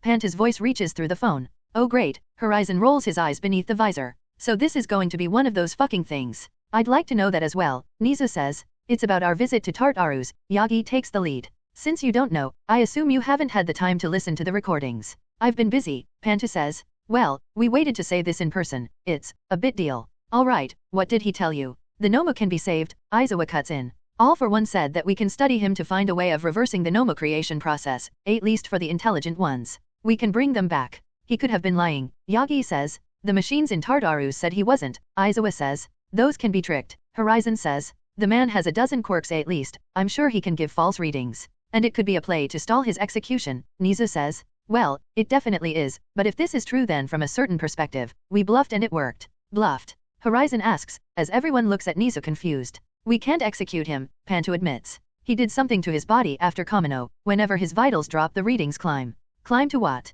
Best estimates, Nizu thinks for a moment. Small nuclear reactor, assuming it's a conventional quirk, which it likely isn't, considering who we're talking about. When did you find out about this? Yagi asks. 2 weeks ago, Panta says. But he called for the final request of a conversation with you afterward. We figured if we let him know we found his final trap, he wouldn't talk to you, and we wouldn't get any information, Yagi mutters. Good call. Okay, so he can't be executed yet. What about the guy you have studying him? Horizon asks. He found the anomaly, Panta says. A second opinion confirmed it, and as always with his research, I used my quirk to ensure the truth was spoken. Okay, Horizon sits up. So what? You want me to find a method of executing him? You still aren't cleared for Tartarus, and never will be, since you only listen to Nizu.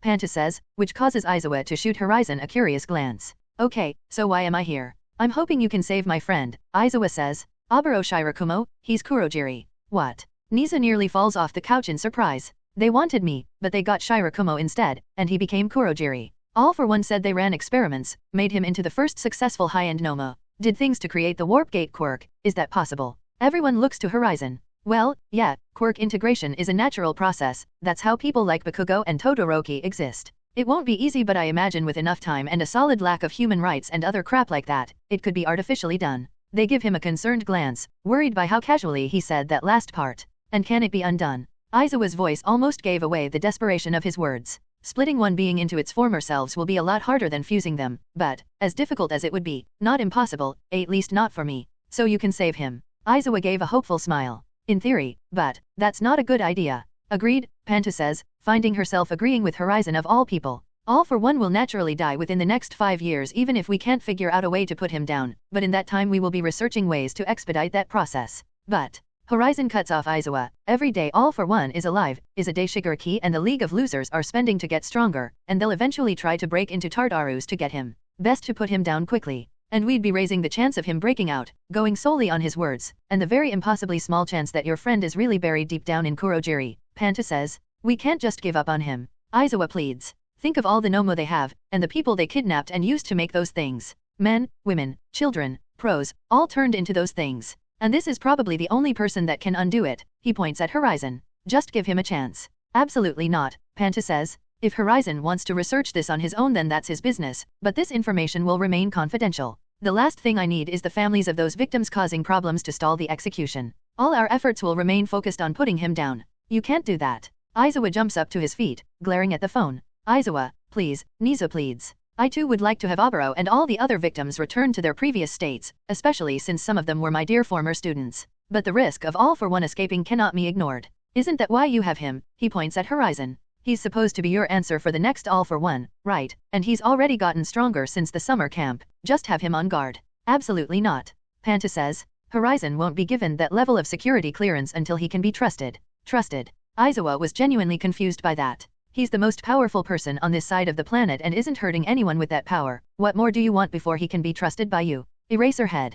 Panta growls out. I suggest you remember exactly who you're speaking to, especially concerning matters you know nothing about. Aizawa swallows dryly and grinds his teeth. My apologies, Lady Pantu. Nisu sees Aizawa sit down and he breathes a sigh of relief. All right, now that we're all. But Japan is a democracy, Aizawa interrupts him, with a dangerous tinge to his words. And I don't think all the people of this country would agree with your choice, abandoning your citizens to be monsters, sending pros to put them down. When we all know that with a bit of time, you could at least save some of them. After all, Horizon can do anything. The room is silent for a tense moment, before Panta speaks. Are you threatening me, Eraserhead?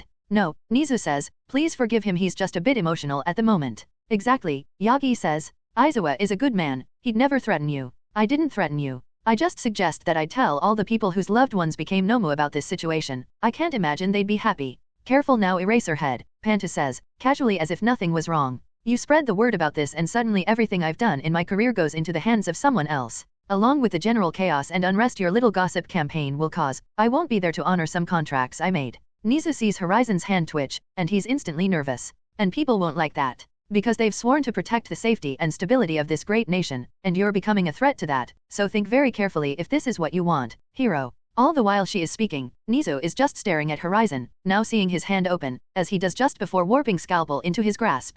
In the next moment, his office could be painted red with Eraser's blood, and there wasn't anything he or anyone can do to stop it. And with each second that passes Horizon hates it more and more, having to be Panta's lapdog. And part of him, for the first time, wanted this contract to fail. Because now being forced to protect her like this, to do her bidding even loosely, it made the thought of killing her so much sweeter. Aizawa scrunches his face, growls painfully, then sighs and drops back into his seat. You said it's okay if Horizon does his own research to fix them, right? I did, Panta says. But that's between you and him, keep it quiet, whatever you decide to do, because my people are much closer than you'd ever imagine. Panta hangs up, and Horizon is grinding his teeth beneath the visor, fingers curled into a fist so tightly it hurts. They all take a few minutes in silence to calm down and compose themselves, then Aizawa turns to Horizon. Save it, Horizon doesn't even let him speak. I'll add it to the fucking list of miracles you damn heroes want from me, but I'm not taking it easy on any Nomu I meet until then, and I'm not making any promises. The fame and accolades from undoing the Nomu process would be a great boon for him, but he still wasn't happy about it. THA. Shambles? Horizon warps away before Aizawa can even express his gratitude, in the worst mood he's experienced for quite a while. Are you sure this is alright? Shinso asks, I just got into the hero course, I don't want to get in any trouble, especially with how Eraserhead is. He, Zero, and Horizon were walking away from the main campus to a massive new building. where the other 1A students trained their super moves for the provisional license exam. Lunch still hasn't ended, and the evening class as always is hero training, but these 3 were in their UA gym uniforms, with Horizon leaving his jacket open to show the chest of his slightly armored body glove. And his jacket still sports his logo across the back of it. Eraser said they're just doing more theory stuff today, Horizon says as they enter the gym. He gave me the go-ahead for us to have some training here. They enter to a viewing room, with a thick glass plane separating the viewing area from the massive concrete gym below. Wow, when did they add this? Shiro asks as he walks up and taps the glass. Since Bakugo and Deko started training together, Shinso says. All Might did mention something about teaching them indoor combat and how to minimize collateral damage. Tokuyami also does some training here at night. His control of Dark Shadow is a little better already. That explains the glass, Shiro says as they walk to the side door, to enter the combat area. Those 3 hit hard. Well, we're using it because it has a good camera system. To review your work, Horizon points to the corners of the room. And since Eraser is just having the big 3 talk to everyone about what they'll be expected to do and how to conduct themselves during the internship, this is our for today. Hey Doha, Shiro gets a thoughtful look. She's pretty cute. Think you can introduce me? I thought you and Kode were. Focus on training for now, always time for pussy later, Horizon interrupts them. We're here so I can teach you 2 how to fight. Well, mostly Shinso since I've been training with Shiro for a few weeks. So close combat training will Eraser head and I have been training for 3 months, so don't think you need to hold back against me. Shiro chuckles at that and Horizon just shakes his head. I never hold back, and since I'll be healing everything I do to you, I can really do whatever I want. But for now, I just want to get an idea of what type of training you need. Well, at least my teeth aren't getting kicked in from the start. Shiro mutters as he takes a few steps to the side, leaving Horizon and Shinso in the middle of the massive concrete gym. So, rules? Shinso asks, standing opposite Horizon, once facing off against his imposing physique. Because while Shinso has packed on some muscles since the sports festival, so had Horizon. And with him standing 20 centimeters 8 in above Shinso, it certainly leaves an intimidating sight to behold. As Mina and some others have said, it's like a mini All Might. Welcome to the real world, Simon. Horizon puts his hands up, casually holding one out with an open palm, and keeping the other behind his back. There are no rules in a street fight, which is what every fight with a villain is. But to keep things simple, for now, I won't use my quirk. Shinso takes a lower fighting stance, ready to charge in, so none of that sensing every movement the opponent makes. Think you can fight without it? A Nigerian Naira-obes. Come find out. Shinso carefully studies his opponent, as always, just as Eraser had thought him. But looking at Horizon, only 10 feet 3m away, studying his form, none of it made sense. His stance is too relaxed, to the point of being sloppy. But he's supposed to be trained by some kind of a combat monster according to Eraser. Probably a combat-oriented pro-hero or soldier. Even without his quirk active he's leaving too many openings. But Sensei said human conventions don't apply to Horizon, so I should just assume he's got the advantage in every situation, because even if I don't know what it is, he does have it. Don't overthink it. Shiro yells from the sidelines. Just punch him in the face. Shinso grumbles, then rushes forward. He immediately rockets forward, launching 3 lightning-fast jabs. Good form, smooth motions, and no hesitation, Horizon thinks as he bats them away with one hand.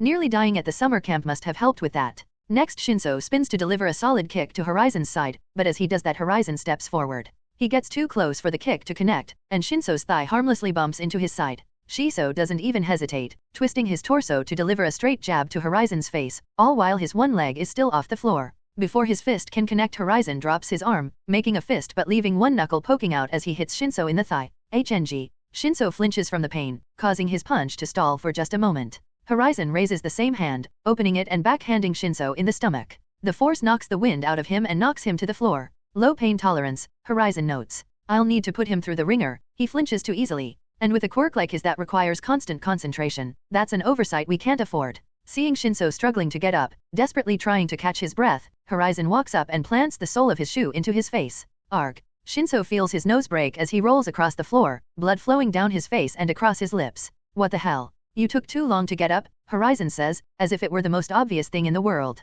So I suggest you get to your feet before I walk over there. Shinso gets to his hand and knees, seeing blood falling to the concrete below him, looking up through blurry vision to see Horizon slowly walking over to him. If I were a villain you'd already be dead, so clearly we've got a lot of work to do. Horizon walks up to Shinso and sweeps his arms out from under him, causing him to go face first into the concrete. Searing pain flows through Shinso's face again, then his torso as Horizon connects a kick that sends him rolling across the floor. You can't have such low pain tolerance with a quirk like yours, Horizon says as he begins walking toward Shinso again.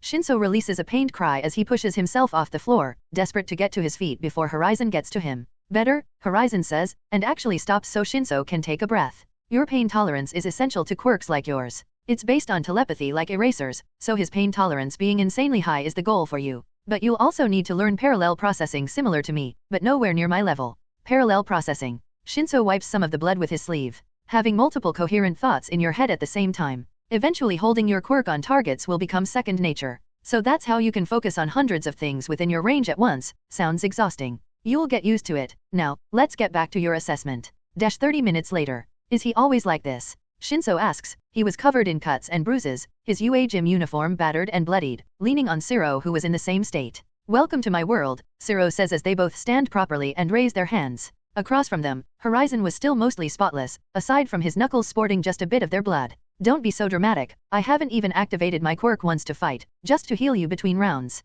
They both burst into a full sprint toward Horizon, working together as they have been for the past 20 minutes. Shiro goes low, trying to sweep his legs, but Horizon just moves his foot forward to lower the force received from Shiro's kick. Preparing for the hit, his leg doesn't even move. Sweep the leg, what does he think this is, a cartoon? He quickly uses the same leg to kick Shiro in the side, all while Shinso leaps up to punch down toward his face. I already told him once about not letting both his feet leave the ground, but if he insists, then so be it. AHH. Shinso screams as the air leaves his lungs. Horizon's fist had just enough force to cancel his momentum and keep him in the air. At the same time, Shiro gets up to punch Horizon in the gut, only for him to raise his leg to take the hit. He hits Shinso once more, juggling him in the air before turning to Shiro and connecting a straight jab to Shiro's left arm, completely numbing it. Before Shinso can continue to fall again, Horizon hits him once more, a severe uppercut that leaves him doubled over on Horizon's fist, and he holds him in the air with no issue. Horizon pulls his arm away for Shinso to crumple to the floor, then reaches out and grabs Shiro's neck, slowly choking him, watching him desperately try to recall his training and break his hold.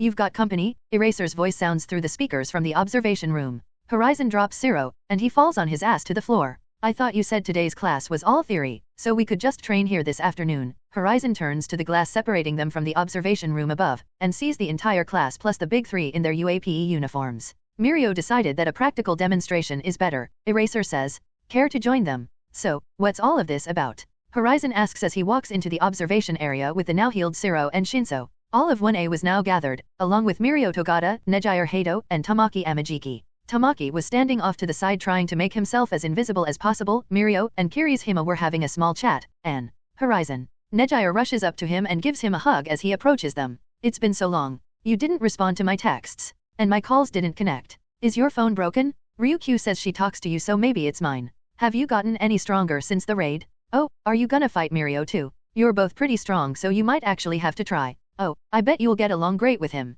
Wah, Hato. Eraser interrupts her volley of questions. Right, sorry sir, Nejire bows and stands beside Mirio. Glancing at the students, Mirio immediately stands out. Taller than most, bright smile even as Kirishima talks his ear off, seems genuinely interested in the conversation. And bright blonde hair. Off in the corner, he sees Amajiki, with dark hair and what he assumed is a gloomy expression, since he couldn't see his face. Amajiki was currently facing a blank wall.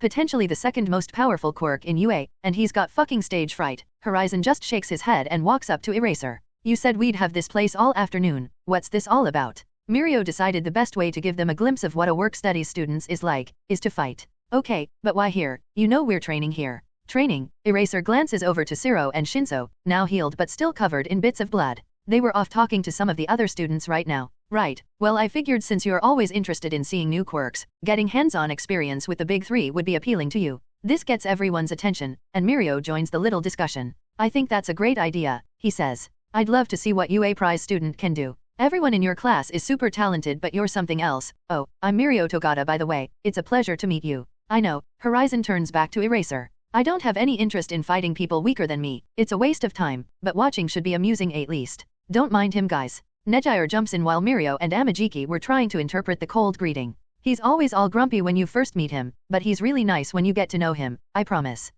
Right. Mirio nods awkwardly. Well, it was a pleasure to meet you either way. Alright everyone, let's head into the sparring area. As everyone gets into position, only a few people remain by the observation window. Horizon, Eraserhead, Tamekai, Nejire, Shiro, Shinso, and those who failed to get a provisional license. Looking down the line he sees Bakugo fuming, but eyes wide to take in everything he can from this demonstration. Beside him, Shoto was observing with a blank expression. Shoji and Ajiro were doing the same, while Nejire and Jiro were chatting quietly about something with Mina. So how do you think this'll go? Horizon asks Eraser, and everyone gets quiet to listen in. Honestly they don't stand much of a chance. Before you, Mirio was easily the strongest in the school, Eraser sighs. This is a big waste of time, but hopefully it'll put things into perspective for them. A with ring above nuo epsilon. So being in a classroom with me wasn't enough. On the contrary, it was too much. Too much. Well, you're a monstrously talented and intelligent person that just happens to have the most powerful quirk in the world. Using you as a yardstick to measure themselves against won't work, because they know they can't ever catch up. So you're trying to replace that goal with Mirio, since he's more realistic than I am. Very clever.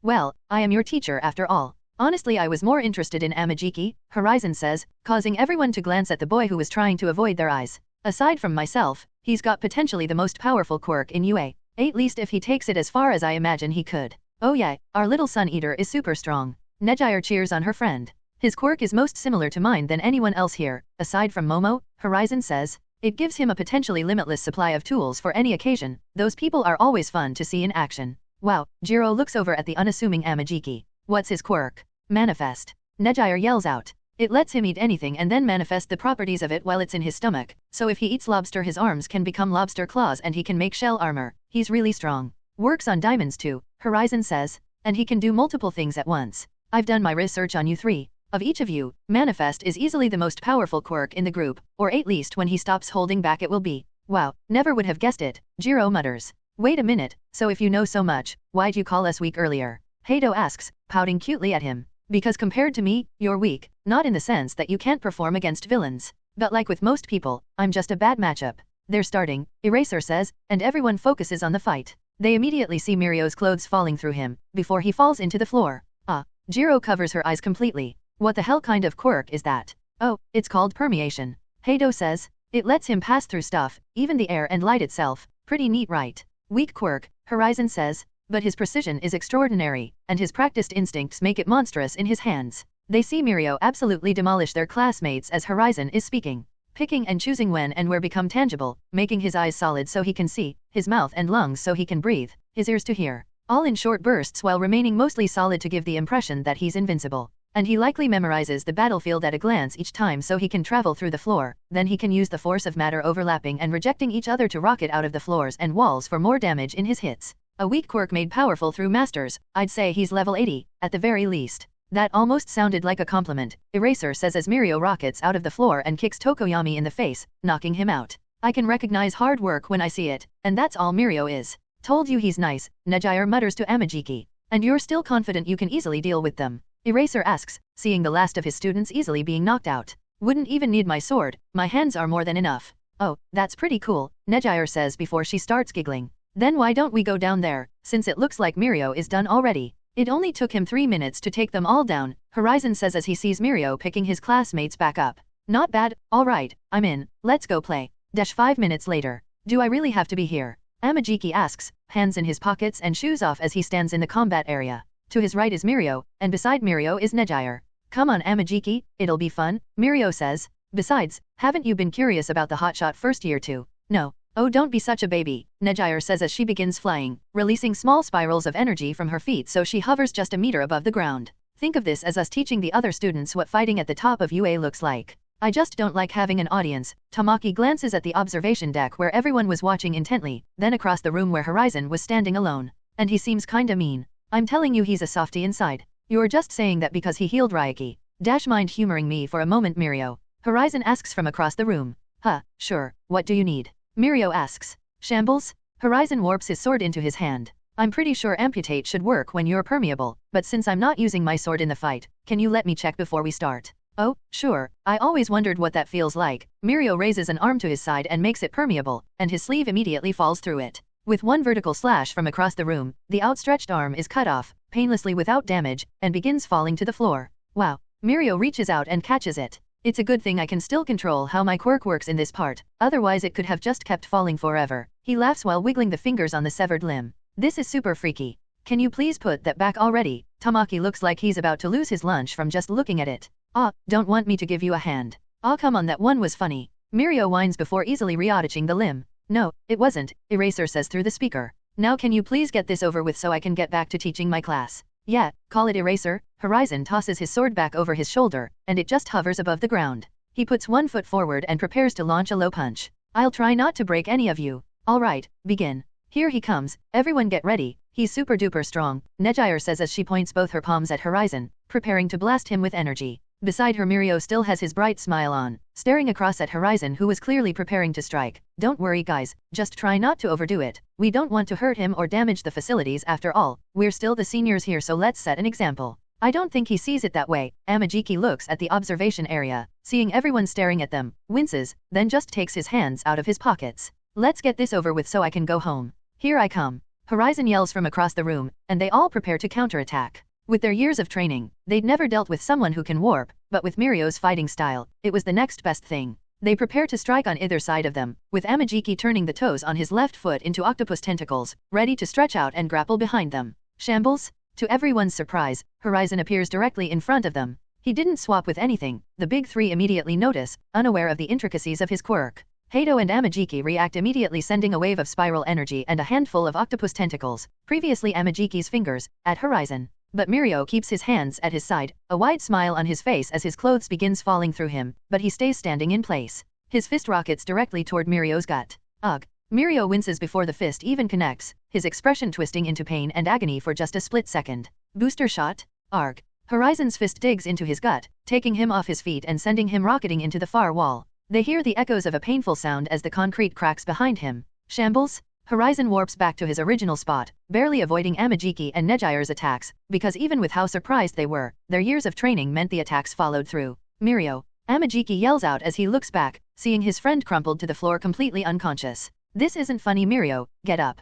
I don't think this is a joke, Amajiki. Nejire's voice was suddenly much more serious as she looks away from her unconscious friend, back to Horizon. So do you have a plan? Go home, but I'm stuck here with all these people watching me, Amajiki mutters as both his arms transform into tentacles from the shoulders outward, 8 tentacles on each side. Wow, that's so cool. Deku yells out, furiously taking notes on the entire fight, quickly sketching Amajiki's tentacles. Then all their eyes open in wonder as thick and clearly reinforced lobster shell begins forming on the tentacles like armor. His head grows 2 cow horns as his legs become bovine, and most of his head and face is covered in a helmet of lobster shell. He grows before their eyes. With a cutie. Chimera Kraken. Amajiki yells out, and most of the room stares in wonder. That's pretty cool, Horizon says, genuinely impressed. Just missing some wings. The only bird I ate today was chicken, and flying with those wings is always awkward. Sorry, can you please not look at me? Don't worry, Tsunader, you'll get over the stage fright one day. Nejire tries to cheer him up. Amajiki glances over at her, and she sees his eyes widen in shock. Nejire, his tentacles shoot forward, intending to move around her to attack Horizon, who suddenly appeared behind her. You got too comfortable. Shambles? Horizon and Nejire appear back across the room. This is still a fight. He pokes her in the stomach, angling his finger upward and pushing the air out of her lungs. Gah! As she desperately tries to take a breath, his fingers wrap around her neck, strangling her as he holds her a foot above the ground. Hard to muster up energy when you're suffocating, huh? He says as she begins to panic, flailing in his grasp. Nejire desperately kicks out, hitting him in the chest a few times, but he doesn't even react, fingers digging at his grip but feeling as if she had to claw against steel. Let her go. Amajiki bounds across the entire gym, his bovine legs transformed into rabbit legs before he takes one massive jump. The tentacles on his left arm come together at the end and merge into a solid ball of flesh, which then becomes heavily armored like an organic wrecking ball. Horizon doesn't even moor his feet, just shifts his arm to put Nejire between him and the attack. Damn it. Amajiki barely redirects the attack, smashing the concrete floor beside Horizon. Shambles? Horizon appears beside him as he lands, and before Amajiki can react. Booster shot? The sound of armor breaking off and clattering across the floor is heard as his fist knocks Amajiki out. Looking at the other unconscious opponent, he glances at Nejire, who is now turning purple and going limp in his grasp, and just drops her. Gah! She takes a greedy breath, trying to sit up but is forced to lie down and recover. Quit being so dramatic. She opens her eyes to see Horizon standing above her, thoroughly unimpressed. Okay, good fight. I'm just going to lay here for a minute or two. Too strong. Horizon just walks over to Tamaki and taps him with his foot, healing him and waking him up, then does the same to Mirio. Let's get back to the others, then you can all leave so I can get back to training, he says before Mirio can even speak. The moment they're all back in the observation area, the questions begin flying, but Siro was the only one willing to ask Horizon what they all wanted to know. Dude, how'd you hit Togata? Does your quirk let you punch ghosts? Siro asks Horizon. Hand of God works in mysterious ways, mystery class after all, Horizon shrugs. Honestly, I'd like to know too, Mirio says. Everything just felt tingly for a second, then the next thing I know I'm waking up on the floor, super weird. Oh. Nejire was excitedly waving her hands to get his attention. Maybe Horizon did that thing with his sword but with his fist instead. Since his slashes could cut you, then his punches could hit you. But amputate doesn't hurt or move what it affects, Momo says. This would have to be something new. Maybe he was distorting space where he hit you. Would that even work? Deku asks, then immediately takes a step back, but luckily Horizon doesn't even look his way. It would, Horizon says, but that's not what I did, that's a lot of effort for these three. Nejire gives a forced smile and pats Mirio's arm. I promise he was actually being nice during your fight at least. That's enough with the theories, Eraser says. Horizon is just being mysterious for no reason. He tossed Mirio. Ugh, Horizon grumbles a bit. You know half the fun of my quirk is nobody knows how it works, thanks for ruining that. Anytime, Eraser says, now seeing everyone looking at him to explain. When he warped to Mirio, it was hard even for me to notice such small changes, but his foot was a lot closer to Mirio's. He had a single current jump from his foot to Mirio's. I took advantage of the fact that he was standing on the floor, which meant at least the skin at the bottom of his feet was solid. Guaranteed path for the current to zap him, and since it would be a chain reaction and mix with his own bioelectricity. My quirk would think it's natural and paralyze me, Mirio face palms. That's why my body got all tense before you hit me. Wow, that's pretty smart. I know, Horizon says, but that's just a measure I had to take since I couldn't use my sword. Most of my offensive measures are done through scalpel. Scalpel? Nejire asks. His sword, Momo says. So since he didn't have it available during this fight he improvised that quickly, most impressive. Alright, enough, Eraser rolls his eyes. His ego is already big enough, now aside from Horizon's team everyone needs to go get changed and head back to class. Finally, thank you, Horizon didn't bother hiding how happy he was to have everyone finally out of his hair. As Eraser is leading the others out of the facility, Zero and Shinso begin walking back down to the combat area, enjoying the short break they had, but one other stayed back just a moment to speak to Horizon. Need something? He asks Momo, seeing her somewhat anxious to speak to him. Yes actually, I start training with Mr. Snipe later this afternoon, would you mind helping me sometimes when I get the hang of ranged weapons? Guns, you can just say guns. It just doesn't feel very right since I'm trying to be a hero after all. But you would have the most experience fighting against guns, so yes, I'll come to take a look sometime, it'll be useful training for me too. What kind of training could that possibly be for you? Precision. Before UA I wouldn't have many direct confrontations, now I find myself dealing with gunfire a lot, and practice stopping bullets is always useful. I've gotten mostly lucky so far that no high-caliber rounds have been shot at me. They'd be a bit more annoying to stop. I see, Momo gives a concerned look. Well, I'm glad this can work out for both of us. Good, now I need to get back to training these idiots, have fun taking notes in class. He warps away before she can respond. Alright, now I need to work hard not to embarrass myself in front of him. Oh Momo, why didn't you wait a few weeks before telling him about this? What a shithole, Horizon mutters from his perch. He was currently in one of the more dilapidated parts of Tokyo, standing atop a 5-story building. Across the street, he observed a smaller and far more rundown building, and with his quirk, he could sense 4 figures inside. They were all sitting in what must be their living room, all of the younger ones on the couch, the other on the floor, eating what seems to be a very modest afternoon meal. House is almost completely empty. School uniforms are the only thing they focus on maintaining. Looks like they've sold most of their furniture, probably in the process of selling the couch too. Looking down the street Horizon sees it quickly becoming deserted as the sun sets, as expected from this crime-riddled area. Alright, you fucking mongrels, just be useful, Horizon says as he warps one of his metal cards into his hand. Shambles? It swaps for a crumpled up bottle from the apartment, which he catches. Shambles? He swaps places with the card, then recalls it back into his hand. Now standing in an almost entirely empty kitchen, clear markings where appliances were torn out and sold, empty cupboards and shelves.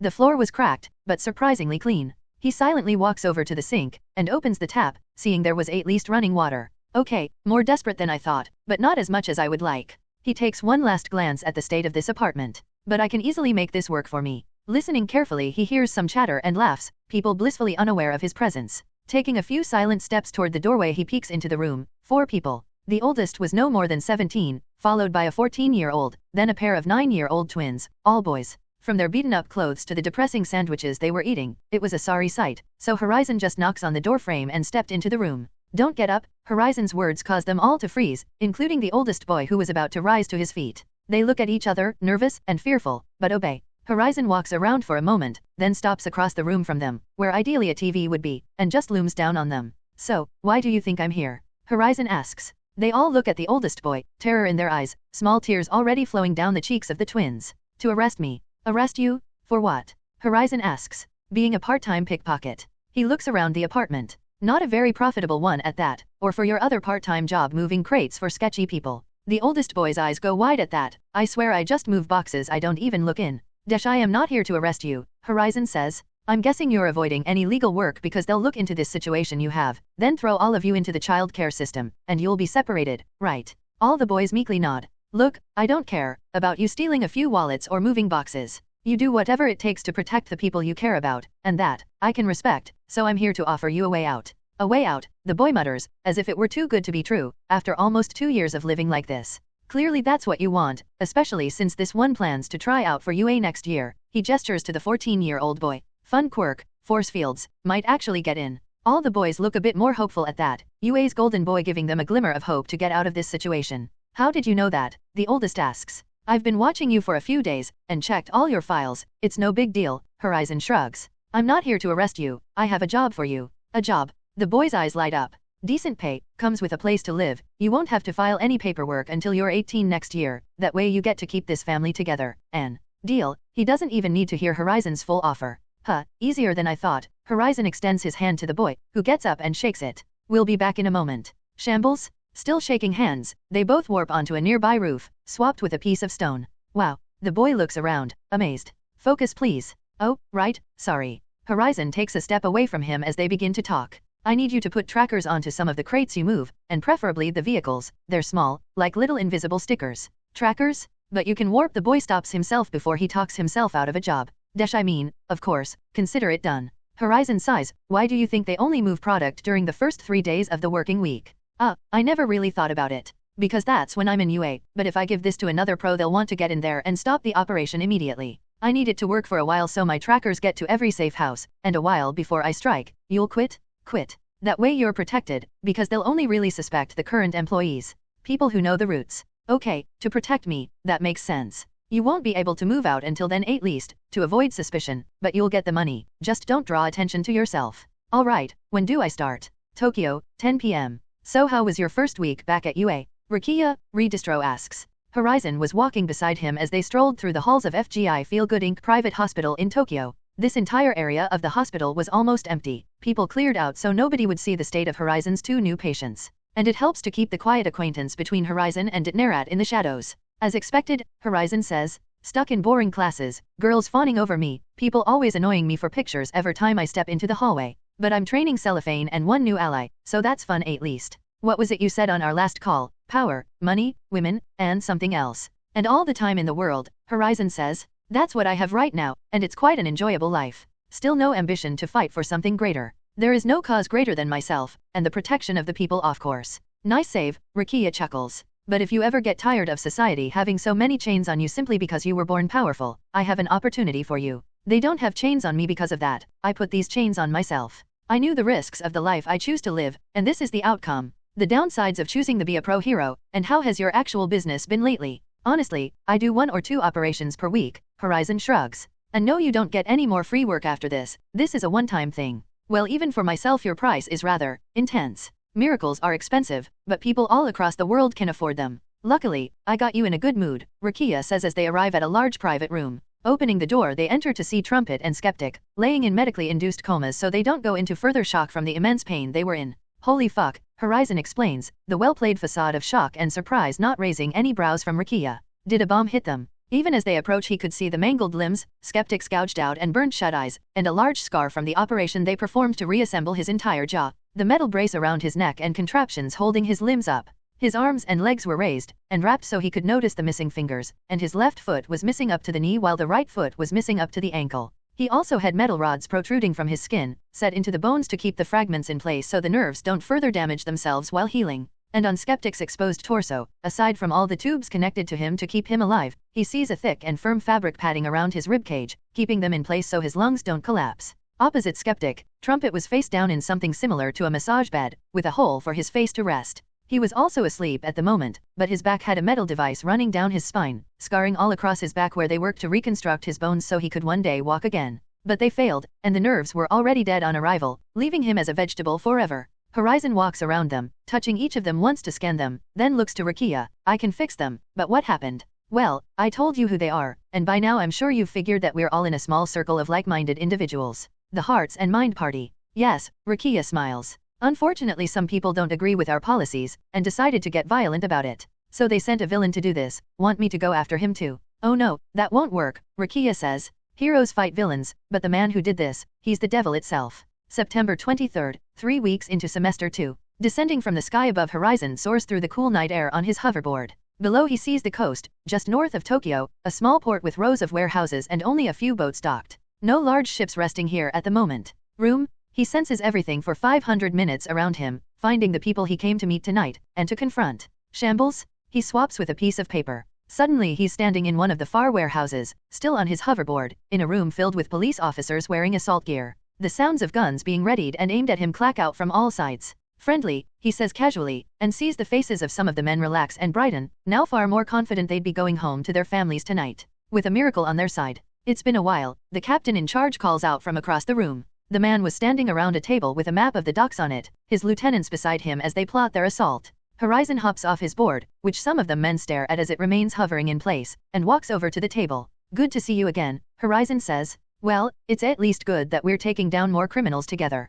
The man chuckles a bit. Yeah well, last time was that warehouse of Trigger in Tokyo, this time it's guns, and guess what? More guns. You always get assigned to the warehouse raids. If it's on the docks, it hits my desk, at least in this region, and since this time I'm here before you go busting in there, we've got a warrant. Hey, last time I had probable cause to investigate, Horizon says jokingly. Right, whatever kid, just don't toe the line. We really can't afford you getting kicked out of the hero course for some crap like that, the man says. A with ring above yes. I'll keep that in mind. Horizon looks at the map as he expands his room, seeing a few points marked as having sentries posted with higher caliber rifles. And without asking he takes one of the nearby pencils and adds to the notes on the map. Safe in this room, you missed a guard posted here, these crates are your priority. They've got more ammo than guns in that place but they're all together, get to these crates when things get hot so they don't just have unlimited ammo to shoot at your men. Damn, one of the lieutenants mutter. Trigger? The captain asks. Not that I'm sensing, Horizon says, then stops for a moment and turns to face the warehouse. There is something, but, a different kind of container, at least not meant for injecting.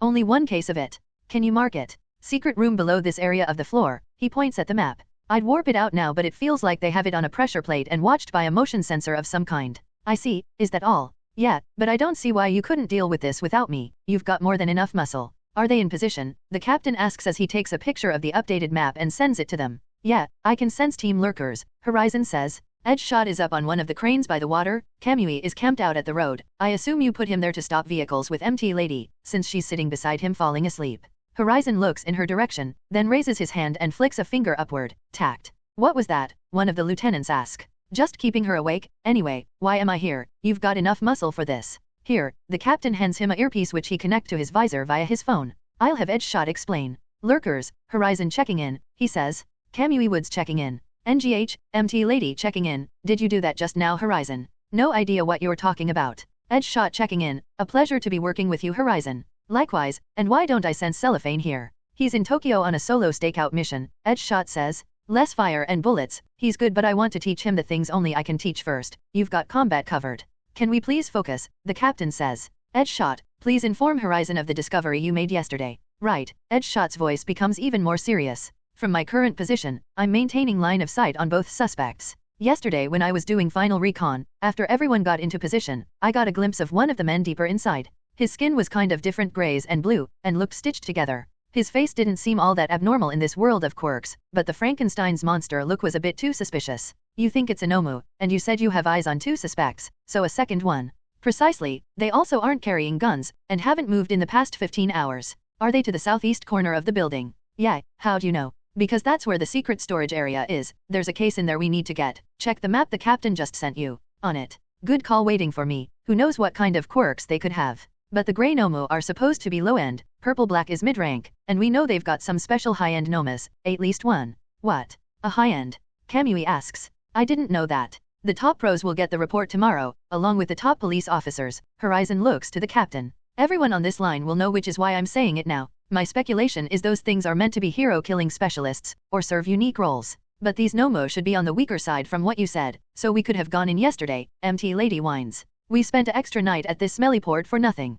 Commission's orders, Edge shot says. All Nomu sightings get reported to Horizon, and if he's available we wait for him before engaging. You know, without him there isn't anything stopping Kurojiri from warping these people away. Yeah, I know. I don't think Kurojiri would get involved here, Horizon says. Shigaraki has been breaking any gang or crime organization he can get his hands on and adding them to his forces. This is likely one of those, that's why they've only got 2 Nomu, and they're hiding supplies here instead of wherever the League hides theirs, probably offshore or in another country. Because if you have warp gate you don't need supplies to be close, Kamui Woods says. That's a good point, so these are just street thugs playing with Shigaraki's toys. Most likely, but better to be safe than sorry. Seems a bit odd to me, the captain says. They went through the trouble of buying this warehouse in a nice secluded spot, bought all these guns and security, and even built a secret room for whatever is in those cases, but only have 2 of the weaker Nomu. Doesn't add up. It rarely ever does. You sure you don't sense anything else? I'm sure, Horizon says, but I'll be going in first anyway. Keep your men on the perimeter, and edge shot. Yeah, when I make noise, you get into the secret room and steal whatever is in there, preferably without triggering the pressure plate or motion sensor.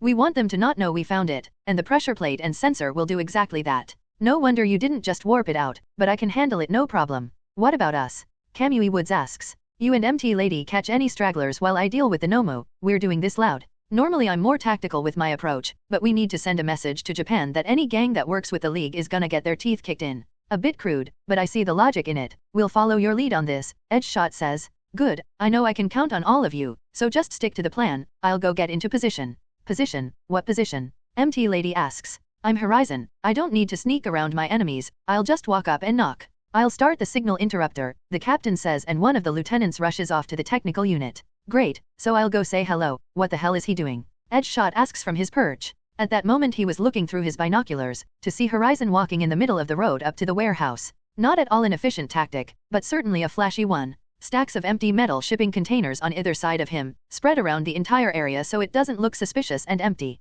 This is the plan, the captain says. He's about to make a scene. Everyone is ready to back him up. Approaching the massive warehouse, the 2 guards at the metal gate blocking it from the rest of the area immediately notice Horizon. Oh crap, one of the men reaches for the radio on his waist. Tact, both the men watch as their radios are pulled off of them and clatter to the floor. Shit, they both draw their submachine guns and take aim. But as they try to squeeze the triggers, they refuse to budge. As they try to figure out what was wrong, what caused their guns to seemingly jam. Not realizing the hold Horizon had on the components of their weapons. TAKT. The metal gate is ripped from the wall and slams into them before hovering in the air, then Horizon rears back his arm in a throwing motion. And with one move he catapults the gate into the now alerted warehouse doors. It dents the other metal door before clattering to the floor. And everyone is ready for battle as he steps over the unconscious bodies of the 2 guards. Don't suppose you're going to surrender and explain this operation. Horizon yells out as he sees a dozen men aiming rifles at him, standing between himself and the warehouse doors. Fire. Guess that's a no. A volley of bullets and a cacophony of gunshots echo across the area. Damn Edgeshot was about to leap off the crane and get involved, but pauses as he notices all the bullets stopped in midair. Oh, never mind I guess. Standing before the men Horizon just shakes his head, all their stunned faces looking at him in horror. Well, at least I tried being nice. Edgeshot's eyes go wide as he sees Horizon raise his sword and perform one horizontal slash at the warehouse roof. Grr! The sound of stone grinding reaches out for barely a moment, and then he sees it, a perfectly clean cut diagonally from Horizon's spot in the road, to the back of the warehouse roof. Oh. And in the next moment, he nearly drops his binoculars as Horizon raises his hand, and the entire roof rises with it, hovering high above the warehouse. Wow, Edgeshot takes a moment to really absorb this sight. Angie said he's the most powerful telekinetic in the world. I saw that video of him holding up a skyscraper, but this, in person, seems so unreal. The men inside the warehouse immediately begin to rush outside, and the 2 Nomu all the way at the back break into a sprint as well, so Edgeshot waits for them to clear out before he breaks into the secret compartment. Edgeshot looks back to Horizon just in time to see one of the men drop his gun. He slams his fists together and his clothes rips apart as his body is covered in a small layer of brittle stone, sprouting out of his skin.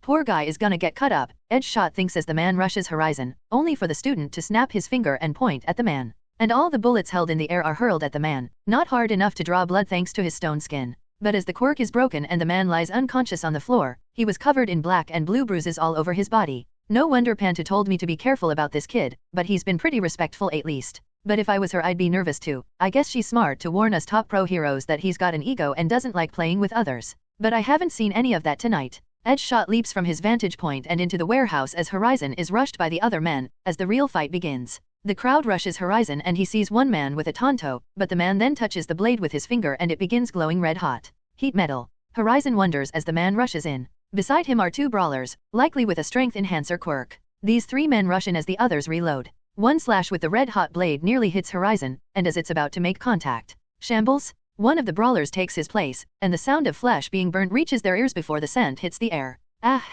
The man screams out, but only for a moment as Horizon touches the shoot of the man with the tanto still in his ally. Counter shock. A quick discharge of electricity knocks them both out as the other brawler leaps up to kick Horizon in the back of his head. Without even looking, Horizon just raises his hand. Feeling the enhanced strength of the man, he uses a bit of energy to enhance his own strength to seemingly stop the attack with no issue. HNG, the man's eyes go wide as the blocked palm grips his leg and spin with him, throwing him back toward his reloading allies, with enough force that he could easily clear twice the distance. As the man is about to slam into the other's, Horizon swaps places with him and knocks out 2 men, before swapping again, and the man finally crashes into one of his allies. With a few bloody slashes and broken jaws, the others are quickly dealt with, then Horizon warps back into the open as the 2 main threats arrive. They both appeared normal in his scan, because scan is only on the surface level, and doesn't show color. The true form of a shapeshifter can't be sensed by it, much like the clearly cobbled together men before him appeared normal because he couldn't see the colors of them. You really are some ugly fuckers, he mutters as they both stare at him, completely unresponsive. I guess they made you to try and blend in. Well, let's get this over with. Horizon raises his sword and points it at them, and one of the Nomu immediately respond. It releases a low growl, then belches out a bolt of lightning at Horizon. He senses the bolt, but physically can't react fast enough. Warping away is an option, of course, but that doesn't send the right message. Counter shock, lightning rod? The bolt hits him and joins the electricity already flowing across his body before he stabs Scalpel into the floor and disperses it. The Nomu and spectators look a bit confused and amazed. And Kamui Woods hears MT Lady mutter out, "Sometimes I really hate how cool he looks. Worry about your spotlight later." Kamui Woods whispers back, "Lightning bolt," Horizon says. "I'll add that to the list of quirks the enemy has, and what's yours?" As if understanding him, the other Nomu begins growing, becoming almost as tall as MT Lady herself, and the woman nearly leaps into action. Instinctively understanding that in most cases, she's the one to deal with giant-sized opponents. But Kamui would stop her, sticking to the plan. "Gigantification," Horizon says in a bored voice. "Okay, I've learned everything I can from these 2, let's wrap this up." As his words reach his allies through their radios, he points his blade at the lightning-wielding Nomu. Injection shot? Seemingly nothing happens, then the Nomu flinches a few times and crumples to the floor. So that's injection shot, the spectators realize. Until now they've only heard about this almost mythical ability to damage people or structures without any resistance or signs of attack. Because throughout Japan and the world, everyone knows one of the restrictions Horizon faces is that he cannot use this excessively. And now they better understand why. It is inherently an effective attack, but the damage it does is rumored to be excessive and cruel, leaving many to wonder how such a young hero came up with it. The corpse crumples to the floor as the gigantification Nomu bounds forward to stomp down on Horizon.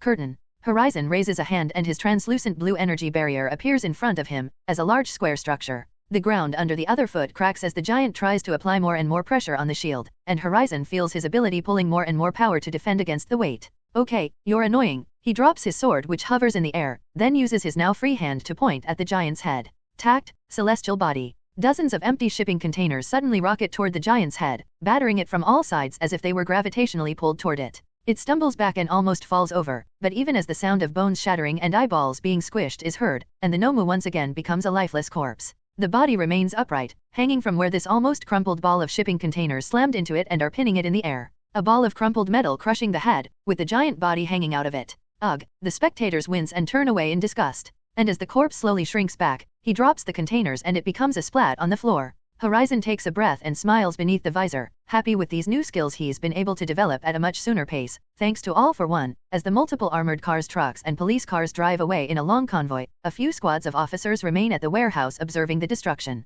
MT Lady and Kamui Woods are walking back from the main gate toward Edgeshot and Horizon. She looks around at the crumpled shipping containers and the roof of the warehouse, now rubble in the water, some bits still poking out through the surface. "Kinda sucks that we didn't have to do anything, huh?" She kicks a few rocks out of the way as they continue walking. "You wanted to deal with that much gunfire?" Kamui Woods asks. "Not really, but this means we don't get much of a spotlight, and I've got some hero insurance payments coming up." "Well, you were here so you'll get paid." "Yeah, but not as much as if I helped," but Horizon dealt with all the villains himself while Edge got the case or whatever it is. "Look around." Kamui Woods gestures to all the destruction around them. "Kid tore up the place just to make a point, whatever that means. If you got involved you'd be sharing the bill with him. It's a wonder he can afford to fight like that." "Well, he's usually more efficient. Plus, according to the rumors he's made at least a few $100 million from his medical practice. The kid isn't here for the money. Just here to help people." She groans and rolls her eyes. "Sometimes he's such a jerk, then he has cool stuff like that. Really annoying. You're just jealous he's stealing our spotlight. We were the new shiny rookies before him after all." "What, like you aren't?" Kamui Woods shrugs. "Doesn't bother me. Fewer people shooting at you is perfect in my book. Plus it's not like we operate anywhere nearby, so he doesn't really cut into our income. Aldera is pretty much unchanged. It's the pro heroes in Musudafu and Minato Tokyo that have to be worried. That's where the crime rates have dropped the most since he's usually at UA or Horizon Tower. With Gravo." "Ah." She leans over and quickly tiptoes to kiss him on the cheek of his mask. "Look at you being all sweet and worrying about me. You become a bigger target. Not bulletproof. I always worry about you." MT Lady sighs, yeah, but I like helping people, and sometimes that gets dangerous. Couldn't have said it better myself. Yeah, I can be pretty smart sometimes, MT Lady giggles to herself. It doesn't count if you're the one saying it, Horizon interrupts them. During their chat, they arrived at the temporary command tent where the investigation and cleanup were being orchestrated from. Edgeshot, Horizon, the police captain, and a few other officers were in the tent. MT Lady just rolls her eyes and stands beside Kamui Woods opposite Edgeshot and the captain. The man looks over to the other officers and nods, and they both leave the tent to go help load the evidence into the trucks. Can we leave yet? MT Lady asks. Nope, Edgeshot puts a metal briefcase on the table. This is what was in that secret compartment. Since Horizon had all eyes on him, nobody noticed me getting it. Took a minute to jam the sensors, it was on a separate alarm, so as far as the villains know, this is still in the same position. Good, Horizon looks over at the captain. Don't tell anyone outside of this tent about the compartment, and don't mention it on any official reports. Villains have eyes and ears everywhere, at least people that can set up an operation this big. Got it, the man nods. Why is everyone taking orders from a kid? MT Lady mutters. Because he's Horizon, the captain says. Now please stop interrupting. Sorry. As I was saying, we want the villains to think this case is still here. This was some kind of a resource outpost. The last couple of these we've raided across Japan didn't have anyone who knew the actual bosses or organization of it. So they're all blissfully ignorant, and at least have that bit of plausible deniability. Not that it's worth much after attacking a pro, Edgeshot says. I'm not a pro yet. Right, and how'd you get all these locations? The Hero Network has been on fire with all the info you've been flooding it with. That's my second quirk. Second quirk. They all look at him in surprise. Yay, I'm rich. Oh, of course, Edgeshot actually chuckles. For a split second his stone-cold shinobi face cracks before it fully reforms. I suppose we'll have to send search teams to find any hidden compartments in them as well. Nope, just watch them, Horizon says. Captain, can you station undercover officers here 24/7? We'll clear out everyone else, and when the villain sends people to recover what's in this case, we'll get some answers. How are you so sure they'll have answers? Kamui Woods asks. The captain chips in. You don't hire security to guard a place like this, then hide something even deeper within it, without sending people you absolutely trust to collect it. That makes sense, Kamui Woods says. Please, continue. Right, I'll station men here after we clear out, but it could be weeks before anyone comes to collect. I'm patient, Horizon says. I'm coordinating a takedown on contraband supply lines all across Japan. I don't expect to crumble it and all the crime organizations in it overnight. Well, you've made good progress for only 3 weeks, the captain says. Yeah, well, when you get your head out of your ass and stop thinking like a superhero, and start thinking like an emperor, it makes things like this easier. And Japan is your empire. Edgeshot asks. Well, these are the people I'm protecting, so yes, it is. Doesn't matter what he thinks, the captain says. It's working, and if I need to call you Emperor Horizon to keep getting these results, I don't think my men and I will be too opposed. Just Horizon is fine. Now, can we open that case already? Edgeshot looks at the case and inspects the small device he placed on the biometric lock, a highly illegal digital lockpick that only a few pro heroes have access to, namely Edgeshot, Eraserhead, and Mr. Knight. But Horizon makes a note that he'd have to get one. A quiet click signals the case opening, without triggering any alarms within. Edgeshot opens it, and inside they see the deactivated sensors in the case, and trapped in thick foam is a single finger-sized plastic capsule of a blue liquid. Trigger, the captain reaches for it, and Horizon immediately slaps his hand away. Ouch, the man rubs the bruise on his hand. Guess it's not Trigger. If you could see what I see, you'd never want to be anywhere near it. And what do you see? Edgeshot asks. To Horizon, as he focuses more and more on his scan, standing like a statue and staring down at the item. And for the first time they see blue energy vapor seeping through his clothes, his gloves, and sleeves as he pours more and more energy into his scan. More than he'd ever been able to before, and finally, he sees them. The chronons, time particles, moving quickly in all directions through the liquid. Time, someone trying to fuck with time, using this, his words leave them all worried at that notion. You can see time. Edgeshot sounded confused. Sure, let's go with that. But within my range, I can perceive the truth in all things and manipulate that truth, and nothing escapes me. Which does include the passage of time when I really focus. So you can control time, that's not fair, MT Lady whines. Well, hand of God, as it is really isn't fair, but no, I can't mess with time, at least not yet. Well, that's somewhat of a relief at least, Edgeshot says. Not that I don't trust you, but that's too much power for any one man to have. He says to 16-year-old billionaire that's already the second most powerful being on the planet. Horizon chuckles. Right, well, I should turn this in for evidence. The captain asks. No, I'll be taking this to analyze it. Plus, no offense, but if someone can distill time into a liquid, I don't think it'd be too hard to break into a police station and kill everyone protecting the evidence lockup. Oh, good point. I'll keep this off the record then. Right, Horizon closes up the case. Then I need to get out of here and start working on this, among other things. Hours later, Horizon Tower. You know the point of you getting that job was to use the apartment that comes with it, Horizon says, sitting on the couch in his dimly lit living room. The TV was on, playing the news, showing his exploits today. But Ryuko was a bit busy, in her underwear straddling his lap, facing him. Her hands inspected all the grooves of his body glove as her head rests against his visor, feeling one of his hands on her waist, slowly inching its way behind her. But his other is up and to the side, playing with the small blue capsule he discovered today. When you aren't in Tokyo I always stay there, but honestly babe, my place doesn't have a pool, or a hot tub, or such a nice view. Or me. She giggles, or you. She feels his fingers tighten and grasp her ass, and her breath nearly leaves her. This place is much more fun with you here too. Is that all I am? Fun. She leans back a bit so he gets a proper look at her. That's what we agreed to. Ryuko sighs and deflates, frowning slightly. Can you at least give me your full attention when I'm trying to talk to you? She gestures to him, still twirling the potentially dangerous evidence in his fingers. I'm trying to have a serious conversation here. Really, while you're dressed to looking all sexy and sitting in my lap.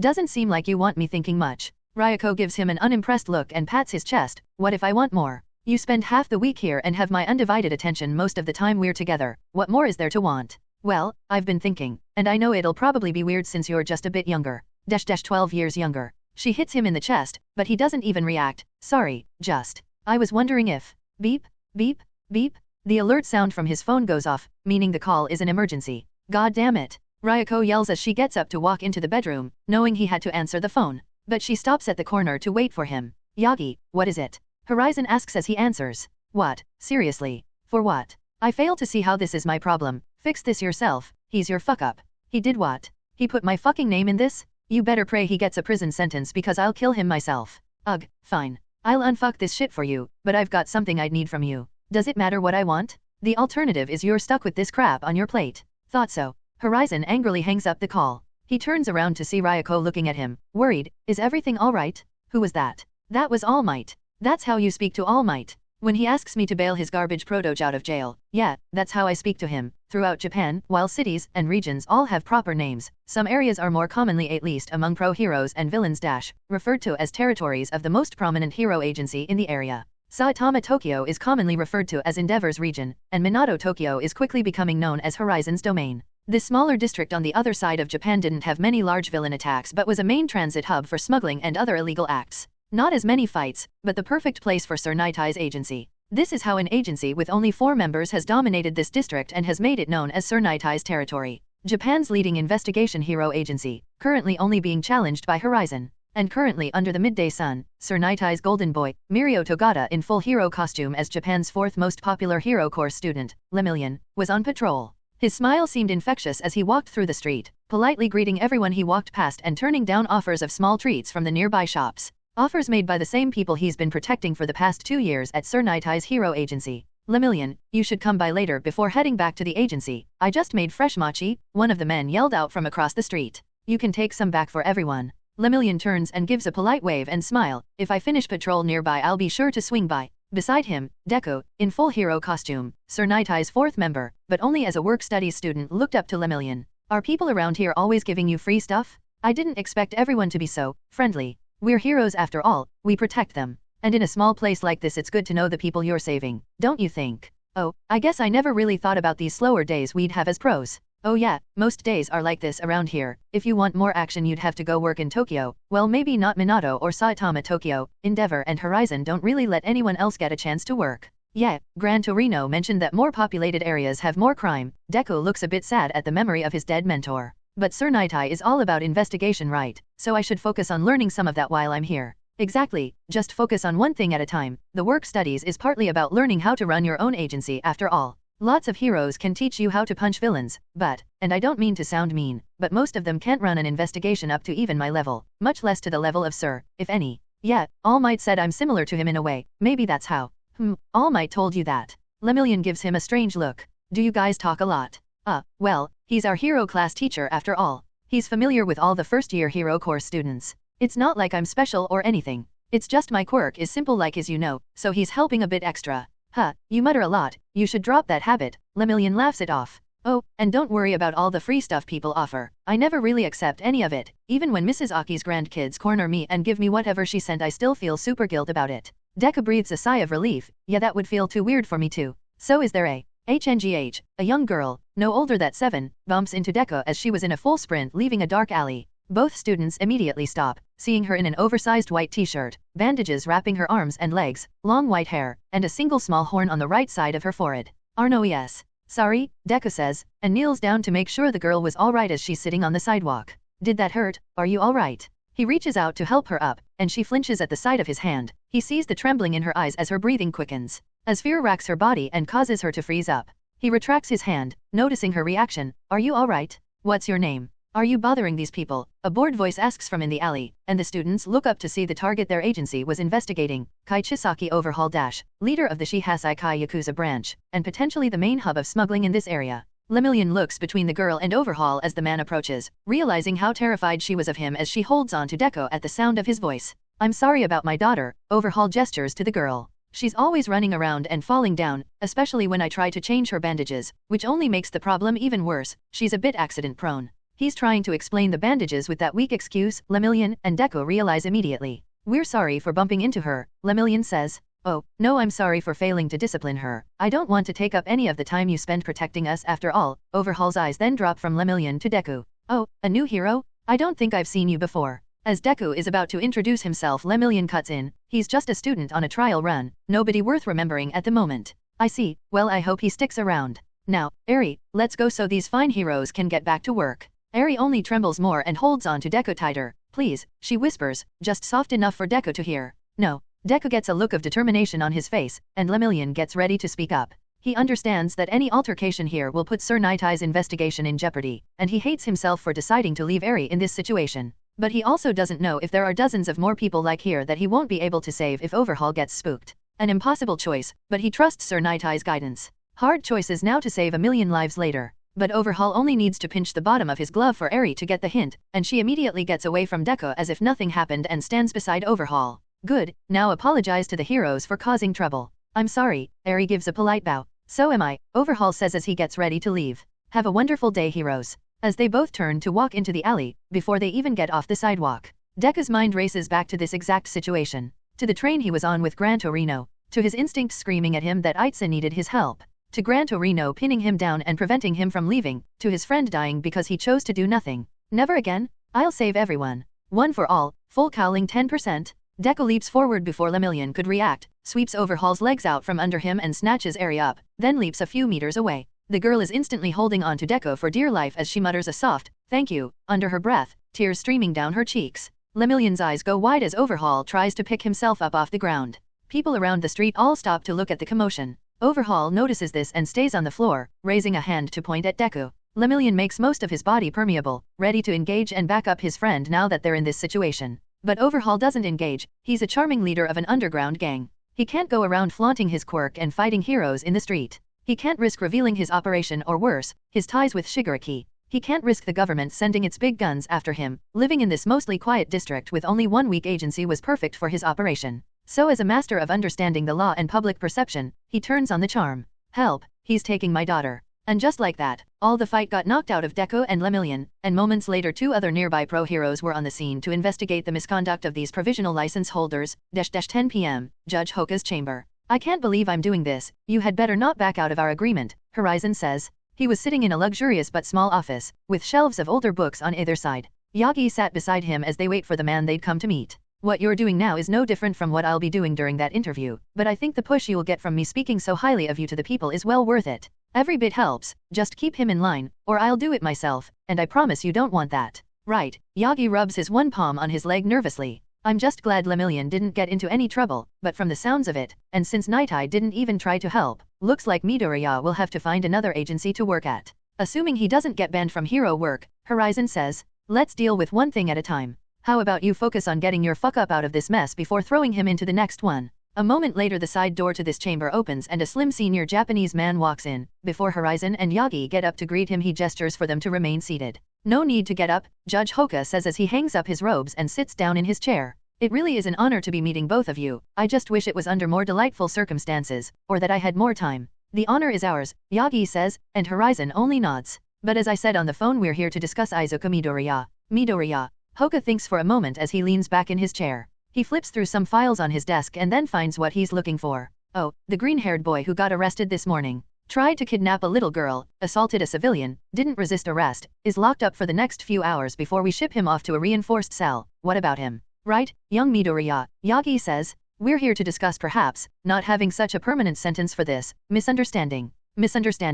Hoko leans forward a bit. He tried to kidnap a little girl and assaulted her dad. The entire thing was recorded by the security cameras from the store across the street. It's quite simple. Well, Yagi rubs the back of his head nervously. Midoriya is one of my students, and I've spoken to him on the phone since he's been locked up. He explained it quite differently to me. Hoko looks a bit concerned. Right, the story about the girl needing saving and being abused by her dad. But we pulled her medical records and we've got dozens of people testifying that she's just clumsy. She was just a child acting out, as children tend to do. Your student had no reason to act in such a way and badass. Well, I'm sure the situation was much different in person, Yagi says. Young Midoriya has excellent instincts. He's yet to be wrong, and I trust his judgment on this situation. Two bad instincts can't be measured on paper, like witness accounts, video evidence, and medical records. Enough, Horizon interrupts them. Look, Your Honor, we've all had long days here, you especially. But we're here because you're the head judge in charge of pro-hero vs civilian cases. All Might really believes in Deku and doesn't want his hero career to end like this. What are the chances of that happening?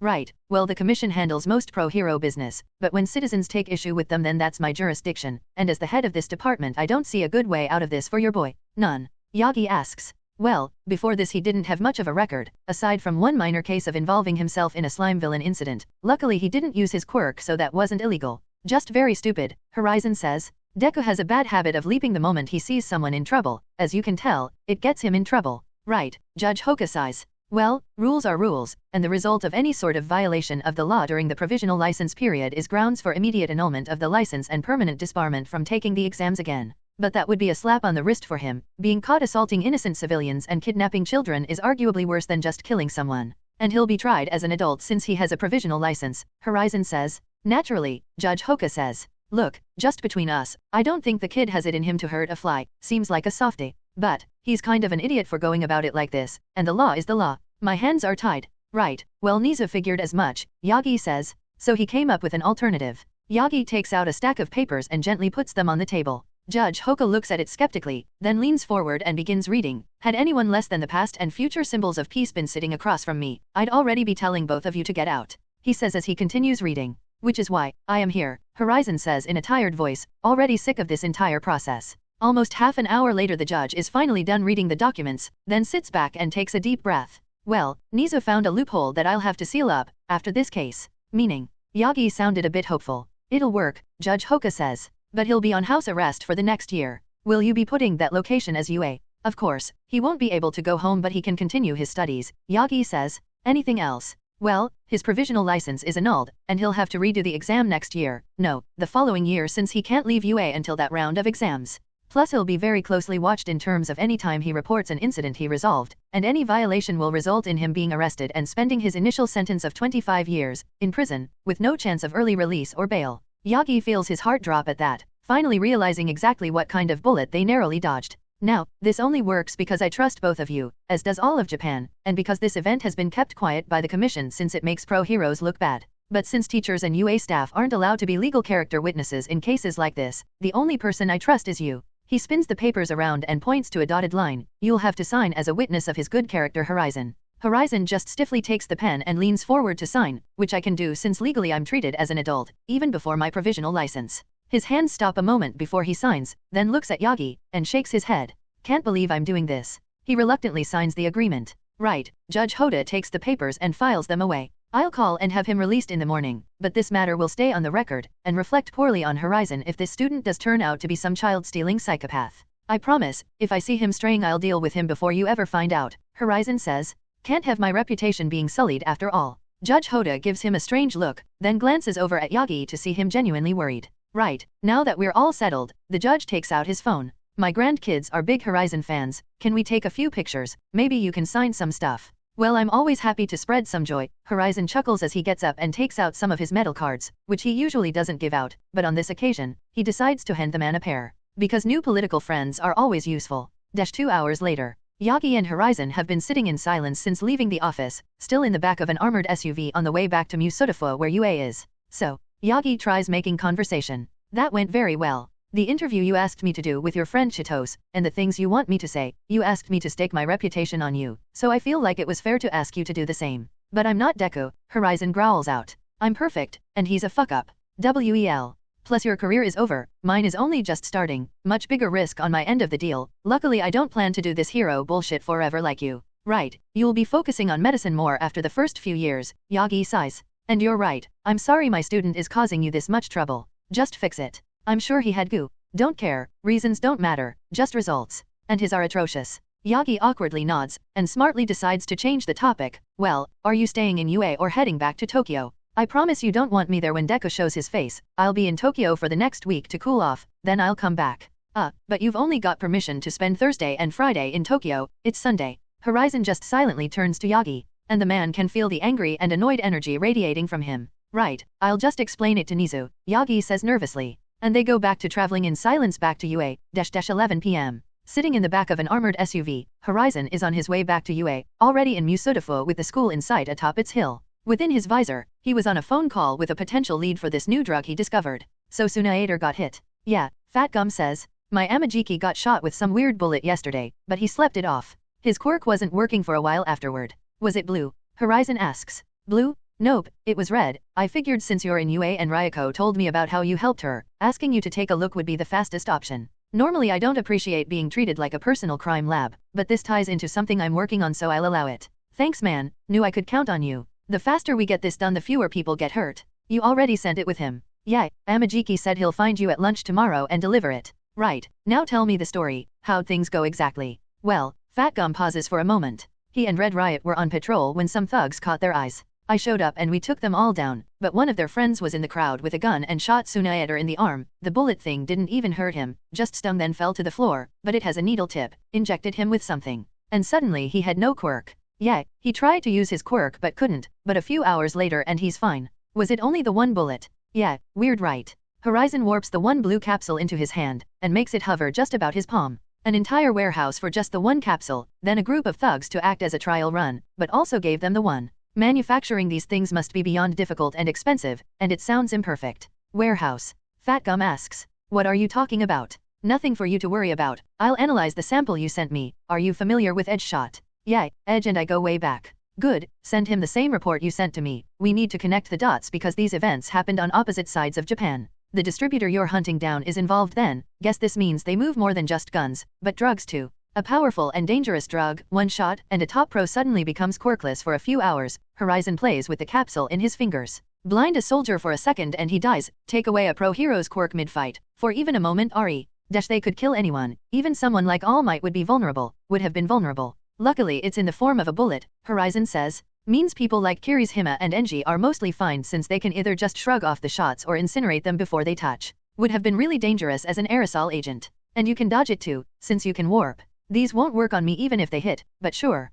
Lucky guy, but best not to test that theory. We really can't afford to lose you. I know, is there anything else interesting in your district I should be made aware of? Nah, just the usual stuff. If I find any more samples of this stuff I'll be sure to give you a call. I appreciate that. You know, you're a lot nicer than people give you credit for. Horizon chuckles at that. Oh no, I'm a heinous asshole. You're just lucky you aren't one of those useless paper pros. Horizon hangs up. He relaxes back into his seat as they make it halfway through Musudafo, about to reach his exit point. Looking at the blue capsule in his hand he realizes the magnitude of this situation. Blue seemingly accelerates time in certain aspects of DNA, but this sample didn't do anything to Ryuko's hair sample when I tested it out. Red somehow reverses a quirk factor into uselessness for a few hours. But if the blue does nothing on its own, and the red can remove quirks, the blue is an antidote to the red. They want to sell quirk-destroying bullets to villains so that they can actually fight people like Enji. Then turn around and pose as some pharmaceutical company and sell the antidote to the governments. That's the only way since removing quirks like that violates a lot of human rights, even if it would be appropriate for some villains. I need to find a villain group with links for pharmaceutical companies. Feel Good Inc. should be a good starting point. Having some of those red ones on hand for the next All for One isn't a bad idea. I guess I'll collect one or two before this is all over. Feeling his ride about to come to an end, Horizon wordlessly takes out a few $100s and leaves in on the seat, then warps away, something the drivers of this company are very much accustomed to, opening the privacy window to see him gone and a tip waiting for them. Shambles. Horizon is suddenly standing in a dark bedroom. Unbothered by the lack of light he senses the light switch nearby and flicks it on. Blinding light reveals the most pathetic thing he's seen at UA yet. As if the entire room was a shrine to All Might. Posters, banners, figures, and toys, even the bed sheets were All Might themed. On some shelves to the side, he could see some stuffed toys of All Might in all his different costumes, and beside the bed was an All Might themed alarm clock. So this is where pussy goes to dry up. And most pathetic of them all, Deku is in bed wearing a thin ankle monitor, one that can easily be hidden by a pair of socks, keeping him in UA. Horizon's had a week to cool off since last seeing Yagi to have Deku released, and now most of that anger has subsided. Now he's just very annoyed. Deku stirs awake, rolling over and throwing the covers aside as he rubs his eyes. All the while Horizon just walks around the room observing this overgrown shrine. A few seconds later and Horizon just can't take it anymore. My fucking god, get your shit together so I can talk to you. Deku suddenly snaps awake, looking over to see Horizon holding his most prized possession, a limited edition Series 1 All Might trading card, still in the plastic package, worth thousands of dollars. He nearly forgets himself and rushes over to have him put it down, then quickly remembers exactly who was in his room, and how bad this situation can become. Can you please? He winces as Horizon holds it up, but relaxes a bit when he carefully puts it back into its stand. Thanks. Relax, I'm a hero, I'm always respectful of other people's items, he says after breaking into Deku's room and touching his stuff. Right, how can I help you? You can't help me, because you're Deku, so just listen. Horizon quickly walks up to him and leans in closer, making Deku's back suddenly drenched in sweat.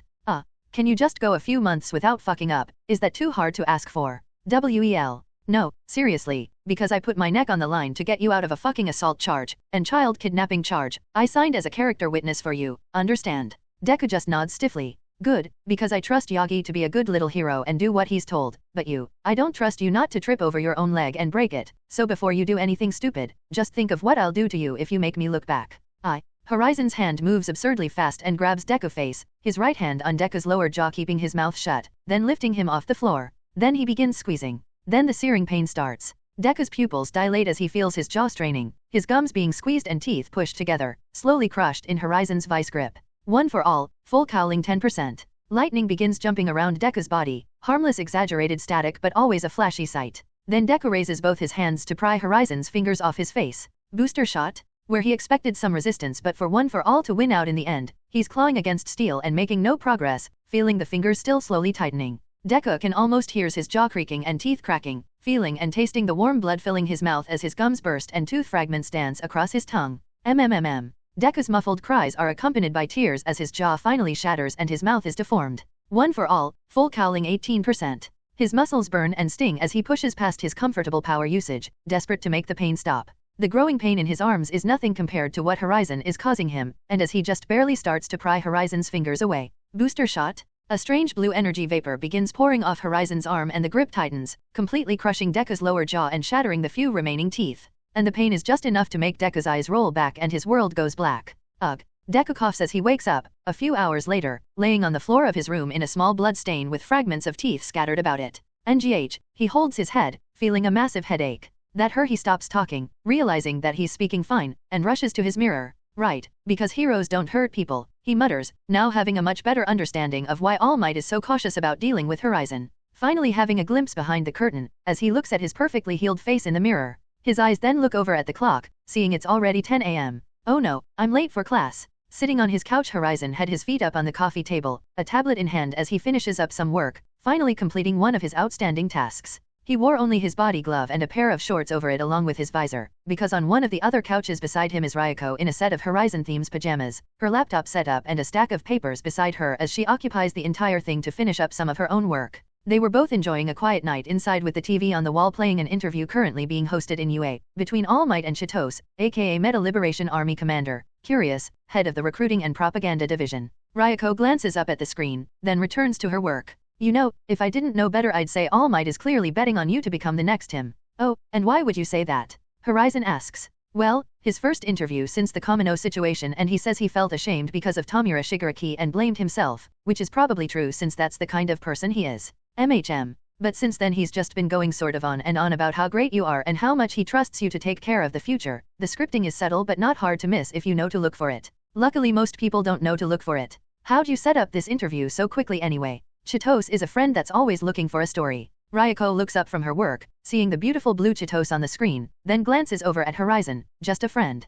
Settle down cat lady, she's got a secret boyfriend and everything, plus she's too annoying for anything more. Probably would be interviewing me during sex, no thanks. Ryuko giggles at that. Way to kill the mood, huh? But it still feels weird knowing All Might is doing this because of you. Well, he wanted me to save his fuck up. Either this or Deku would be fighting in court still. Doesn't it feel like you held Deku hostage, just a little bit? Horizon shrugs. Not really. Like any contract, he had the option to just say no and leave. But when you sign the dotted line, you don't get to complain about what comes after, so long as all parties keep their word. Oh, I guess you're right. Still seems kinda extreme if you ask me. Lots of kids mess up when they're out on patrol for the first time. The commission had an extreme reaction. Partly my fault, entirely my fault. Well, I've been pushing so much for the public and commission to be harder on pro-heroes, including pro-heroes themselves. The standards to get a provisional license have gone up significantly, and the commission is also looking for any excuse to flunk people out of hero programs. So they maxed out the charges to make an example? Punish someone who I'm sure they know must be innocent but a bit misguided, as an example of intolerance for pro-heroes messing up.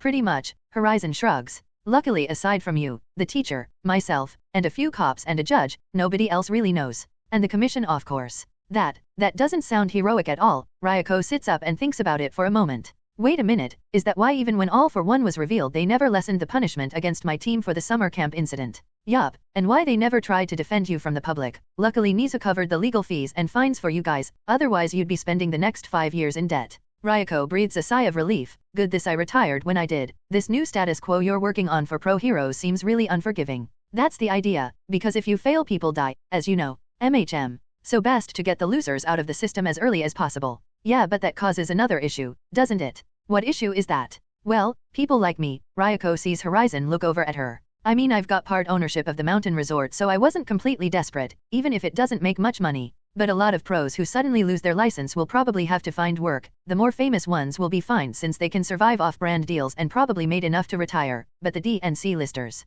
the losers. She narrows her eyes at him, the people who only make enough to live a decent life, while putting themselves and their family at risk, so losers and idiots, they should just quit at that point. She furrows her brows at him. Can you not be an ass for 1 second and hear me out? Yeah. Well, if suddenly a lot of people who have only ever trained to fight and use their quirk get fired, and since that's the only skill set they have, do you see where I'm going with this? Yeah, a new breed of villain, I know, but it's only the trash that's getting filtered out. The remaining pros can deal with them, but the commission will probably deal with them first. What's that supposed to mean? Nothing to worry about. Besides, doesn't matter if an army of bottom feeders team up, you've got me. Ryuko sets her work aside and gets comfortable on the couch. Yeah, but not everyone has a miracle in their bed. Well, you're in my bed, but technicalities and all that. You know what I mean, and I'm done here. Are you finished yet? Just in time for the meeting tomorrow. I've got a lot of good info for Sir Nightai and his band of losers, and Fat Gum and Ryukyu. Your dragon girlfriend. Ryuko tries to hide her giggling. Ugh, I get enough of that stupid rumor from the internet. Don't need you humoring it either.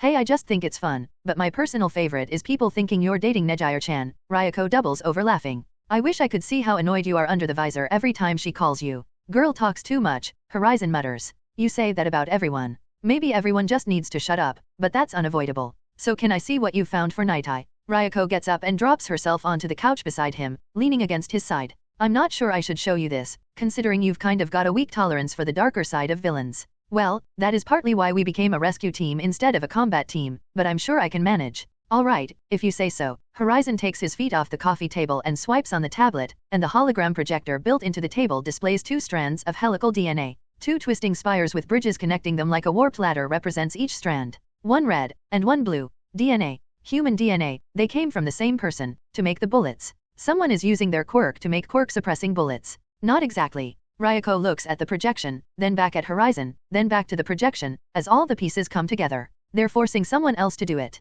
Well, considering the genetic markers match what would usually be found on the brain stem, yeah, I'd imagine so. Ryuko rubs the back of her head and grimaces. Dem monsters. Oh, it gets a lot worse considering what some of the genetic markers and telomeres tell me, but I don't want to deal with you crying tonight. I can handle it. Horizon looks at her and considers it for a moment, then turns back to the display. No, you can't. She frowns and just leans against him. So what's their plan? Red bullets stop quirks, blue bullets undo the red bullet. Sell red to villains and blue to heroes. How would they do that? I'm checking out a few pharmaceutical companies and recently requested patents. Eventually I'll get a hit. It'll be through a series of shell companies, but since I'm using Nizu's system it should sort it out fairly quickly. A medicine that removes quirks, in the right hands it could be a lifesaver. Yay, lots of people would kill to have their quirk gone, but because of human rights and all that they have to be willing. You always sound so disgusted when you talk about human rights, kind of concerning Mr. Doctor. Too bad they use her quirk to manufacture it, and the regulations to make and sell anything originating from a quirk would never allow someone to sell pieces of their own brainstem. Ryuko winces. Now imagine if I told you all the bad parts. You said her. Drop it. Alright, I'm already gonna have trouble sleeping tonight. We'll figure something out, Horizon chuckles. Any more questions? Yeah, aren't you worried about them hitting you with one of those bullets? I'd never get hit, plus, it wouldn't work. The bullet itself has a stored package of chronons, that's how it works. Time particles? So it ages the quirk factor away for a while, and the blue one targets the red and ages it forward into being useful and matured again. Okay, but what if they make a new one that just ages you into dust or something?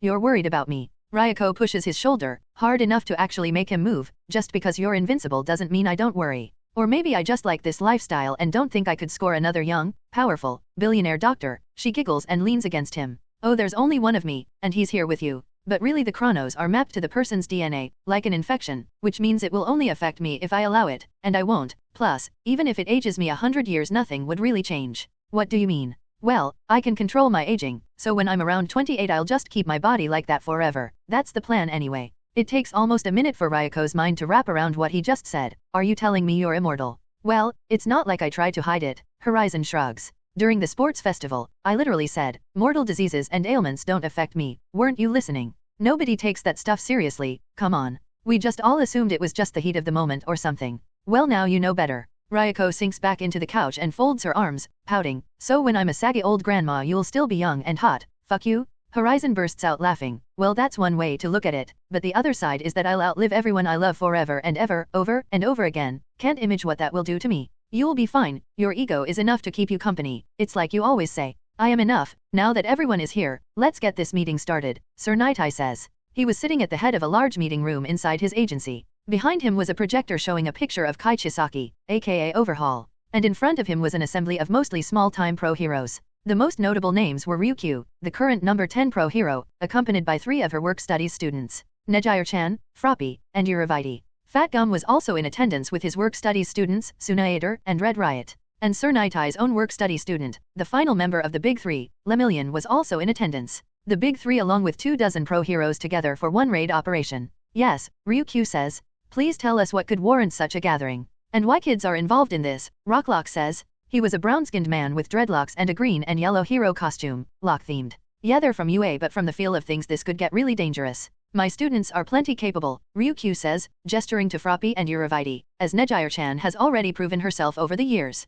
Mine too. Fat Gum gestures to his students. Plus these guys have valuable information to add to this case. Just a few days ago we got first-hand experience with just how dangerous this can be. Focus please, Nitai draws all eyes onto himself. Looking around the room he's happy with the people he managed to gather, aside from the fact that he couldn't get Eraserhead. Nitai requested his aid since his quirk is perfect for this type of operation, especially against Overhaul, but Nizu said both he and Horizon can't be away from UA at the same time. The threat of Gigantomachia is far too great to risk such a thing. Right, sorry, Rocklock says. Now, I brought you all here to assist in the investigation, raid, and apprehension of a branch of the Yakuza named the Shihasaikai. Yakuza. Ryuko asks. They haven't been a crime organization for decades. Are they regressing now that All Might is gone? No, only this one faction, led by Kai Chisaki, Overhaul. Nitai gestures to the picture behind him. His quirk is rumored to disassemble things and restructure them, hence the name. A powerful quirk, Fat Gum says. Yes, but before we think about taking him down, we first need to gather evidence. Will you please tell everyone what happened to your students a few days ago? Sure thing. Fat Gum stands up. Well, Tsunader and Red Riot were out on patrol when they got shot by some thugs. One of them fired a weird red bullet-like thing into Tsunader's arm. It had a durable red case and a needlepoint. Needle? Ryuko asks. It only stung, Tsunader says, voice almost too quiet to hear. But the next thing I know I couldn't use my quirk. Couldn't even feel it. It was gone. Most of their eyes open wide at that, horrified by the notion of losing their quirk. Far more so than regular people since pro heroes live and die by their quirk. But I'm guessing it came back since you're here now, Rocklock says. You're okay, right kid? I'm fine. Tsunader grows a cow horn from his head, then it merges back into his body. It wore off after a few hours. I got shot too, Red Riot says. But I hardened before the bullet hit so it shattered against me. Some weird red liquid splashed on my arm from it but nothing happened. Guess it has to be in your blood to take effect since I was fine. One of the thugs they arrested gave up the name of the person who delivered the bullets to him, Nitai says. He's confirmed to be a member of the Shihasaikai, but we're unsure if he's working solo or under Overhaul's orders. This is a lot of manpower for a hunch, Rocklock points out. True, we do have more suspicions, Nitai admits. I've been investigating Overhaul and his group for almost 2 months. In that time I've uncovered dozens of rumors about them being a major transit hub for drugs and other contraband from Japan into Korea. We just haven't been able to get anyone to testify or deliver solid proof, at least they never lived long enough to do so.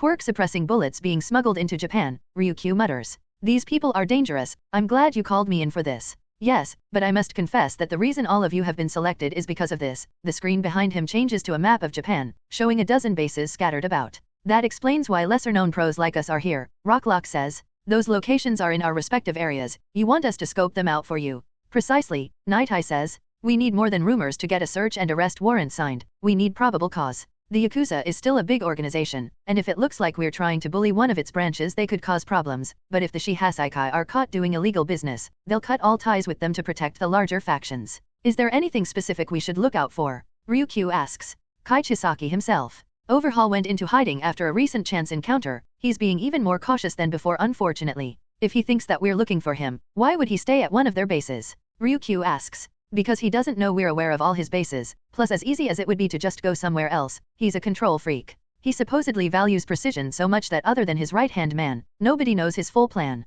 He can't lead his people from far away, so he'll be close enough to keep an eye on them. And when we do find him, Ryuko asks, go in swinging and hope for the best. Ideally I'll request more manpower from pro-heroes and the police force, but from what I discovered most of the Shihasaikai are standard thugs, only the top men are worth taking special precautions for. All the files were sent to you this morning before this meeting. I've got friends on the police force in some of those places. I'll call them and see what they know, Fat Gum says. We used to take down drug dealers like this all the time. I appreciate that, Nitai says. Ryuko nods along. Alright, so what areas do you want us to keep an eye on? 30 minutes later. Just when Nitai was halfway through explaining the specifics of their roles in this operation, Fat Gum checks his phone to read his new message. Hey Nitai. Fat Gum raises his hand to get everyone's attention. Horizon just sent me a text. He's done analyzing the bullet we sent him, the one that shot Tsunader. You sent it to him instead of the crime lab. Ryuko said he works faster and better anyway. I mean it's only been a few days and he's done already. He's reliable, Ryuko says. If Horizon is ready you should call him while we're all here. He likely have found something new for us. Agreed, Nitai nods to Fat Gum who immediately calls Horizon. While it's ringing Ryuko speaks up. I recommend only speaking if necessary during this. She looks around the room. Horizon is exceptional at what he does, but he's very prickly. They all give her strange looks, aside from the students in the room that is. That's the nice way of putting it, Froppy says. Fat Gum. Horizon's voice reaches everyone, already on speaker already. Yeah I'm here, we're in the meeting right now discussing the raid. Figured you could update us all right now if that's not too much to ask. Huh, it's already 10 o'clock. I assumed that meeting was over already. I just got off the phone with President Panto and was about to write up a report to send Nitai. The president of the Hero Public Safety Commission is hands-on with this matter. Sir Nitai asks. It's big enough to warrant her direct attention, and my own investigation has proved very promising. Investigation. Rocklock asks. Does this kid seriously think he can handle something this complex on his own? Overhaul is already onto us. We can't afford tipping him off even more. Ryuko shoots him a concerned look, trying to stop things from escalating. Horizon is very capable. I was skeptical too at first but after working with him a few times, he's the rare case of someone meeting the claims the media makes about them, and even going beyond them.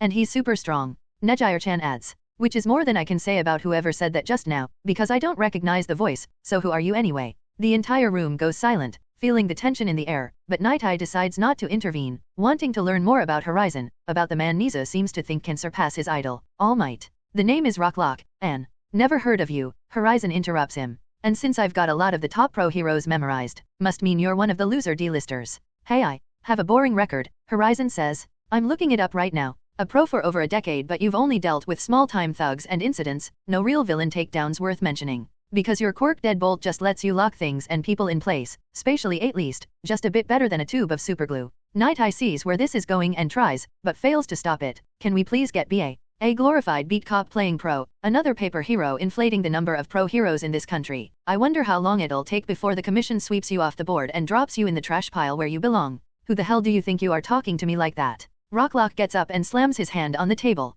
And those records are confidential. I'm the child they call in when people like you can't be trusted to handle important matters. That's who I am, and that's why I have access to your records, to sort through the garbage and clean this country, one piece of garbage at a time. You little sh. Enough. Nitai has to raise his voice, stopping this argument in its tracks. Bicker on your own time, we have a job to do. Rocklock mutters something under his breath and sits down, and Ryuko just shakes her head at the man who completely ignored her warning. Horizon, can you please tell us what you learned? Sure thing Nitai. While Horizon begins explaining, Nitai is more grateful than ever that such a person didn't obtain one for all, because even through the phone he could feel a vile nature below the surface. Horizon, can you please tell us what you learned? Sure thing Nitai. Everyone gets ready to listen in, and later they'd be thankful that this is all being recorded, because the information was so stomach-churning they could hardly take notes. How long have you been building this case? 6 weeks, Nitai says. I got a lead when one of their members was caught hanging around some drug dealers. We kept an eye on him and learned he was the supplier, and now we're here. Right, well you've barely scratched the surface, Horizon says. For the past 3 days I've been analyzing the sample Fat Gum sent me and doing some research of my own. We're listening? What you're dealing with isn't some nonsense like Trigger. This is a new type of arms race, the kind that can go global very quickly. The red bullet Fat Gum sent has a blue counterpart I found 2 weeks ago, but that one doesn't make any sense on its own since it doesn't do anything. The red suppresses quirks, but I think it's more like a quirk deletion bullet. But my quirk came back, Sunayator says. Yeah, after a few hours, but I contacted the commission for their records. Any reports of pro heroes losing access to their quirk got hits from all across Japan. Dozens of reports, some for a few minutes, others for a few days. The evidence is inconsistent. That means this is still in its trial run, and the end goal is likely a permanent result. One lucky shot and your career is over. In a battle, you just die more often than not. Everyone looks sickened at the thought. The blue one does the opposite. On its own, you could apply it to yourself and nothing would happen, but if you've been shot by a deleter round, it counters the effect and matures your quirk factor back to its usable state. A plague and a cure, Nitai says. Exactly, they plan to sell the deleter rounds to villains and the cure to the government. Can't imagine what a government wouldn't pay for their top pro heroes to have their quirks restored. How would they make that deal happen? Already found that out, Horizon says, once again surprising everyone. I found a small pharmaceutical company that applied for approval on the patent to the cure. It's hidden fairly well as something else but the chemical markers are nearly identical. RNES. I tracked it though nearly a dozen shell companies back to the Shihasaikai, or at least one of their ghost accounts. No wonder the commission is so closely involved, Ryuko says. But from the sounds of it, the Shihasaikai are manufacturing these drugs, not importing it. That they are, and I know how to stop them from making more. I read the briefing Nitai sent. Thankfully Fat Gum sent me a copy so I'd be up to speed. Nitai gives him a slightly annoyed look since it's confidential information, but Fat Gum just shrugs and smiles awkwardly. Arresting Overhaul is a priority, but his supposed daughter is of equal importance. Eri, Lemillion asks, a sinking feeling forming in his gut. When we bumped into him we saw her. What's she got to do with this? She's the product. The entire room is silent, mortified, hoping he didn't mean what they think he meant. Seriously, Ryuko didn't try to hide her disgust. He's using his own daughter to make drugs.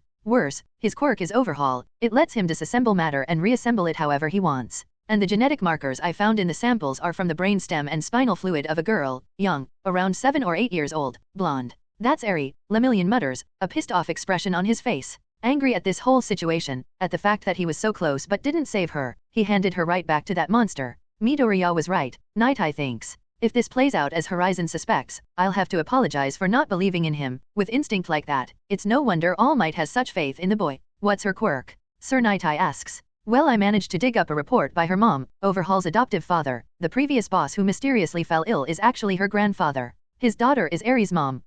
She abandoned her. Her father was a lawyer. Did Overhaul kill him? No, Eri did. They all look aghast at that. Her quirk is the ability to rewind time itself, storing chronons in her body somehow and giving them out to other living beings, then manipulating their chronons to rewind. So she sent him into the past. Fat Gum asks. No, time travel isn't possible, Horizon says. We don't move through time, it flows through us. That's how quirks like Sir Nitai's foresight work. He reads the chronos while Eri acts like some kind of viral infection to them. So she touched him, and he vanished, Ryuko says. Just like that. Precisely, and her mom left the next day. It's a freak mutation kind of like mine, but much weaker, Horizon says. The bullets rewind your quirk factor to remove the quirk, but from the looks of it Overhaul hasn't perfected grafting her genetic material onto the catalyst he uses to make it permanent. So it's like a battery, Nitai says. You said she uses her own chronos, so each bullet has some, and the more he can fit into one the closer he gets to making it permanent, but anything less only needs a certain amount of time to mature into being usable again. Yeah, so the longer between uses of her quirk the stronger the next use can be, the further she can rewind you. But she erased a grown man, right? Fat Gum asks. It's not uncommon for quirks to have a sort of limit break when they first manifest, when the body suddenly unleashes unsustainable power. She'll likely never be able to do that again, but I'd still be careful when touching her. So we gotta rescue the kid, arrest Chisaki, and shut down this operation, right? Rocklock asks. You're actually keeping up? I'm surprised. Before Rocklock can respond Nitai cuts him off. Anything else Horizon? Yeah, because of the danger this situation poses to the stability of the world. The threat of quirk deleter rounds, the commission wants this deal with quietly. President Pantu will send each of you a set of guidelines soon but she's already hashed it out with me this morning. What do we need to know? Nitai asks. Just keep this quiet, don't let any of the rounds get away from you, and your priorities are Eri and the remaining rounds. Without her they can't make more. We can always send in more muscle to deal with overhaul another time. Neutralizing the threat of this drug is the priority. If this is such a big deal, does that mean you're coming to help us? Rocklock asks. Good question, Night Eye says, before Horizon can form another petty comment. Hostage rescue and investigations like these are easy, but I can't just leave Tokyo and head to the other side of Japan without the crime rate here spiking. My existence is keeping Minato, Tokyo and Musudafu suppressed. Even leaving for a few days will cause problems for the people here. Ideally, you deal with this without me. And unfortunately, it's much of the same with other top pro heroes like Endeavor. Luckily you've got one of the top 10 on your side already. That should be enough.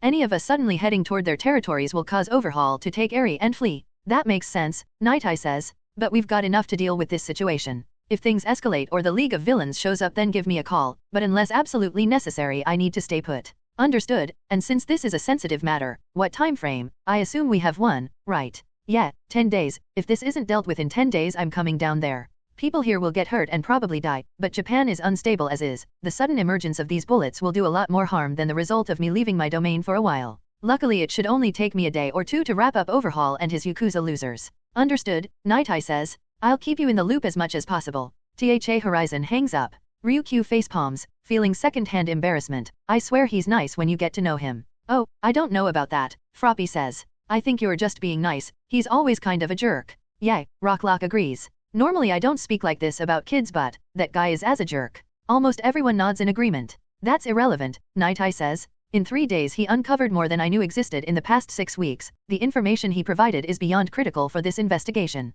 I'll have to alter our action plan, but your roles as discussed today are unchanged. We're only now entering the observation stage of things. Then we should all head back to our territories after exchanging contacts, Ryuko says. We'll save Eri and stop these monsters. I can feel it, but don't let your desire to save her quickly cause you to take unnecessary risks. Believe me, I want to save her as much as any of you. The thought of a child enduring torture like that sickens me, but the risk of us overreaching and scaring off Overhaul is far too great. Agreed, Night Eye says. Heed her words everyone, be careful in your approach. Now let's get to work. After everyone leaves, only Night Eye and his sidekicks are in his office, grim expressions as they sit around his coffee table. We have to tell him, right? Bubble Girl asks. The case is confidential, and he's not a part of it anymore, Centipeder says. Deku deserves to know, Lemillion says, a grim expression on his face, fist balled so tight it hurts. He was right, and I stopped him from saving her. I handed her back over to that monster. I don't know how I can look him in the eyes after that, or her. By doing what heroes do, by saving her, Sir Night Eye says to the young hero.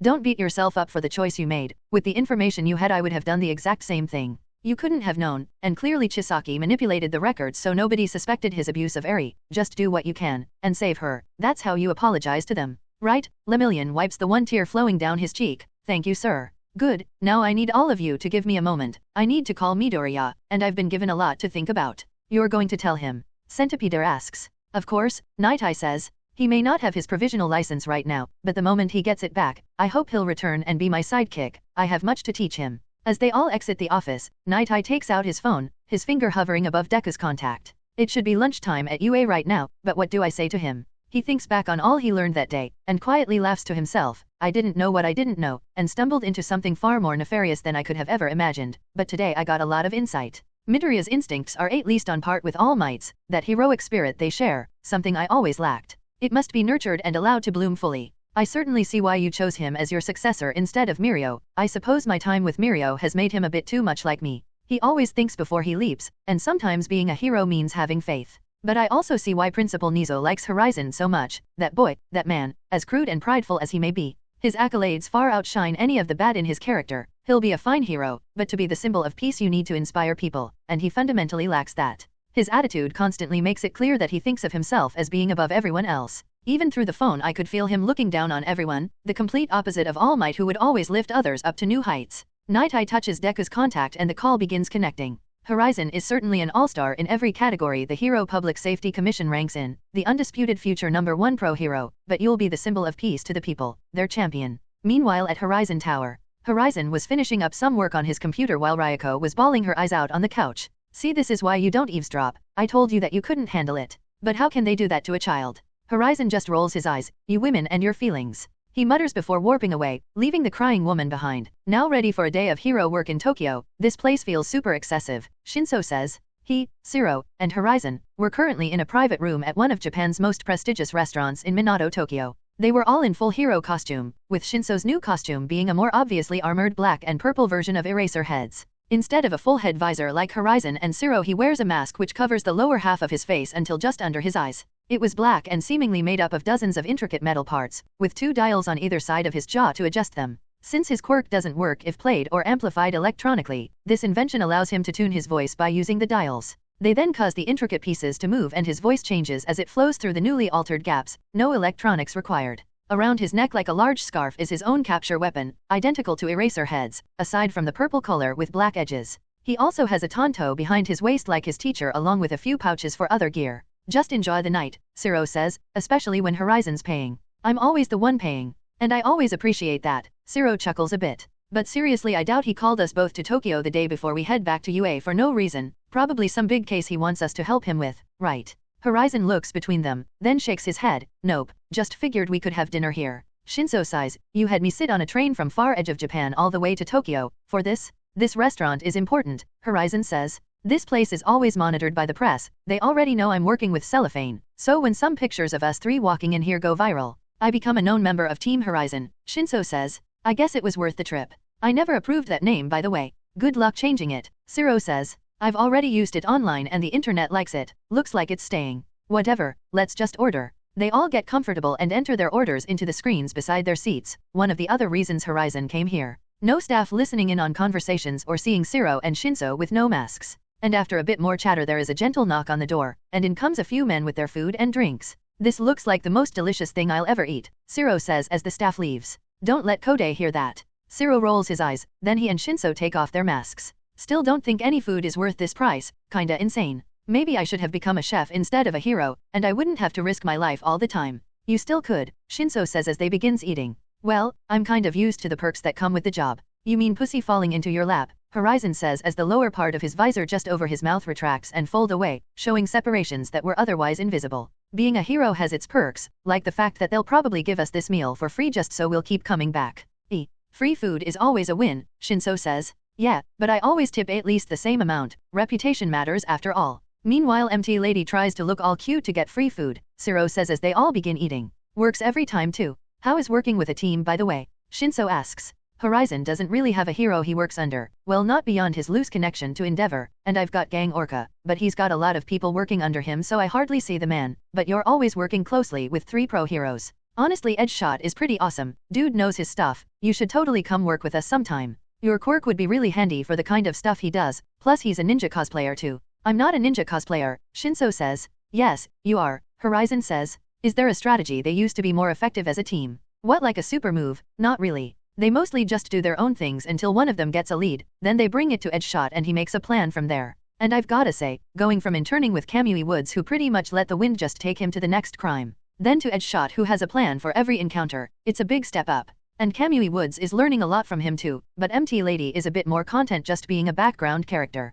Makes sense at least, Horizon says. But MT Lady and Kamui moved from Altera into Edgeshot's area, that certainly helped them a lot to get some attention. Speaking of attention, we haven't seen you in the news much this past week, Shinso says. Don't you work like 24/7 on patrol? Only 23 hours actually, I still only need an hour of sleep. Lucky, they both mutter. But honestly my senses expand to most of Minato Tokyo, and since Horizon Tower is in the middle I rarely have to patrol anymore. I'll go out if someone contacts me for help or something pops up on the police radio. But aside from that my presence is enough to deter crime in my area, even when I'm not in Tokyo, so long as I don't post anything online showing I'm in UA, the crime rate stays at almost 0. Almost, Shinso says. So some people are still that bold. Yeah, but all the people worth hunting are gone already, now it's just pickpockets and purse snatchers, but none of them use their quirks. They learned real quick that if they don't use their quirk then the cops will come for them, but if they do use it, then I'll just find them, since using your quirk is what classifies you as a villain. Pretty smart. Does that happen a lot? Not really, maybe once a week. Honestly I'm better at suppressing crime in Minato Tokyo than All Might was, but unlike him my influence doesn't span all of Japan and most of the world.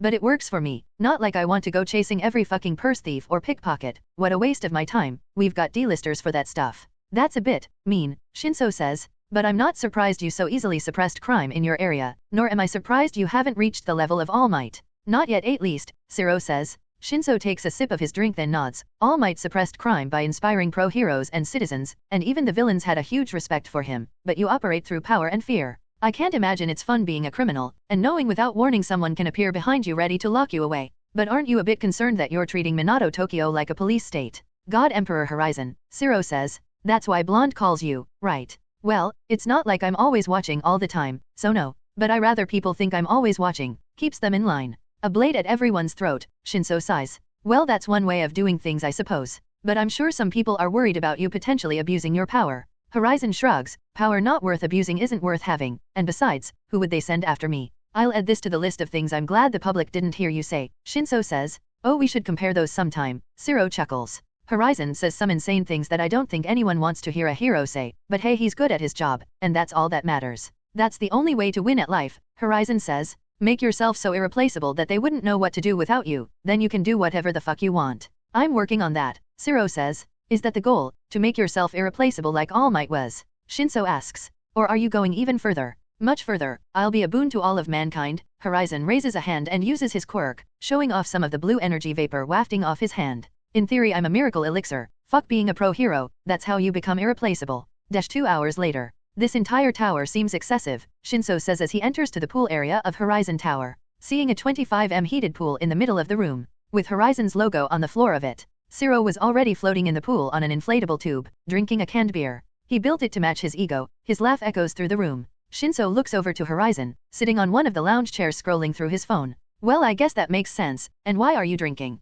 Oh, this. Zero gestures to the beer, then points off to the kitchen area here. He's got a full bar over there if you want, and can you bring me a new one? This is empty. Shambles? The empty can is swapped for a full one. Huh, thanks man. Horizon doesn't respond. Best quirk ever. I meant why are you drinking? You're 16. So, Horizon asks. We're all 16 but expected to fight and potentially die against villains so losers can keep living. They want you to fight for them. They can let you enjoy a drink. Just don't throw up in my pool. Yeah, don't be such a wimp. Just try one. And why do you have a full bar in your agency? Shinso asks. Because if this pro-hero thing doesn't work out, imagine how many women I can fit in this pool. Can we do that anyway? Zero asks. No, I have an image to uphold, Horizon says. Now Shinso, go grab a beer and relax. I'll take the residual alcohol out of your system tomorrow, no hangover, and nobody will ever know. Well, maybe 1-3 beers later. Look, I'm just saying it's creepy how she never talks, Shinso says, now floating in the pool on his own tube alongside Zero. Well, Yui is just shy. She talks when we're alone, more than just talk actually.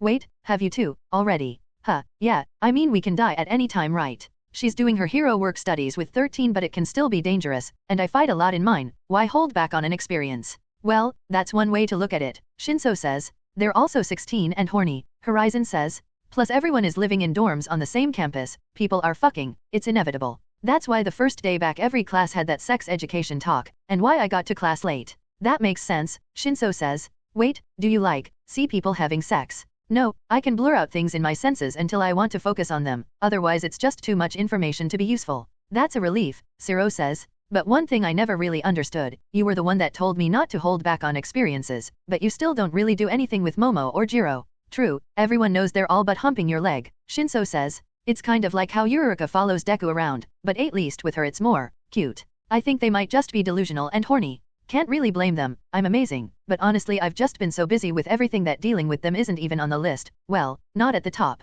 Plus you've got Mei and Ryuko to help you relax, Zero says. Ryuko? Shinso asks. Ryuko? Are those rumors true? No, not the dragon, the other Ryuko, Horizon says. What other Ryuko? Pixie Bob. She lives nearby so she's usually spending the night at the tower when I'm here, but she's visiting her team at the resort this week. What? How long has this been going on? Since the summer camp. We get along really well honestly. Shinso sighs. Well, now I see why Zero is becoming so, well, like you. You're a bad influence. Nah, I'm the best role model he could have, Horizon says, watching Shinso sip his beer. I've got power, money, women, fame, everything a young man wants. I'm perfect. If you say so, Shinso says. Enough about where Horizon puts his dick. What about you, Shinso? Me. He looks over to Zero. I'm still trying to catch up to both of you. Romance would just get in the way of that. When I'm in the top 10 I'll think about it. I'll ask again in a few months. 2 p.m. Sunday. I always wondered what was in here, Genesis says, walking through Horizon's training ground in her new hero costume. Her leotard now replaced with a pair of shorts and a crop top, with a zipper down the middle of the top. A mask covering most of her face and her signature ponytail still apparent. Her book was also now held at her side on her belt with the other side having small compartments with high-fat snacks she could easily eat. Impressed? Horizon asked as they walk through the empty streets. He was wearing his PC uniform instead of hero costume. Cementos built it pretty quickly, like a little city of pure concrete. No pesky cameras so I can practice my new moves in private. That explains why it doesn't have the details other training areas have. The windows here don't even have glass, no plants, the roads aren't paved. All designed to be destroyed and quickly rebuilt, and I've destroyed it all a few times already. Horizon shrugs as they gets to what appears to be a town square. You've destroyed a small town of concrete multiple times over. Momo looks around at the blocks of 5-story buildings. You say that as if it's normal. Well, for me it is. Now, let's get to why you're here. They finally get to a shaded spot and he points to the far wall, only 20 m away from them. TAKT? 3 thin pillars rise up out of the floor, as tall as light posts. My targets? Momo asks. First things first, show my the guns. There was a noticeable tinge of excitement in Horizon's voice, which she didn't miss.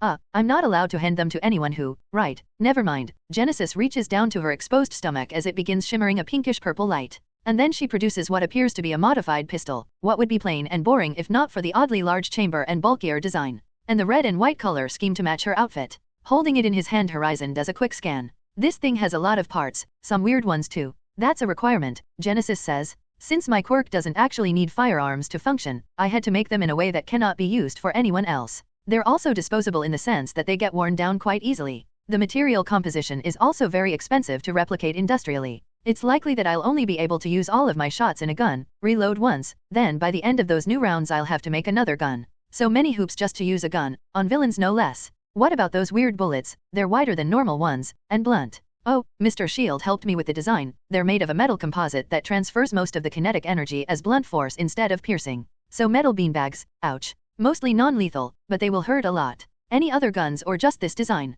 Only this for now. I'm working on some others, and when I feel confident with all of them I'll apply for a work studies next semester, hopefully with Snipe or another ranged pro hero Anuoi. Good plan. Now let's see how good these are. Horizon casually aims at the middle pillar, looking down the iron sights. Seeing his improper form, Genesis is about to correct him, but he starts firing immediately. She stands mouth agape and eyes wide as each shot is released with almost no delay between them. And they all hit the same spot, causing a small crack to spread through the concrete and the metal missiles to fall to the ground below the impact point. Her face was flushed below the mask, heart racing, breathing heavy. You can shoot? She asks in amazement. Why can you shoot? And how are you that good? It's not that hard, Horizon shrugs, leaving her oblivious to his years of practice. I see it in movies all the time. But 20 shots in the exact same spot, that's incredible. 19 shots actually. 19? But that magazine holds. Bang! He shoots her in the left shoulder.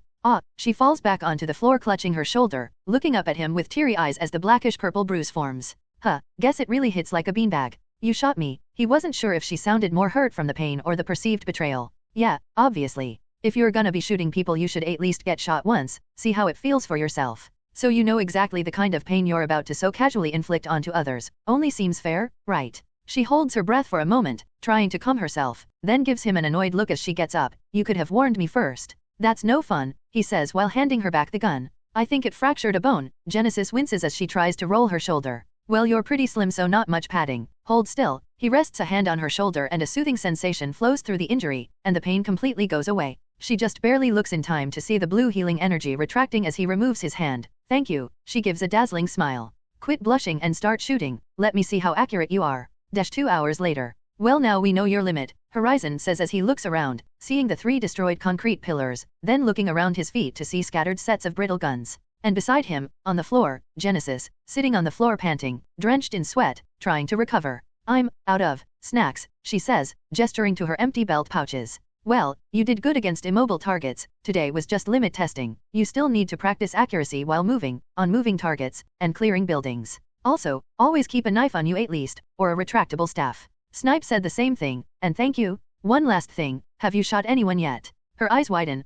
No, I haven't gone on patrol yet or used this in real combat. Well, you've got enough for one shot I'm sure, and who better than me? You want me to shoot you? Yeah, better to get all this anxiety out now before you come face to face with some psycho and freeze, because then you die, or worse. Worse. With tits like that, use your imagination. She looks disgusted at that idea, but doesn't argue with the depths some people can sink into. Come on, just get it out of the way now. I don't know, you're my friend, and you know Eileen. If you do it I'll give you a key. Bang! Horizon stops the bullet just before it slams into his visor, holding it in midair with his quirk. He keeps it in place and leans to the side, looking at her embarrassed face. Maybe not in the face, but good job I guess. I'm sorry. I just got so excited and then my hand just moved and I was already looking at your face and don't worry about it, and good quick draw time. Now go get cleaned up, then come to my room to cash in about 2 hours. I've got something to do first, and I'd do it now but you're all sweaty and gross. Shambles? Momo rips off her mask and takes a deep breath, mind still reeling from what just happened.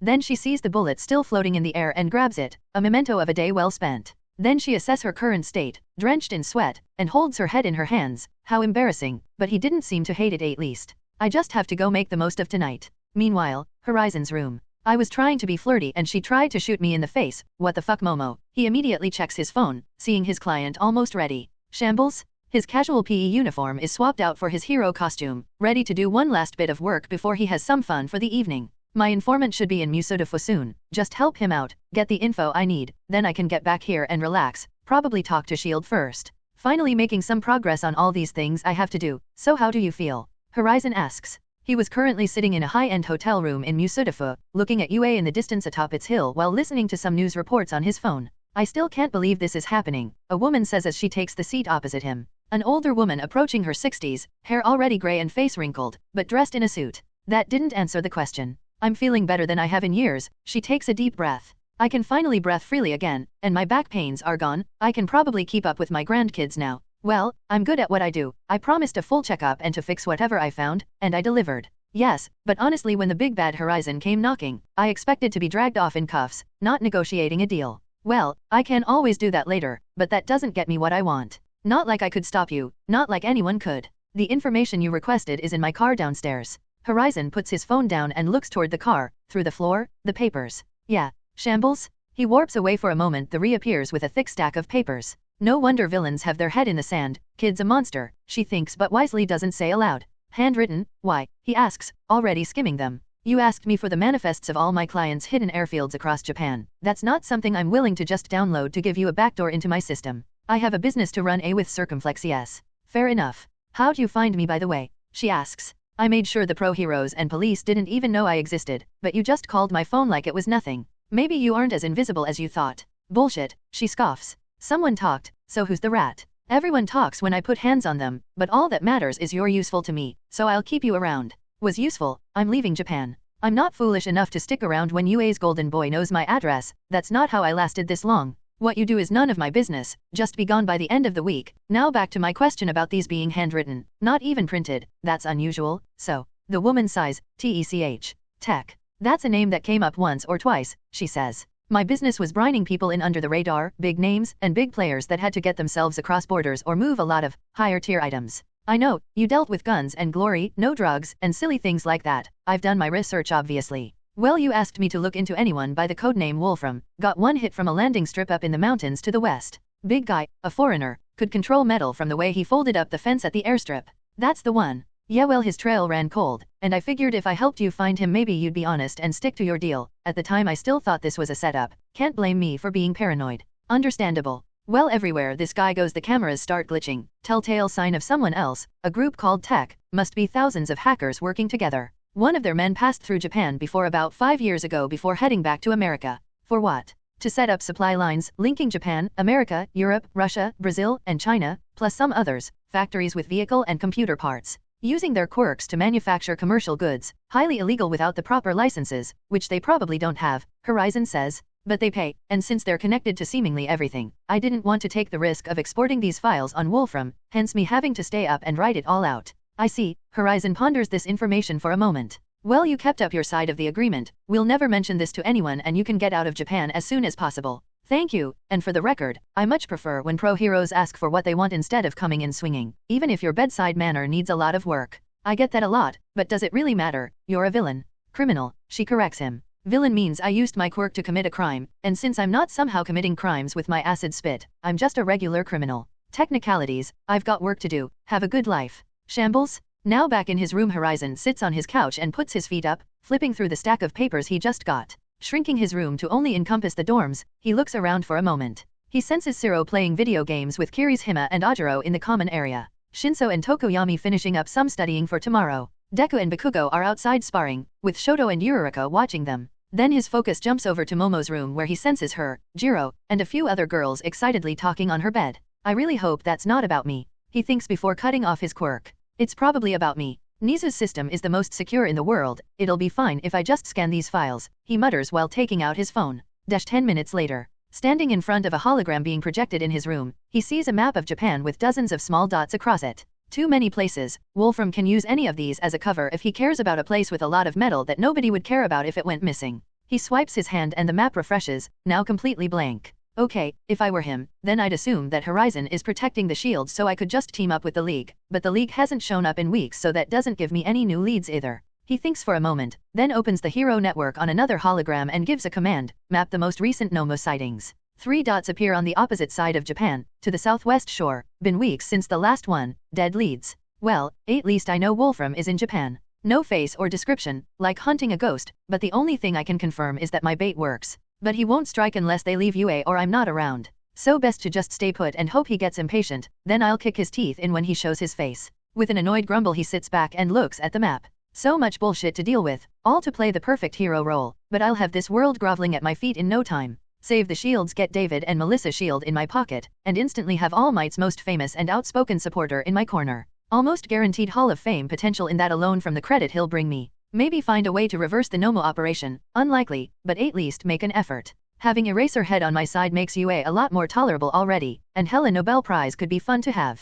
Same with this, he raises his hand and activates his quirk, allowing the energy mist to waft off his hand. Figure out a way to cure things without being there and suddenly I'm at the top of the world, and I'm never coming down. And they won't have a choice but to give me everything I want, and then some. He then looks back up to the map, if only I could make progress on this idiot first. Maybe if I just dip into Arsenal or Law Matani's resources, he genuinely contemplates this. No, keep all 3 separate. Law is a businessman, Horizon is a perfect hero, and Arsenal's connections are for criminals only. The only way I win is to have the world in my hand, then leave. Give it all up and disappear to live a peaceful life somewhere. I almost can't wait for that day. But I will somewhat miss people tripping over themselves to reach me. This pro-hero gig has its uses. With a wave of his hand, the map goes away as he neatly stacks up all his papers. Then he taps his phone a few times, and another map of Japan shows up.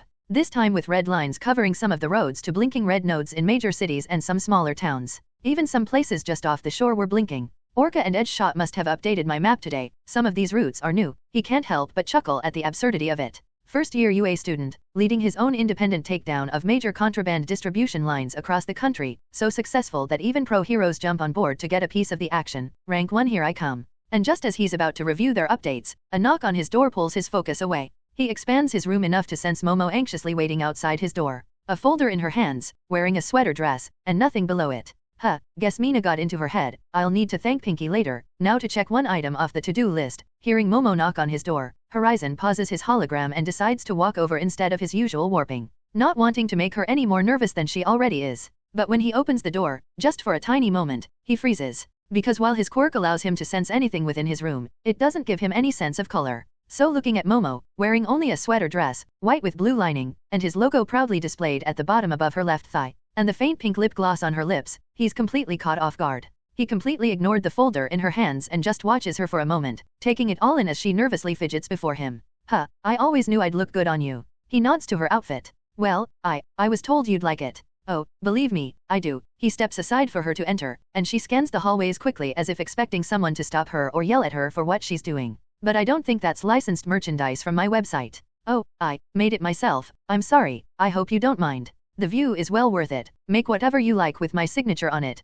Momo's cheeks blush slightly as she sheepishly nods. It still feels strange being in a boy's room, Momo says, following his lead as he gestures to the couch. You'll get used to being in here. He turns his back to her and begins making some adjustments to the hologram, which finally catches her eye. You have one of those in your room. Nizu let me design my own room, and this helps me manage my current cases. He gestures to the map as he makes a few adjustments. Look familiar? Momo thinks about it for a moment while trying, and failing because of how nervous she is to get comfortable on the couch. A map of Japan's highways. Close, he saves his work and takes a seat to her left, resting his arm on the back of the couch. I put this case together myself, very confidential, and what you're looking at is the known transport route for all manner of contraband. A lot of people work together so heroes never learn about this, but I'm not just any hero. So how did you find out about this? Momo's eyes widen in amazement as she speaks, carefully analyzing the map. I have my ways. Always one step ahead, she mutters, still trying to comprehend the magnitude of the map he's displaying. And I see you brought something too. He gestures to the folder beside her. Oh, well, you seemed interested in the rifle designs I came up with, so I figured you could see what the shields and I have been working on together. They're almost ready.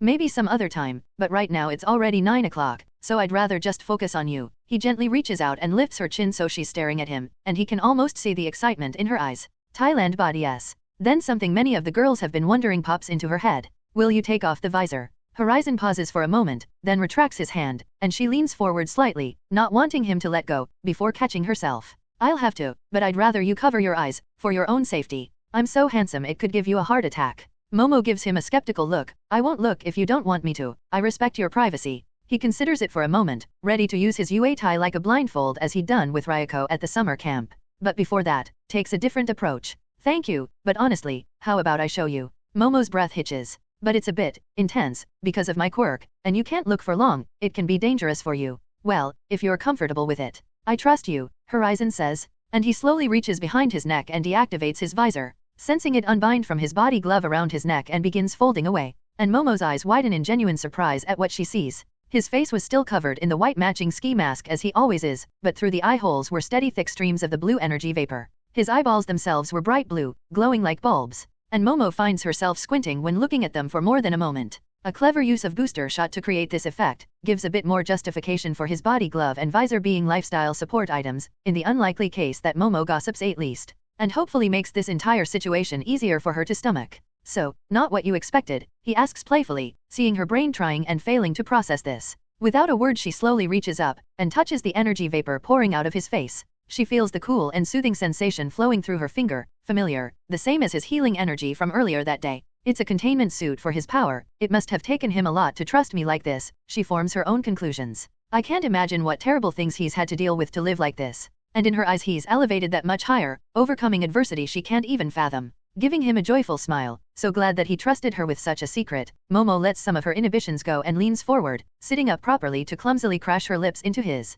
She feels a tingling sensation in her body before the soothing and relaxing feeling overcomes her, helping her to melt into his gasp much easier as his hands hold on to her. Nearly 2 minutes pass before they finally separate, and Momo leans back completely out of breath with her arms around his shoulders, feeling one of his hands at the small of her back and another holding onto her rear. I'm so sorry, I should have asked you first, she says between quick breaths. At this Horizon just chuckles, and she feels the vibration of it in her entire body. Momo, I'm Horizon. If I don't want someone touching me, they can't touch me, and as you can feel, I'm very happy with how this is going. And that's all she needed to hear before greedily diving back in. 20 minutes later and Momo is straddling his lap, now wearing a comfortable blindfold she made in his colors, on his bed. And it's only when he gently begins lifting the edge of her sweater dress, which only has her naked body under it, that she realizes exactly how badly she'd really wanted this. Years of being prim and proper and never getting to have friends or talk to boys. Never even having so much as a crush. And now she's here, in the bed of her first crush, dear she says her idol. Her gold standard for what she needs to become, and she's about to give him everything, to share the most intimate experience with him. She wants more than anything to give in and finally cast aside her inhibitions, but that nagging feeling haunts her and she reaches for his hands, stopping him from undressing her as she holds onto them. Are you alright? Horizon asks, and his voice hits her in a way that sets her blood on fire, her heart pounding in her ears. She takes a few short breaths. I don't know if, am I being a good person? Momo, you're one of the best people I know, golden-hearted to a fault honestly, but you always doubt yourself. But, what am I doing? Horizon rolls his eyes, babe. She feels her heart skip a beat, that word having such a strong effect on her, like honey to her ears. Dash, you aren't doing anything. This isn't on you, it's on me, because you're just following my lead, right? And with those few words all the responsibility falls away from her, and her inhibitions with them. Momo leans forward, grabbing his face and kissing him as he removes her sweater dress, showing off her naked body below. The start of a very good night for both of them, and certainly one that they'd never forget. Minutes later, as the lights are finally off so he can stop excessively burning energy, Horizon lays her down on his bed, the now disheveled mess that was Momo Yaoyorozu, to begin the rest of their night. He does one last scan of the dorms, and notices something interesting, someone eavesdropping on them, and enjoying herself while doing so. He has to stop himself from laughing and just decided to ignore it for now, because he had more than enough to focus on in his bed at the moment. One task at a time, I'll get to her later. Momo wakes up in a large and comfortable bed, and she feels a satisfying soreness racking her body. Before her eyes open she remains under the blanket, memories of hours earlier flooding her mind, causing a cheerful grin to spread across her face. He can't help but release a small giggle and roll onto her side, and as the sense of bliss fades away, she realizes she's not in her room. Feeling around, all she finds is more of the empty bed, and all the things she's heard about women waking up to find themselves abandoned and only used for sex flood her mind. She frantically throws off the blanket, uncaring about her naked form, and looks around. Then breathes a sigh of relief as her eyes land on Horizon. He was standing toward the other side of the room, the only light source being the hologram he'd been working on last night before she arrived. He was now in his body glove and visor again, but she could see what looks like a young white-haired girl with a single horn on one of the screens, and a map of Japan on the other. You okay? Horizon asks, not even turning around to look at her. Momo thinks about it for a moment. I'm happy, actually. I was just worried you wouldn't be here. Horizon continues making adjustments and notes on the map. You're here, so where else could I possibly be? Besides, it's my room. Oh, right. How do you feel? Momo takes an blanket and sloppily wraps it around herself as she gets out of bed, not wanting to imagine the state of her hair at the moment. Exhausted. Is that normal? She walks over to him and takes a seat on the couch behind him. Then he looks over to her. You spent the night with what's comparable to a living nuclear power plant. So yeah, it's pretty normal. He then turns back to his work. Don't worry, you'll get used to it, and I'll try to keep your limitations in mind more going forward, Alpha Beta. Momo blushes at that, the thought of doing this again already making her heart race. What time is it? 5 a.m., a bit earlier than you usually wake up. And around the time Mr. Izawa does his checks to make sure we didn't break curfew, I should get back to my room before. You really don't need to worry about that, Horizon says as he opens a third screen, and she sees him composing an email addressed to Fat Gum. Eraserhead doesn't check certain rooms. What do you mean? Mine, Siro's, Shinso's, yours, Jiro's. He shrugs. He has very good reasons to stay on my good side, and our understanding makes my life at UA so much easier. Momo looks genuinely confused. I understand that Team Horizon would have some privileges, but why wouldn't he check mine or Kyoka's rooms? Asks the girl who just spent the night in my bed. Pretty sure the entire school knows about the not-so-secret crush you two have. Can we please not talk about that? Momo asks. I still need time to process what happened last night. Sure, also, when you're ready to go back to your room, I can warp. I'd like to stay here just a bit longer. I'm not ready to be alone with my thoughts just yet, if that's okay. Horizon chuckles as he sends the email. I'm a gentleman. I won't just kick you out after sex. That's not WH. I'm kidding, Momo. Oh, right. Horizon works in silence for a few minutes, sending a few more documents out to top pro heroes, many of which Momo never would have expected him to be working with. I suppose it makes sense. She inspects the map even closer. His domain is Minato, Tokyo and Musutafa where UA is. This map has points all across Japan and some off the coast. He needs dozens of pro heroes working together to bring it all down at once. Why do you accept help from other pro heroes? Momo asks. Isn't your catchphrase I am enough? That's not official, Horizon says. But as to why I accept help, well, part of being respected is being seen as a competent leader. Even while All Might was the top pro, for many situations the commission would call upon Endeavor to lead operations because All Might is more of a solo act.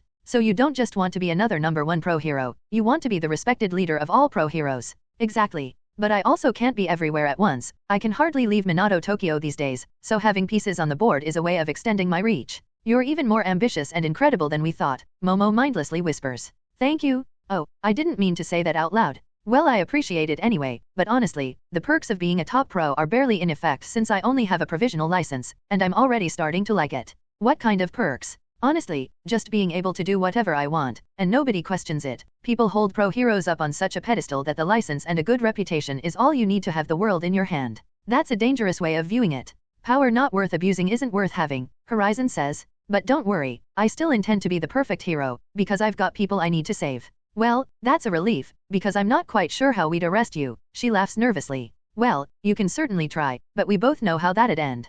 Preferring not to think about such a seemingly unlikely and impossible scenario, Momo's eyes drift over to the files regarding the little girl. Taking a closer look at her red eyes and white hair, noticing her arms and legs were covered in bandages, and most of the information on her page was left blank. Only the name area at the top along with some basic information, as well as her quirk being listed as rewind. Who is the little girl? Momo asks. She's so cute. Is she someone you rescued? No, he continues typing. She's currently being torn apart and put together by someone that's being investigated. I'm consulting on the case. They're using her to make quirk-destroying bullets, deleter rounds. This is all confidential of course, but I trust you not to gossip. Momo appreciates his confidence, but also looks disgusted at the very thought of what Eri is going through. What kind of monster would do such a thing? Some wannabe Yakuza boss. He's trying to make his faction of the Yakuza into a feared gang again. He'll be in cuffs by the end of this month. Well, I feel better knowing that you're going after him. Villains like that, people who take advantage of those that can't defend themselves, those are the worst types of people. Well, I'm only consulting. He operates outside of Tokyo, so he's not my problem until Nitai runs out of time.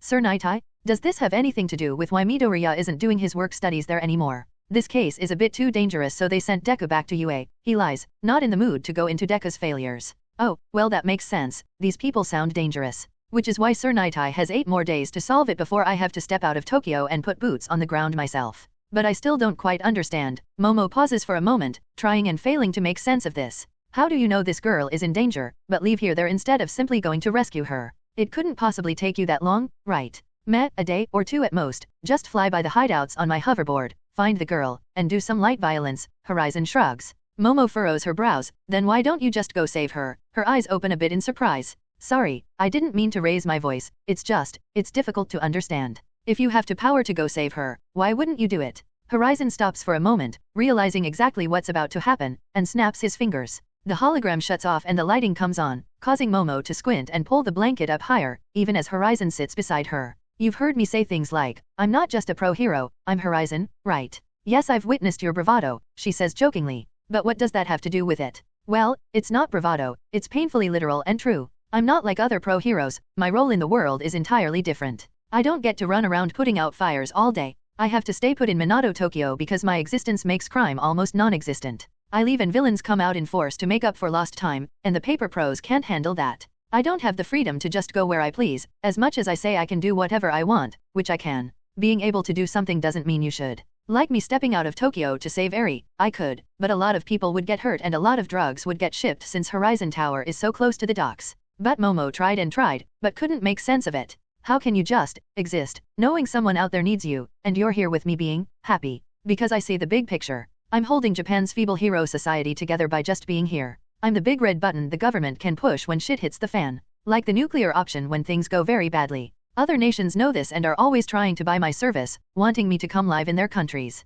They've offered me everything. Money, political office, a knighthood, lands, titles, women, the ability to make and alter a few laws, or complete immunity to laws in their lanes. Everyone wants Horizon, and the most effective thing I can do for the whole, is not running around trying to save every single person that needs help. Momo looks back at Eri's picture and falls into deep thought. I can't imagine the magnitude of the weight on your shoulders. But I trust you to always make the right choice to help the most people. Yeah, well, that's why I'm here. I deal with the big problems so they don't run over anyone else. All the little people get to live in ignorance of all the looming threats and sleeping giants. Hell, nobody even knew about the shadow war between All Might and All for One until Kamino. So imagine how many of those happened before that day. Momo moves a bit closer and leans against his side, and he wraps an arm around her. Shadow wars and political disputes over you. Intense. Yeah, meanwhile I'm just here spending the night with you, so in a weird way, you're closer than they are. 1A dorms, 6:35 a.m. After getting out of the showers and getting dressed, wearing a pair of shorts and a large shirt, Jiro gathers her things and begins the trip back up to her room from the showers and laundry area downstairs.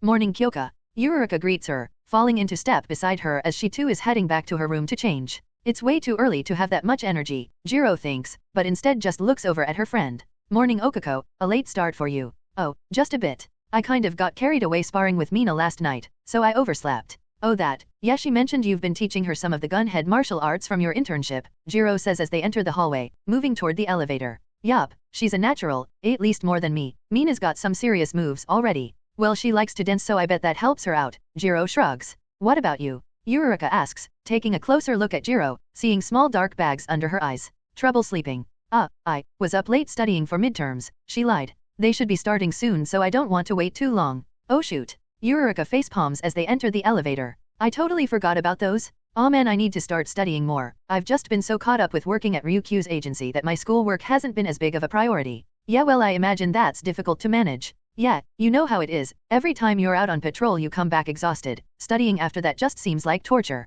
Well, I actually wouldn't know, Jiro says, and she sees Yurika looks like she's about to apologize. It's fine, really. But don't think just because we failed the provisional license exam that we can't catch up to you. Because while you're all out of UA we've been training harder than ever, you'll see. Yeah? Then we can go on patrol together and help people. Yurika gets excited at the idea. Oh, maybe all the girls can form a hero team together, with a super flashy super move where we all work together to take down a big villain and save everyone. Let's focus on one thing at a time, Chaco, Jiro says. I still have to actually pass the next exam first, then we'll talk about combo moves afterward. Oh, you'll be fine, Yurika says as the elevator begins taking them up.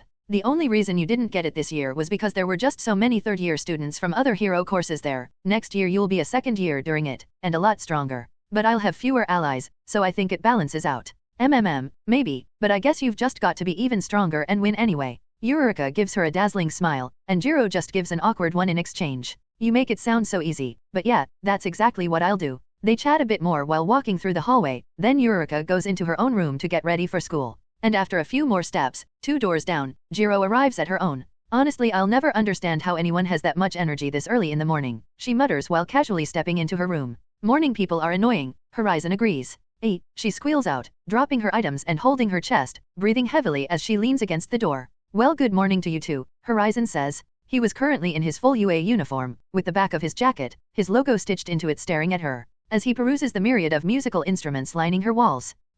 The entire room looks like a music shop, with instruments, posters, even some old records and a record player, beside a stereo system. What the hell are you doing here? Jiro growls out, looking more cute than scary as she picks up her stuff, but Horizon doesn't pay her much attention, still inspecting her instruments. This is my room. Obviously, he stops and turns to her. But I didn't think you cared much for the notion of privacy. After last night, he gestures to the ceiling, where hidden behind a poster there is a small indentation where her earphone jack was but hours ago. Jiro's blood runs cold, almost breaking out into a sweat as she freezes, unable to think of any excuse that could make this better. Can you really play all of these? Horizon asks, and she leaps at the chance to change the subject. At least a little bit. You know who my parents are. It's in my blood. Impressive. You mentioned that you don't play anything, right? Want to learn? She desperately tries to distract him. I'd rather not. Understanding it ruins the magic, and with how my brain works, if I can understand something it's difficult to enjoy, right? Why were you listening in on Momo and I last night? Horizon asks, and a flash of embarrassment and fear appears on her face. Well, I did a quick scan of the dorms to make sure we weren't being spied on before you heard, and imagine my surprise to find you, laying in bed with an earphone jack in the ceiling and a hand-do. I'm sorry. Jiro blurts out. I was just worried you'd take advantage of my friend. He considers it for a moment, then nods, a good excuse for the first part maybe, but that doesn't explain why you listened in all night. As Jiro freezes, Horizon walks over and gently puts a finger under her chin, raising her head so she has to look up at him. As he looms over her, a full 16-40 cm taller than the petite girl.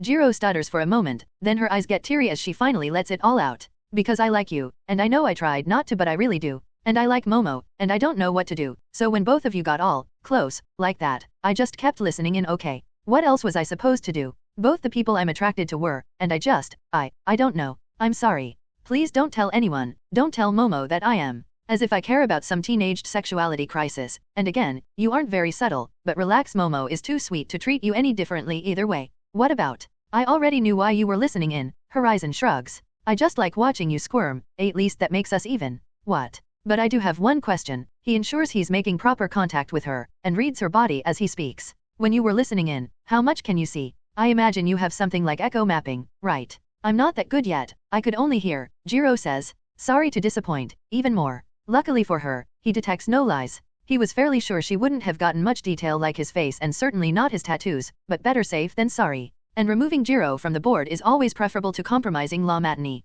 With her dodging that bullet, he steps away and continues looking around her room, as she desperately tries to make sense of what's happening. Taking deep breaths, she wipes her tears and just observes him, before finally speaking. Are you going to report me to Principal Nizu? Don't be stupid, Horizon says. What Momo and I were doing is so much worse than your prereq antics. The teachers acknowledge that they can't fully stop students from fucking, but they have to at least try to prevent it. But at least try not to be such a creepy pervert in the future, or just ask to be there. Doubt either of us would mind. Jiro's mind is sent reeling with that thought, and she blinks a few times to try and make sense of it, but before responding with some outrage, she takes stock of the situation, and realizes she's really holding no moral position to be judging him. What? Horizon stops, looks around and walks up to her, then leans in closer to her face. I sensed it early on, so if I wanted to. If you were anyone else spying on us, this would have gone very differently, but since it's you, we're having a pleasant and hopefully fruitful conversation about this. Jiro nods stiffly, feeling the hairs behind her neck stand up, a new sense of danger filling the room. But you're you, and how this ends is quite obvious, so I saw no reason not to let you have a glimpse of your future.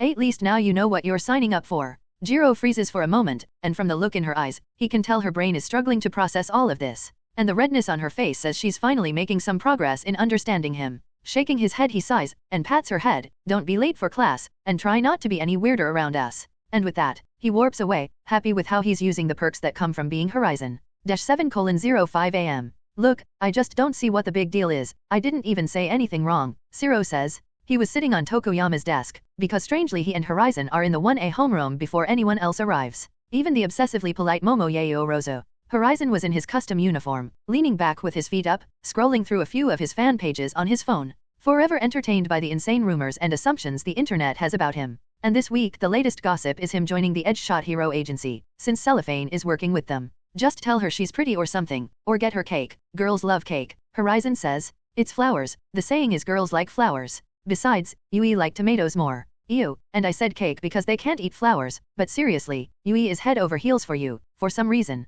Hey, if you actually like her then probably don't reward bad behavior with cake, that'll be bad long term, and hey, why apologize if you're right? Horizon shrugs. Exactly, but I don't get why she's mad. She's a girl, doesn't matter if you were right, just how it made her feel. I try not to take them seriously. Well, I'm sorry, I actually have a heart. Zero shakes his head. And it really likes Yui. Sounds like a personal problem. Just tell her to get over it. You've got hero stuff to do. So what if you don't want to go see some stupid poetry show nonsense? Who gives a fuck? Her apparently. Zero groans. It's just gonna suck so much. Those things are super lame. Hey, you wanted a girlfriend. This is what you get. I did tell you to just dash. I remember what you told me, but I happen to like Yui as a person, and not as playthings or whatever you said. Then bite the bullet and go to the poetry show. I'll be over in Tokyo enjoying the perks of being a hero. Honestly man, who gets fame and fortune to settle for one girl? Horizon scoffs. Well, let's not get ahead of ourselves, Zero says. I said I like her, not that I'd envy. The door at the back of the room slides open, and Momo Yaoyurorozo stares at both her classmates before her eyes settle on Horizon.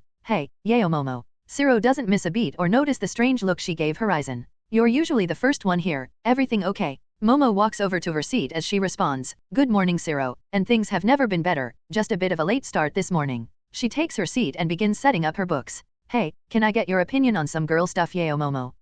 Certainly, but I'm not sure if I'm experienced enough to be of any help. More than most of our class, Horizon blurts out. And Momo can see the thoughts connect through Zero's expression as he looks between them, then he looks surprised, eyes widening a bit, then quickly moves past it. Oops. It's about Yui, Zero says, and Momo's oh so thankful he didn't say anything. She wants to go to some poetry night next week. It's in Musudafu, but it really isn't my kind of thing. Plus I just feel like I'd get more done by doing my usual training, you know. Momo nods along. Right, so I told her this, and now she's mad. What do you think I should do? Well, training is important, and we are here mainly for training. But also you entered into a relationship knowing there'd have to be some moments where you put each other first, as that is part of having a romantic relationship. Momo furrows her brow, trying to think of a solution to this. One more reason heroes shouldn't have serious relationships, Horizon says as he continues scrolling on his phone. I'll add it to the list. Momo frowns. Everyone needs someone to be there for them in the quiet moments. Yeah, the quiet moments, not to drop what you're doing just because of them. Anyway, what do you think he should do? I think he should go. If it makes her happy, that alone should be enough reason. I think he should go, Horizon says, surprising both of them. If only to understand why women shouldn't be allowed to distract you from your goals, suffer through some garbage amateur poetry, and learn a valuable lesson. Are you saying you'd never go to one of these for a girl? Zero asks. Fuck no. Horizon actually put down his phone, then gestures back to Momo. I've got the girl that'll be happy with me taking the time to buy her a new interesting book, not dragging me to some horrific and pretentious poetry event. Momo nods along, elated by the way he's so open about whatever they are. Because I think ahead, while you just think with your dick. I think with my heart, Zero says. Well, you think with both of those, Horizon says. I think with all three. If you wanted to avoid this you should have asked out Momo. He shrugs. I did, on the first day of school, but she already had that crush on you. She has good taste, Horizon says. Can both of you please stop speaking about me as if I'm not here? Horizon glances back to see her face beat red. And for the record, I also happen to enjoy live shows, and poetry. Really? Horizon spins his chair around to face her.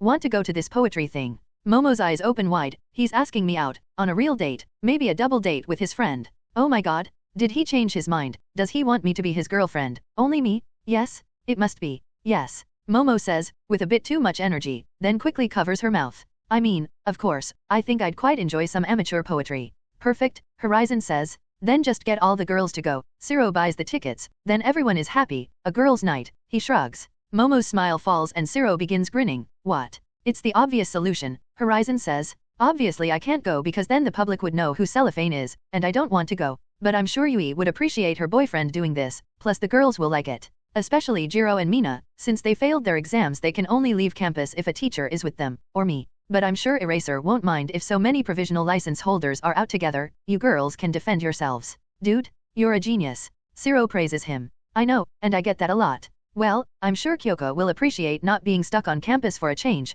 Momo says. Alright, I'll speak to the others about it. Thanks Yao Momo, you're the best, Zero says, and she just sheepishly nods along. And internally Momo berates herself. Stupid stupid stupid, of course he can't go out in public with you, that would make you a target and he can't allow that, but I suppose that also means he cares in his own strange way. Ugh, why is having a love life so complicated? After they chat a bit to sort out the details, Zero turns to Horizon. So what would you do for a night out with your girlfriend? UE doesn't work anywhere near me, but Edgeshot has a case that puts me close to her area next month. Figured we could spend some time together on patrol for a change. Horizon shrugs. I have Horizon Tower, it's pretty much got everything, why would we ever need to go anywhere? Come on, tell me something helpful, Zero whines. Is there really nothing you like? Momo asks. Or someplace you enjoy going? Well, I like the beach, Horizon says. It's always been a nice place to relax, since I was a kid, even built my house there. House? Zero asks. I own a lot of places, but before I went public and built Horizon Tower, I enjoyed my time at the beach. Now it's just hopping between UA, Horizon Tower, and Central Hospital. I guess a beach trip could be fun, Zero says. But that's probably something we should do as a class, right? Absolutely. Momo is excited at the idea. I can have Mother ready the beach. She freezes, and looks, for the first time since they've met her, sad. You okay? Horizon asks. I just remembered we sold that house, she lied, and not very well. It was always my favorite. Well, how about we try to get through the semester before planning any victory celebrations, Horizon says. One thing at a time. After a few more minutes, someone else finally gets to their homeroom. Glassface. Bakugo yells out as he enters through the front door. It's too early for this shit, Horizon grumbles as everyone looks at Bakugo. The blonde had his bag over his shoulder, and both hands in his pockets, staring intently at Horizon. What do you want? To fight you, Bakugo says. Rematch, just you and me. That's a waste of my time, how about you just take your seat and be quiet till class starts? Rematch, Bakugo demands. Horizon sighs, and how would this be any different than the sports festival? I'm stronger than I was then, and I promise I improve faster than you. TCH, because I'm stronger too, and faster, and have better control.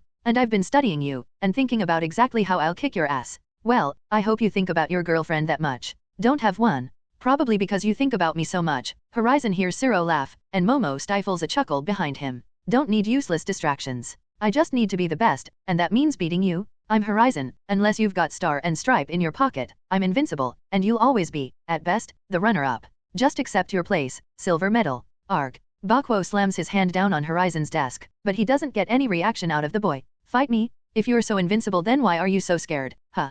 Think you'll lose? No, I simply know you aren't worth my time, Horizon says. But fine, this afternoon, just to shut you up. But first, you should really hurry, at least if you want to get to homeroom in time. Bakugo and the others look confused at that, since they were already in homeroom. Until Horizon raises a hand and snaps his fingers. Shambles? In Bakugo's place is a single leaf from the other side of UA, over 14 kilometers away. And hovering in the air, Bakugo's phone was selectively left behind when Horizon sent him away. So he can't call for help, so they get just a bit longer without his yelling. Where did you send him? Momo asks, concern in her voice. Hell. Horizon. Ugh, he's just at the other side of UA, he'll walk back in, a bit. He'll be late for homeroom, Mr. Aizawa could be upset, Momo says. You could get in trouble. Momo, babe, relax, erase her head and I have an understanding. I'll be fine. Did you mean what you said earlier? Zero asks as the classroom begins to fill up. Which part? About Star and Strip being able to beat you. I mean, you're pretty much invincible, so did you mean it? Horizon shrugs. Honestly, no idea. But it's the safe assumption, right?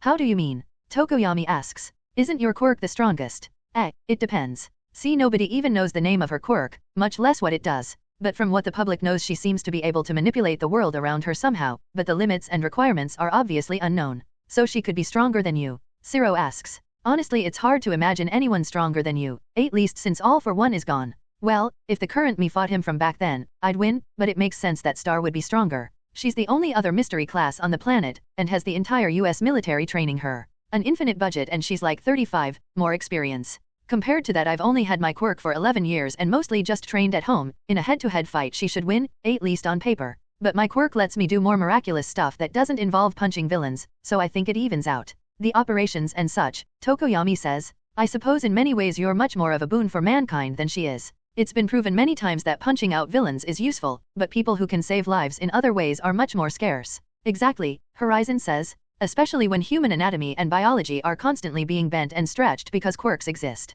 Becoming a doctor is one war, then keeping up is a whole other. Meanwhile, I struggle with algebra, Zero mutters. Guess I'll stick to punching villains. Eraser is coming, Horizon abruptly says, and everyone gets to their seats, quieting down and facing forward. Horizon just takes his feet off the desk but leans back in his chair. And Bakugo is still missing, with his phone on his desk. Good morning, students, Eraser groggily says as he enters, getting a chorus of responses from most of his class. He glances at them while taking his place at the front, eyes lingering on Bakugo's desk for a moment before he just gives an annoyed sigh and continues. Alright, listen up, I've got some announcements before Snipe gets here for the first class. Most of them stiffen up at that. Firstly, midterms will be starting Wednesday and ending Friday. You should have already been studying, so this shouldn't be an issue for any of you. He sees many students look worried at that announcement. Because of this, work studies students won't be allowed to leave campus until Friday afternoon. We need you to show you haven't been slacking on your academics. Horizon casually raises his hand. No, you cannot be exempt from the exams because we know you're a genius. Some of them are practical, not written. Horizon lowers his hand, then as Eraser is about to speak he raises it again. No, you cannot take all of the exams in one day to get back to your usual schedule. Horizon lowers his hand and just looks out the window, clearly annoyed. Right, now with that out of the way. To help you prepare, from today there won't be any after-lunch classes. Hero classes are postponed until next week. This gives you most of the day for your own study time. Yes. I suggest you use it wisely to make up for any slacking off you would have done. I'm sure some of you failed to manage your practical hero work with your academics. He looks around and notices many people trying to avoid eye contact. Please keep in mind that anything below an 80% overall grade means your work studies is postponed until your overall grade gets back up to that point. No exceptions will be made. Most of them nod along. Right, now other issues. Yayo Rosa, Horizon, his eyes dart over to them. He immediately notices the worried look on Momo's face, as if she'd been caught, a rosy tinge across her cheeks, her eyes constantly glancing over to Horizon. Eraser immediately puts it together and just rolls his eyes, which Horizon notices and shrugs in response, leaving most of the class completely oblivious. You'll both be expected in the student representatives meeting room at 1 p.m. today. I guess it's time for the mid-semester meeting. These are held twice a semester, at the middle and the end, but last semester got a bit hectic so they didn't happen. As the class representative and vice representative, you will be representing 1A and its interests. This is where your classmates find out if their votes went to the right person or not. Momo feels the weight of that responsibility on her, while Horizon just casually raises a hand. No, you cannot send Yayo Rozo to the meeting so you can skip it, Eraserhead says. Your attendance, more than most, is mandatory. Horizon lowers his hand, then raises it again. Yes, it is too late to pass your responsibility on to someone else. You being the class rep for 1A is a selling point for the safety of your classmates, especially since some of them don't have provisional licenses yet. I fucking hate it here, Horizon mutters to himself as Eraserhead continues talking. And up at the front he senses Jiro giggle quietly. Raising a brow he gets a bit curious, and focuses for a moment to sense one of her earphone jacks touching the metal of her desk. So are you always eavesdropping, Jiro? He whispers, too quietly for the people beside him to hear. He senses her stiffen up. You can respond, just slowly mouth what you want to say. He focuses on her lips with scan, and senses her roughly saying, new, bad, habit. Sorry. I can't say I wouldn't do the same, but I try not to be a total perv like you. Shut up. You're lucky I think you're cute, but watch your mouth, perv. Cute. Come to my room later, I'll gladly explain. Horizon notices Jiro stiffen up at that, then turn around as Eraserhead is talking to steal a glance at him, then she looks past him at Momo. Your girlfriend, she mouths before turning back to the front of the room. Don't be stupid, and I'm sure Momo will gladly bombard you with details the first chance she gets. Later, is all Jiro gives him before retracting her earphone jack. Did she just hang up on me? Is that how this feels? He can't help but wonder, all while everyone else is completely oblivious to the conversation they just had. Toward the end of homeroom, Horizon extends his senses, feeling Bakugo sprinting through the halls as he enters the main building. He got back here faster than I thought, not bad for what he's working with. Well, I guess I'll have to slap him around a bit this afternoon, should be a bit of fun at least. Then I'll have to actually figure out this whole, whatever the hell it is with these girls. Hopefully, the meeting after lunch doesn't take much time, then I can get some work done after dealing with Bakugo. Training won't be on schedule since Siro and Shinso will be joining Momo's study group for midterms, but I should have some more info from Fat Gum, Ryuko, Naitai, and Crust today to keep me occupied. Horizon leans back and relaxes in his chair. Never thought UA would be the relaxing part of my life, just sit back and take a nap during classes or scroll through my social media, spend some time with my girls, and beat down some cocky losers. It could certainly be a lot worse. He looks over at Jiro, oh but it'll get better, best to have some fun while I'm stuck in this place. Crash. The door slams open, and the entire class looks over to see a disheveled Bakugo with a sheen sweat over him. Monday morning and you're already a mess, Horizon taunts him, get your shit together, silver medal. UBA. Save it, Eraserhead cuts him off. Just go get yourself cleaned up, classes are about to start. Bakugo grumbles a bit, obviously fuming. Eraser turns to leave as does Bakugo, and through the windows into the hallway Horizon sees the boy staring at him. So he just leans back, puts his feet up, and gives Bakugo the middle finger. And a thought suddenly dawns on Momo. Wait, am I dating the class bully? Suddenly Horizon and Momo are standing in the back of a small lecture room. Long rows of desks curved on varied heights, looking down at the board toward the front. Looks like we're the first ones here, Momo says. Where would you like to sit for the meeting? This is fine, he gestures to the back right corner of the room, then begins walking to his seat in the corner. I don't plan to really get involved, unless something that would inconvenience me comes up at least. Momo takes her seat beside him, and notices him putting his feet up and already taking out his phone, behaviors she was sure would continue during the meeting. Do you have anything to say to them? Horizon asks. Not really, UA is rather open about suggestions from students to improve the quality of life around campus, such as us not having a student council and instead hosting these meetings between all the class representatives twice a semester. Well, it's also because with the hero-centric culture of Japan and especially UA only the hero course students would get elected. Oh, so you would have been student council president. Horizon scoffs. Do you know how much power and freedom I'd have to give up to do that boring job? Right. Momo glances at his feet on the desk. You prefer to give off the facade of being a disinterested delinquent, but you're reliable and have a heart of gold. Horizon shrugs. The girls like it. Clearly, he looks over at her. Besides, with great power, comes great responsibility. Momo gives him a beaming smile. I always did love that saying.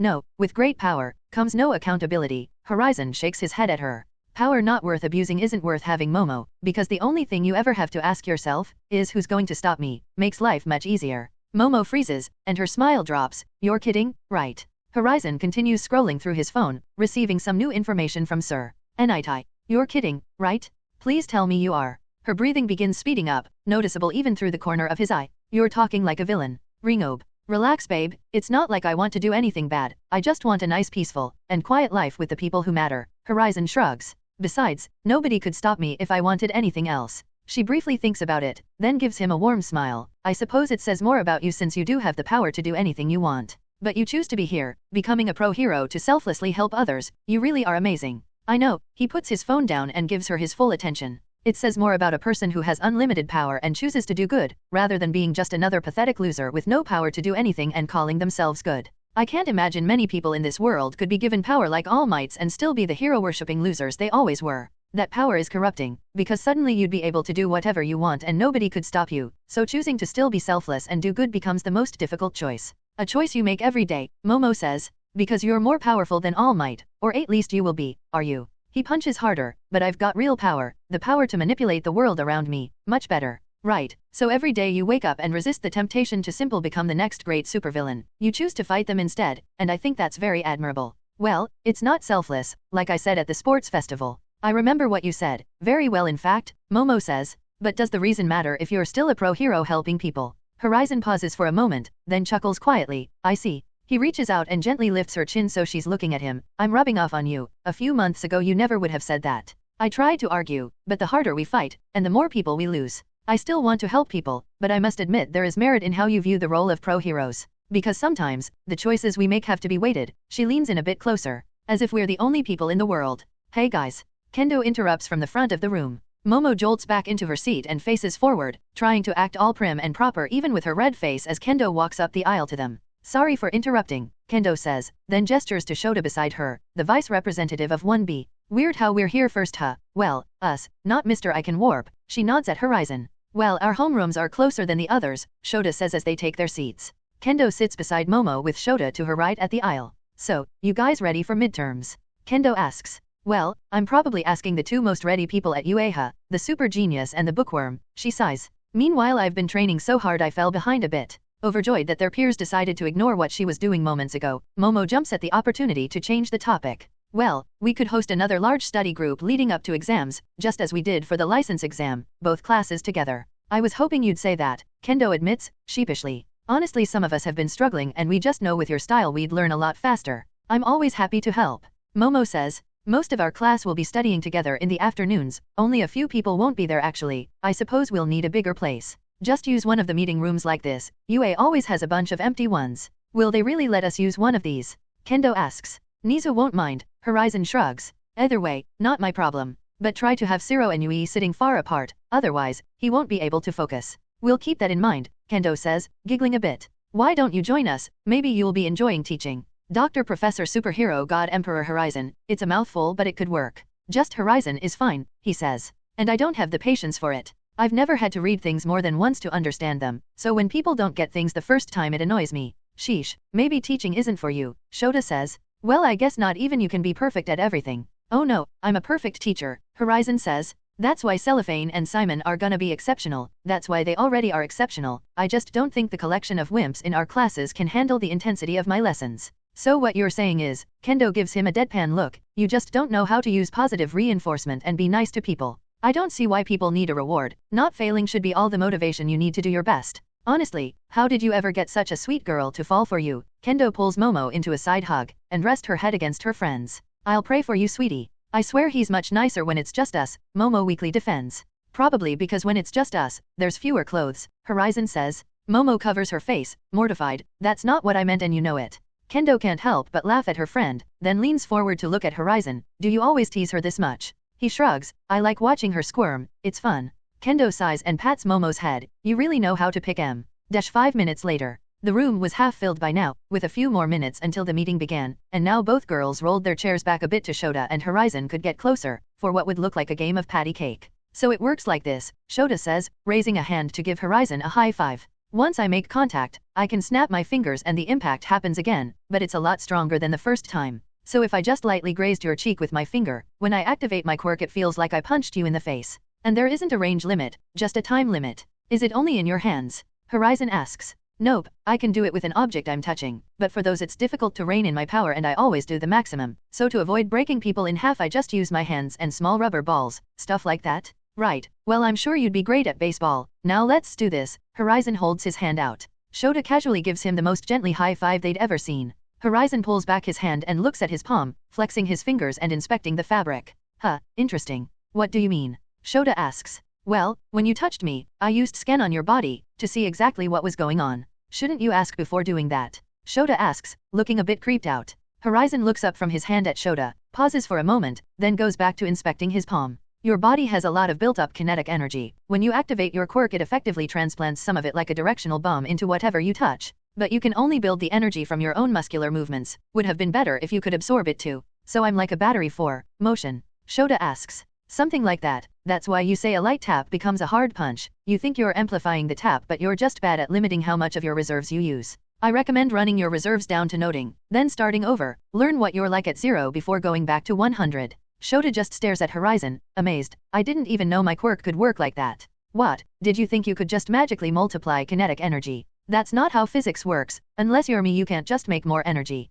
You can make energy. Kendo asks. Mystery class. Oh, right, beyond comprehension. Well, thanks for the advice, Shota says. I guess I've been thinking about my quirk all wrong. No wonder I haven't been able to improve my control that much since joining UA. But why'd you offer to help me? Horizon shrugs. I like studying quirks, and people are usually more receptive to invasive scans when I offer something in return. But you didn't ask him first, Kendo says. Honestly, no pleasing you people, Horizon mutters, then looks at Shota and gestures to his own palm. The energy diminishes over time if the subject is moving, so how about you trigger this to show me what you've got? Sure, Shota raises a hand to snap his fingers, twin impact. Bam! Horizon's hand slams back into his chest and he rolls back a bit in his chair before stopping himself. The entire room looks back at him, seeing him apparently fine but staring at his hand. Sorry, I might have overdone it. Are you okay? I mean, I figured you could take it so. I'm fine, Horizon says. Just didn't expect it to push me back so easily, but not even a scratch. He raises his hand and flexes it to show them, but the body glove was covering all the purple and blue bruises quickly healing across his hand. That's a dangerous quirk. If we ever fight I need to just kill him with injection shot. A kamikaze attack from that could be problematic if I let him get close, especially since detecting potential energy in others and objects will be impossible. That's why I had him use my hand. But don't use that much force on a regular person, Horizon says. I'll keep that in mind, Shota says as he rolls back for the girls to get back between them. This meeting is taking forever to start. It's not like her to be late, Kendo says. Who are you talking about? Horizon asks. Oh, I figured you'd know, since she's your friend and all. Kendo says. Friend? The chairperson for these meetings is always a third year, and the only third year girl I'm even remotely friends with is. The realization dawns on him, and he opens a room, sensing her about to enter the doors. Fuck. Hey everyone. Nejire, class representative for 3A proudly enters, followed by her vice representative and best friend Yuhea. Most of the room lights up, always excited to see UA's most cheerful student. But her eyes immediately lock onto Horizon. Hey Horizon, she waves, as if he somehow wouldn't see her. You haven't been answering my calls or text, stay back a bit afterward alright, we've got some stuff to talk about. Most of the guys in the room immediately give him a death glare, and he just sits back and puts his feet up. But beneath the visor he gives a low groan and rolls his eyes. Great, now I have to deal with this ball of energy and people will think those rumors are real, just what I needed. End chapter. So, you plan to get in on this? Shiro asks Todoroki. Both of them were sitting on the steps in front of the dorms, watching just a few students walking about while everyone else is inside studying. And beside them was Deku, scribbling in one of his hero journal books. I have a brain, so no, I don't want to fight Horizon, Todoroki says. Besides, he'd probably just remove my heart again, and I'd rather not deal with that all over again. Oh, right. Zero leans forward and looks over at Deku. What about you, Deku? Huh. Deku snaps out of his own little world and looks at Zero. Sorry, what did you say? You gonna help Bakugo out or just watch? You and Todoroki are the strongest in our class after Horizon. Well, you're probably tied with Tokoyami most of the time. I don't think Kukin will like me getting involved. This seems a bit personal for him. Everything is personal with Bakugo, Shoto says. But even if we did join, I don't think our chances would increase by much. I'm not so sure about that, Deku says, opening his book and skimming his notes. But I do have a theory. Really, to beat the unbeatable? Shoto asks. Please, enlighten us. Okay, Deku flips through some more notes then looks at Zero. You've spent the most time with him, so tell me if this makes sense. Alright. Sure thing, man. Okay, so, my idea is a team attack, not a single person. A combo move. Shoto asks. Exactly, because from all the information I have, Horizon can't lose one-on-one, not unless you can completely surprise him. Like being the only person in the world with an arsenal of quirks that he can't predict or react to, Shoto says. Yeah, I've even been asking All Might and he agrees. So what's the plan? Zero asks, clearly skeptical that this would ever work. Well, alright, we need a few people. Kukin, Yaomomo, Eureka, and Mina. That's an unusual combination, Shoto says. That's the idea. Deku says excitedly. Kukin is the only one with the power, speed, skills, and most importantly, the combat sense to adapt to anything Horizon throws at him, or at least adapt faster than anyone else. Plus he can fight at any angle thanks to his mobility. So he's the vanguard, Shoto says. A distraction and stalling tactic while the girls get the real attack ready. Yeah, Yaomomo can make anything, and she's sure to know the optimal items to distract him, and since her potential attacks are so varied he can't prepare in advance for it with ring above new yes. A distraction and something to surprise him. Shoto thinks about it for a moment. But I can't imagine Eureka and Ashido being able to do much damage to him. Well, they can't, not really, Deku says, but if Eureka manages to make something weightless, he shouldn't be able to sense that so it can surprise him, like ripping the ground out from under his feet. And Mina? Zero asks. Well, all she has to do is hit him once, Deku says. See, I noticed something. Horizon never lets any attacks hit him, even when taking a hit to counter-attack would be smarter and more efficient. He always avoids every hit. Why do you think that is? Because his ego won't allow it, Zero says, hitting the nail on the head. No way, he's too logical for that, Deku says. It must be his suit, his visor, and body glove combo. Nobody knows what's under it, and he's mentioned a few times that he's like a living ball of energy, right? So, you think it's a containment suit? Shoto asks. And if you get some acid on it? She ruptures the suit and he loses a lot of energy faster than he can generate it. So you plan to pop him like a balloon and let him leak out? Zero asks. Well, that's one way to put it. Yeah, so what do you think? Deku asks Zero. I think you haven't seen him fight, I mean a serious fight. But, at the sports festival. He interrupts Shoto. Horizon was playing around. Trust me, if he's serious, nobody can touch him, and he'll see through any plans made against him. Hand of God is one thing, but he's a different level of aware and paranoid. He thinks of every possibility. If you want to surprise him you'd have to pull a second quirk out of your pocket, but you'd have to do that before he makes physical contact and scans you. But I think since All for One used that trick, it won't work twice. Zero shrugs. Nothing we didn't already know, Shoto says. But I'm more curious about why Midoriya has put this much thought into it.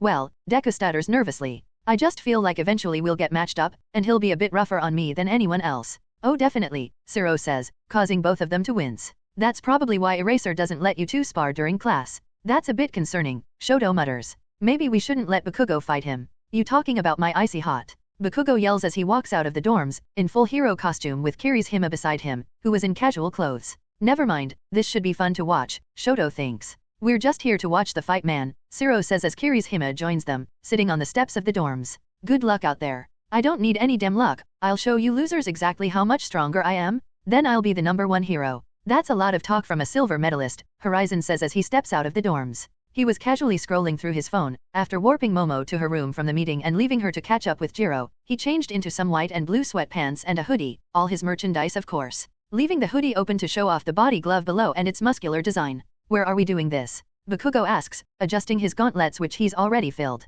Right here is fine. Horizon doesn't take his eyes off his phone as he walks onto the lawn, waiting for his opponent. But remember, after I beat you here, no more rematches. You'll be begging me for a rematch after I win, Bakugo grumbles. But we can't fight here. My explosions will get me in trouble this close to the dorms and main campus. He gestures to the buildings around them. You really don't need to worry about that. Trust me. Horizon puts his phone in his pocket. TCH, Bakugo takes a spot opposite him on the lawn, and drops into his fighting stance, ready to rush in. You should give that to Tape Face before I break it. My explosions are stronger than the last time you saw them. My phone will be fine, after all, it's only you. Bakugo growls loudly, and they could see the vein on his forehead bulging already. One of you needs to call it, Horizon says to the spectators. I'm on it. Kirishima hops up, and rushes inside, away from the fight. Moments later all of 1A in their casual clothes comes out to watch the fight. Alright. Kirishima yells and raises his hand. Begin. Room. Horizon opens a room just large enough for the main campus area. Bakugo lunges forward, already having considered most variables.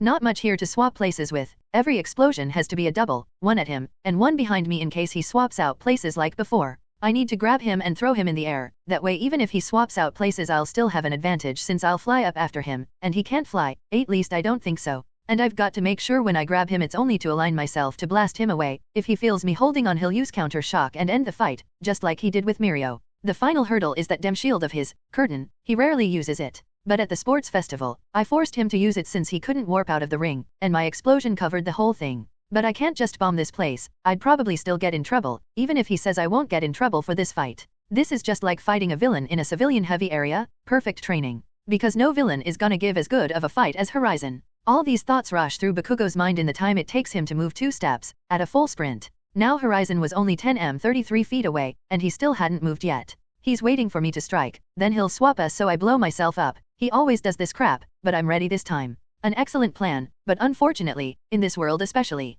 what you don't know, can hurt you. And in the case of Horizon, it hurts a lot. Shambles? Horizon disappears, swapped with nothing, because very few people know he can freely warp about in a space he's familiar with. Bakugo's and most of his classmates' eyes go wide as many of them see this for the very first time. Crack! The sound of metal shattering reaches Bakugo's ears, before the searing pain in his right arm has him screaming out. In an instant Horizon had warped beside him, and struck the gauntlet on his right arm with a heavy punch, amplified by booster shot. The gauntlet shattered along with the bones in Horizon's hand. But he quickly and subtly beings healing them. The metal of Bakugo's equipment is sent scattering about the lawn. But Horizon's strike continued to Bakugo's forearm beneath, hitting hard enough to crack the bone in multiple places. Arg! Bakugo cries out, feeling a pain that he recognizes, but much worse than ever before. Like the pain of his bones and muscles straining under the recoil of his explosions amplified a dozen times over, pain making it obvious using explosions with that hand will do permanent damage. Damage he can't afford to take if he wants to keep fighting in the future, before their classmates can react to give a wince. Shambles? He warps to the other side and does the exact same thing, causing Bakugo to stumble and begin falling over. Shambles? He warps directly in front of Bakugo and kicks him in the stomach area, just barely lifting him off the floor with the sheer force of it. And as Bakugo is an inch off the floor, with his foot still making contact. Shambles? They both appear 33 feet above the lawn. Horizon lands a strong right as Bakugo is disoriented, causing his vision to go black for a moment. Shambles? He warped them another 33 feet directly up the instant he made contact, then brings down an elbow to Bakugo's right shoulder, easily dislocating it. Arg! Bakugo's pained scream was bone-chilling, and most of his classmates winces at the sound. Before Horizon warped to the other side and did the exact same attack, all while they were now beginning to fall. Now satisfied with how useless Bakugo's arms are, Horizon uses Shambles to adjust their positions. Putting his foot on Bakugo's back as if the boy was lying on the floor, then, Shambles? They warp back down onto the lawn, and Bakugo luckily only feels the momentum of falling less than 1.5 m-5 feet-, but unfortunately with Horizon's 275 pounds-125 kgs dropping onto him, standing with one foot on his back, shoving his face into the dirt. See, told you the explosions wouldn't get you in trouble. Horizon chuckles as he gets off of him and steps to the side. The spectators stand in amazement and horror. The entire fight took barely 5 seconds, and Bakugo didn't even get a chance to strike. Bakugo, are you okay? Kirishima yells out. Take him to recover, girl. I don't heal annoying things, Horizon says as he begins walking toward the dorms, ready to perform a procedure he's been planning since summer, then have some fun later tonight. Arg! Bakugo uses his forehead to push off the grass, barely raising his torso to look at Horizon's back. I'm not done. But in his excitement a jolt of pain racks his arms, causing him to lose balance and go face first back into the dirt. Yeah, you're done, and if anyone needs me, don't. Horizon says as he enters the dorms, as does almost everyone else. Shiro, Shoto, and Deku are left watching Kirishima take Bakugo to recover, girl. Told you that plan wouldn't work, Shiro shrugs. It takes a bit of getting used to, but I think it's pretty obvious now. You relied on Horizon fighting like a classic pro hero, like All Might, but he prefers ruthless efficiency. Deku looks at Bakugo being escorted away, then down at his book. I guess I know even less than I imagined. He mutters. But deep down, he could feel it, and he knew it to be true. If he wants to be the best, Horizon is the mountain in his way. This is the person he must rise to overcome, or at least to challenge. And what better challenge to force his growth? Skulking through the 1A dorms a few minutes after curfew, Jiro looks around anxiously through the hallways before exiting her room. She was wearing her usual deep dope oversized top and a pair of matching shorts, phone gripped tightly in hand. Taking a deep breath, she tries to play it cool, as if she just got up to go get some water from downstairs. At least that's the plan if anyone bumps into her. But that's unlikely. This being the hero course means everyone trains from sunrise to sundown, and hardly any people are walking about at night. Too exhausted from the constant training and studying, and had she not taken a nap after their large study session she would have been sound asleep as well. Walking down the hallway she passes by Momo's room, and considers a possibility. If I go to chat with Horizon and Momo, is there things could get awkward. I mean, we already decided how to deal with, but I really don't want to deal with any weird situations tonight. But I mean, I'm just going to talk, nothing is gonna happen, I think. I hope. Do I? Well, a little bit happening won't hurt, right? She smacks herself on the forehead, then winces a bit and rubs it. I'm overthinking things, but just to be sure I'm not interrupting them. She raises one of her earphone jacks and touches the wall in front of Momo's room, then relaxes as she hears her best friend sound asleep.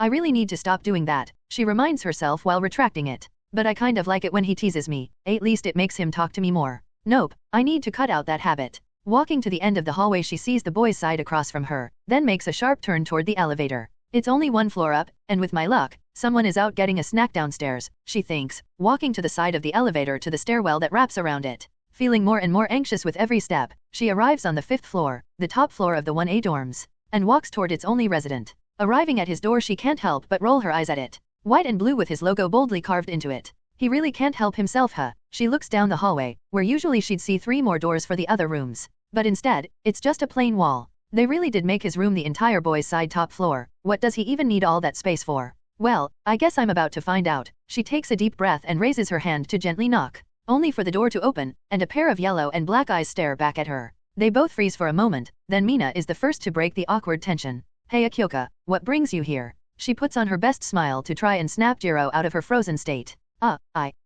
Mina leans forward, getting a bit closer to Jiro. Here for a little one-on-one time with your not-so-secret crush, huh? You being a bad rocker girl. What? No. Jiro yells, no longer trying to be stealthy, face fully red at the thought. I was just here to talk about things. Mina gives her a mischievous smile, and Jiro just knows she's never going to let her forget this. Really? Talking? Well, if you say so. I'm serious? Just be sure to tell me everything tomorrow. Mina steps out of the room, leaving Horizon's door open behind her. Looks like Horizon gets his hands on all the ladies tonight, she says scandalously, just to see Jiro blush and try to cover her face. Mina's laughter echoes through the hallway. Honestly, you're way too fun to tease. I wasn't here for that. I like sweet wholesome guys. Plus you two already have whatever you have with him. Jiro slowly drops her hands. Really? But then why were you here? Mina shrugs. Well, I guess that's something you can talk to him about. All the science kind of went over my head anyway. She leans forward and pinches Jiro's cheek. If you keep blushing like this you'll get to do more than talking tonight. You're just too adorable sometimes. That's not, good luck, Mina says as she begins walking away. And keep it safe. It's not like that, I swear. Jiro yells, but Mina just waves and rounds the corner, heading back to her own room. As she hears the elevator open, Jiro turns around, now looking into Horizon's room. Well, at least she won't tell anyone, if only so she can tease me about this more, just my luck. Assuming he must have heard and likely sensed her by now, however that works, she enters and closes the door behind her. And she can't help but observe how neat everything was in his room, as she expects from their resident doctor at least. To the far end of the room was his large bed, where just last night she listened in on him and her best friend as they focused Jiro. She snaps herself out of her daze. Only a few feet away, standing in front of a hologram with a few tabs of notes and what looks like chemical structures floating about, Horizon is adding more and more information to it. Mina did say the science of it went over her head. Jiro recalls. Had fun sneaking about the hallways. Horizon asks. Took you long enough to get here. You knew I was coming. I could sense you, and by the way, Momo just sends me a text and I warp her into my room, for future notice when we do this again. You could have done that at any point, why didn't you? Jiro was clearly annoyed by his antics. More fun this way, could have sworn you were having a panic attack deciding whether to take the elevator. It wasn't that bad, she grumbles and walks up to him, looking at the work he's doing. It was, he looks to the side, down at the petite girl, but hey, you made it, and I'm happy to have you. Well, at least you find it funny. Adorable really. And I noticed you couldn't help but be a little perv one last time. It's really not like that, Jiro says. It's just, kind of a habit now. Ever since joining UA, you and the teachers say we should use our quirks any chance we get. Well, mine lets me do things like that. So it's good practice, and I guess I got a bit carried away with it. I understand the feeling, better than most actually. Really, you do? And mind if I take a seat? She gestures to the couch at his back. Go ahead, and yet, I do understand it. He continues his work. My quirk allows me to sense things within my range. I can pick and choose what I sense depending on how much focus and energy I want to use. I could decide to ignore, let's say, your clothes, and get a map of what you look like naked. I can peer through walls entirely without limit and know what everyone is doing. I can see behind the masks of the top pro heroes, and there isn't anything in the world they could do about it. So yes, I understand the temptation to use your quirk to violate the privacy of others, but honestly, it's never bothered me. Right, because of course Mr. Perfect never gets tempted to do bad things. Jiro rolls her eyes. Do you really expect me to believe that? Why would I care about others in such a way? They aren't worth my attention. Besides, it ruins the fun part. What fun part? Well, half the fun of women is making them want you. If you skip to the end, it's rather boring. You expect me to believe you enjoy that? Horizon looks over his shoulder at her, then goes back to finishing his notes, asks the girl who has a massive and obvious crush on me, snuck through the halls after curfew to visit me in my dorms, and is now sitting patiently for me to finish these notes and give her my undivided romantic attention. Really? TCH, that doesn't prove anything, Jiro says. Besides, seems like you've had a lot of visitors lately. Mina. MHM. She's cute, and has a nice ass, but do you really think I'd put my dick in a potential acid puddle? No thanks. Well, she said she wasn't here for that kind of thing, so why was she here? I'll show you. He saves his work and then taps a few buttons on the watch device May made for him. Jiro moves over so he can sit beside her, and the hologram begins to change, displaying what appear to be scans and results from hundreds of people, hundreds of sick people that need help. Then each file ends with the same word, terminally ill. Your patients? Jiro asks. No, these are people from around the world that I just can't get to, but I can fix. Too bad they'll all long die before I could ever get the chance to go there. Oh no, Mina is fine, he reassures her. A while ago I won a bet, and I asked that she let me run some tests on her. She thought I was going to do some perverted nonsense apparently. We all thought that, she told the girls. And you're still here, how odd. But no, I wanted to examine her quirk. Contrary to what you may see in the news and on TV, quirks like hers and Bakugos are rare. Full-body quirks that entirely change a body system while adding nothing but genetic benefits to the user. But I've already studied some similar to Bakugos, so I don't need him. But Shoji is a bit hesitant to be treated like a lab rat, as he puts it. Something about his past. I wasn't really listening to the sob story. Geez, even when you try to be sweet you're still a jerk. That's my charm, babe. But really now, medicine has become a lot more difficult since the advent of quirks. Operating on people is much harder as the human form can vary so much now. It's like having to be a doctor, a vet, and a dozen other things all in one. That's also why creating universal medication is all but impossible to, and that's something I plan to solve. You want to make medicine? Just think about it. If I study enough people firsthand, I could make a cure for dozens of things. One shot or one pill or whatever, and bye-bye terminal illness, forever. Wow. Jiro's eyes widen in amazement, never expecting to know this side of him. As I said, this pro-hero thing is a stepping stone, and now that the entire world knows me, they trust me, I can get information that would have never been given freely before. I can fix this world, one cure at a time. For each of the people I save by fighting some idiot villain, I'll save tens of millions more by completing these cures. No cape, no tights, just results, as it should be. And it'll all be completely free. Completely free. Jiro was even more surprised. Since when were you altruistic? Well, maybe being around all you heroes is rubbing off on me, but recently I've had a change of heart. He lied, so blatantly and boldly she couldn't help but believe it, leaving her none the wise to how far he'd go to have this entire world eating out of his palm. So it really was just for research, Jiro says as she scoots a bit closer to him, and he casually drapes his arm around her. Well, Mina is cute. You like pink. She makes it work, but I usually mostly just like quirky people. People that would be indistinguishable from regular boring obsolete humans, but then they just have that one odd thing about them.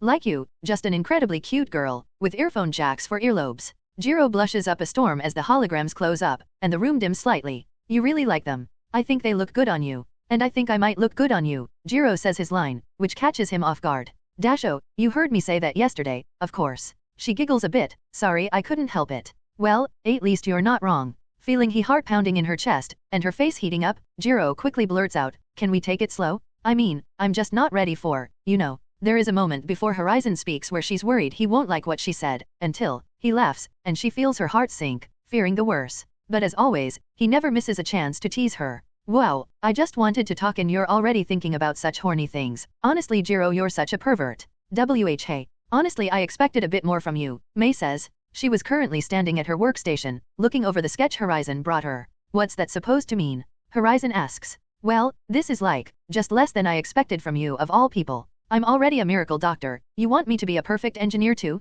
Honestly, there is no pleasing you people. You please me plenty, but I'm just surprised you aren't as good with technology, May says as she makes some adjustments to his sketch. I work with meat, not metal. Besides, that's what I have you and Nizu for. MHM, well, I can make this work, but having to make it out of individual parts that can also interconnect with some thin membrane is going to be tough. What's this for? I saw the gear you made for Zero, to bolster his skeletal structure and increase how much pressure his hero costume can take. Figured if I could get one of those under my suit it could come in useful. May considers it for a moment. I made his so he could use his tape to catch heavy objects without his arms being torn off of his body or getting crushed by the force. You need it for the same thing. No, just enough weight for about 136 kilograms 300 lbs. Think you can manage? May gets an idea of what he's planning and raises a brow. This will take a lot of time. Finding materials for what I assume you're planning will be tough. It would have been easier if your quirk gave you regular telekinesis, but Hand of God is more weird. This isn't a combat-based upgrade, just something a bit flashy that I want. An idea I actually got from All for One. You can send it to the back of the line for now. Great, because I've got a lot to work going on with all the work studies students requesting upgrades. I'll be making babies non-stop. Any interesting requests? Not really. Some gloves, a new cloak for Tokoyami, a stretchy one. Oh, and I have to help Bakugo to modify his gauntlets. I'm not allowed to build those, so when the company sends them to UA he wants them to be reinforced. Because apparently, you breaking them was the last straw. Not like you mind. I'm sure you've been waiting for a chance to get your hands on those. Oh yeah, May finishes up her sketch, and compared it to his. It's like he was a toddler drawing while she is an architect. Guess that'll do, Horizon says. Great, when I'm done with the others I'll work on this. How's S.H.I.E.L.D. been doing by the way? Have you spoken to her? Just a little bit. Her dad only teaches the third-year students, but I go talk to him during his office hours. He's my hero after all. But I'll be more famous than even the great David S.H.I.E.L.D. someday. Well, he's a genius like you, but he got lucky by being the main support for All Might. You're doing the same thing with me, and I'll be a lot bigger than All Might with diuresis. I'm counting on it. His daughter spoke to me once since she's in the second-year classes.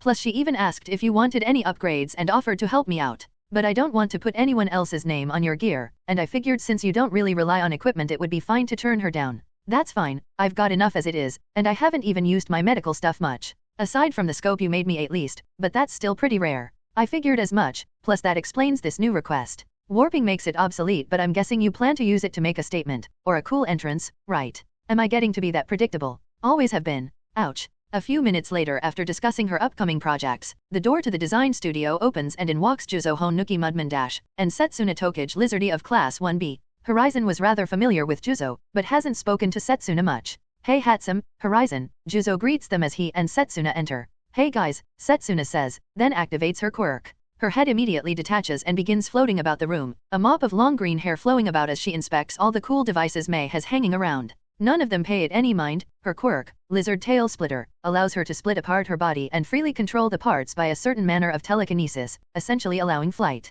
The parts also regenerate when away from her main body for too long. A quirk that would have been much more creepy, had Horizon not set the bar a bit too high by ripping out Shoto's heart on national TV. Did you come for you gear? May asks Juzo. Or did you have more babies for me to work on?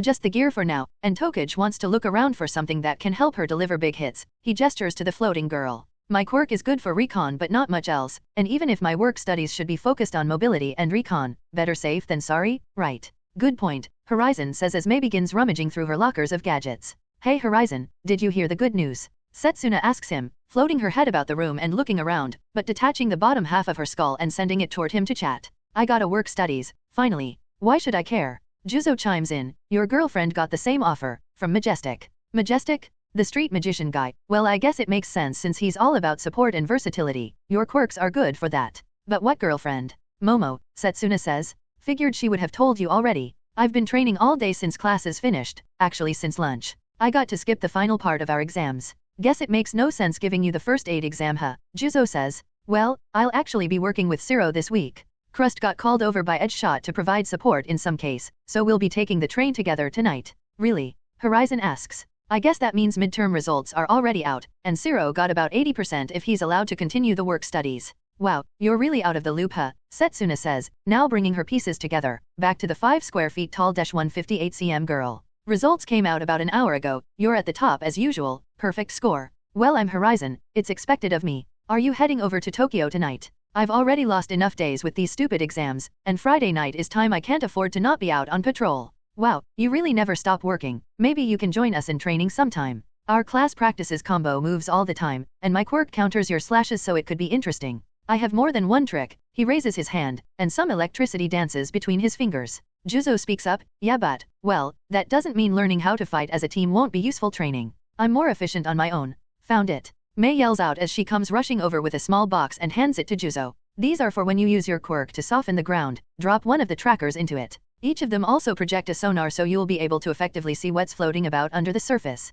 So you plan to use your quirk to soften the floor, then fight people in it? Horizon asks. Not really, it's mostly so I know where to find things. I've had to soften large areas before so the villains don't escape with valuables, but finding them afterwards is a pain. My quirk, softening, can turn any inorganic matter into a softer form. I can even make concrete into just a bit more viscous than water now after lots of training, but finding things in it get tough since it's still concrete. So this lets you sense where things are. Clever, Horizon says. Yeah, got the idea from your quirk actually. Juzo's actually really smart, Setsuna says. He's like our class tactician, alongside Kendo. I assumed as much. A highly utility-based quirk, and I've seen his training. He's got a lot of potential as a battlefield commander, more than Siro and Shinzo for sure. They're more like specialists. Mudman could be useful, Horizon thinks. A moment later as Mei is explaining the intricacies of the new gear, he gets a message inside his visor. I need to go, I'll see you all Monday. Shambles? He warps away before they can even respond. Arriving in Nizu's office he sees the principal sitting on the couch drinking a cup of tea, seemingly relaxing on this Friday afternoon.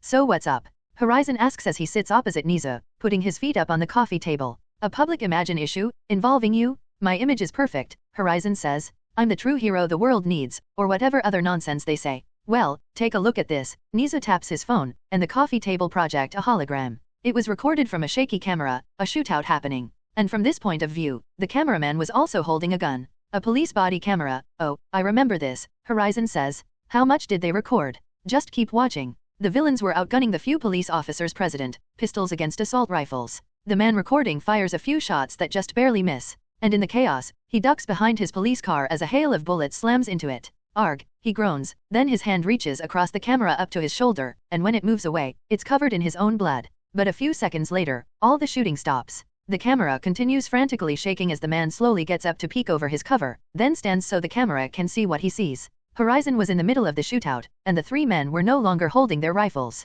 All the police officers stop, and what seems to be the leader takes a step back. Rush him, the man orders both his subordinates. One of them slams his fists together, a brawny man, and both his arms from fingertips to shoulder become diamonds. Horizon raises his sword, and as the man punches forward he cleaves the man's entire arm right down the middle with amputate, and it harmlessly falls to the floor. He ducks down and swipes at the man's legs, using amputate to remove them before doing a full spin and slicing at the man's waist. Then finally cleaving upward, slicing his torso and head right down the middle. The man begins to panic and wail but was completely uninjured, until Horizon stomped on his head, knocking him out. All of this happens so fast the second man only has time to rush up and throw his hands forward, spraying a jet of green acid from his palms. Curtain? Horizon's light blue, transparent, square shield appears in front of him. The acid splashes on it and goes everywhere, including back toward the attacker. The man raises his hands instinctively, only for his arms to be nearly completely dissolved. His blood-curdling screams are like nails on a chalkboard as the video shows his flesh dissolve, and in some areas so badly it reveals the bones beneath. Horizon drops his shield and walks past the man, noticing the acid only seems to affect organic matter as he steps through it. A very deadly quirk for anyone else to deal with. He sees the puddle of acid slowly inching toward its creator who was unconscious face first on the road, and gives him a hard kick to the gut, sending him a few meters away to safety. All while the last man is shaking in his boots, his quirk already active, giving him a third eye in the middle of his forehead, a non-combat quirk. Which explains why he pulled out his pistol and was now aiming it at Horizon. Horizon looks down at Scalpel, his sword, then up at the man, and shakes his head. What do you plan to do with that? I'm sure you'll run out of gun before I run out of sword. Bang! The man fires a shot, and Horizon seems to flicker as he instantly deflects it. The man looks confused at what just happened. As if Horizon glitched in real life. Told you, now, surrender, and tell me who you're working for, Horizon says, rather casually considering the situation. You're moving guns through Tokyo, and I want your boss. He'll kill me, the man stutters, still pointing his gun at Horizon. He'll kill them. Not if I get to him first. No, the man screams. I'll never talk. He points the gun at his own head. Horizon just tilts his head, and looks around at the cops to make sure everyone was seeing this. Really, you're more scared of him than me. Oh, now I just have to know who he is, and you will tell me. He takes one step forward. No, the man pulls back the hammer. I'll do it, I swear. So, Horizon asks as he begins closing the distance, slowly, casually, to the horror and amazement of everyone watching. Everyone says that, and even if you do, why would I care? You're a villain, a cop killer, so go ahead. I can stop you at any time, but I'm more interested to know if you've got the balls to follow through. Stop, one of the police officers yells out, but Horizon ignores him and just continues. He'll hurt himself. I'll do it, the man yells, tears and snot streaming down his face as he sees Horizon get closer by the second. I'll kill myself. Go ahead, Horizon says as he keeps walking forward. Save the taxpayers some money so we don't have to keep you alive in prison, finally doing something good with your life, by ending it. Ah, the man releases one final anguished scream and squeezes his eyes shut. Don't, some of the cops yell. Bang! The gun goes off, and the man drops it stumbling to the side, feeling the ringing in his ears from the gunshot. The only damage he suffered as he begins hyperventilating, unable to snap back to his senses, questioning why he was not dead. Then he fearfully looks back, to see the bullet floating in midair, completely stopped before it even left the barrel. The tears keep streaming even as Horizon approaches, and the man's will to fight and live are completely gone. Exactly how Horizon wants him for an easy interrogation. TCH, couldn't even do that right. What a joke, Horizon says as he now stands directly in front of the weeping man. Taking his sword he stabs it horizontally through the man's shoulder, then lifts him off the ground, all while the man is screaming at the top of his lungs. TAKT? He lets go, and the sword keeps the man hanging in place. Now you and I are gonna have a hopefully short conversation about your boss. The video comes to an end at that point, and Horizon nods along, proudly. Do you at least see the problem with this? No. Nizu sighs, honestly, what am I going to do with you? Hello, everyone. As we wrap up this video, I want to share a quick note. I have a Patreon account. If you'd like to support me and enjoy on-demand audiobooks, you can become a Patreon member. Alternatively, you can check out my Google Drive link, which has 500+ novel audiobooks available through my Ko-fi or Patreon shop. I appreciate your support.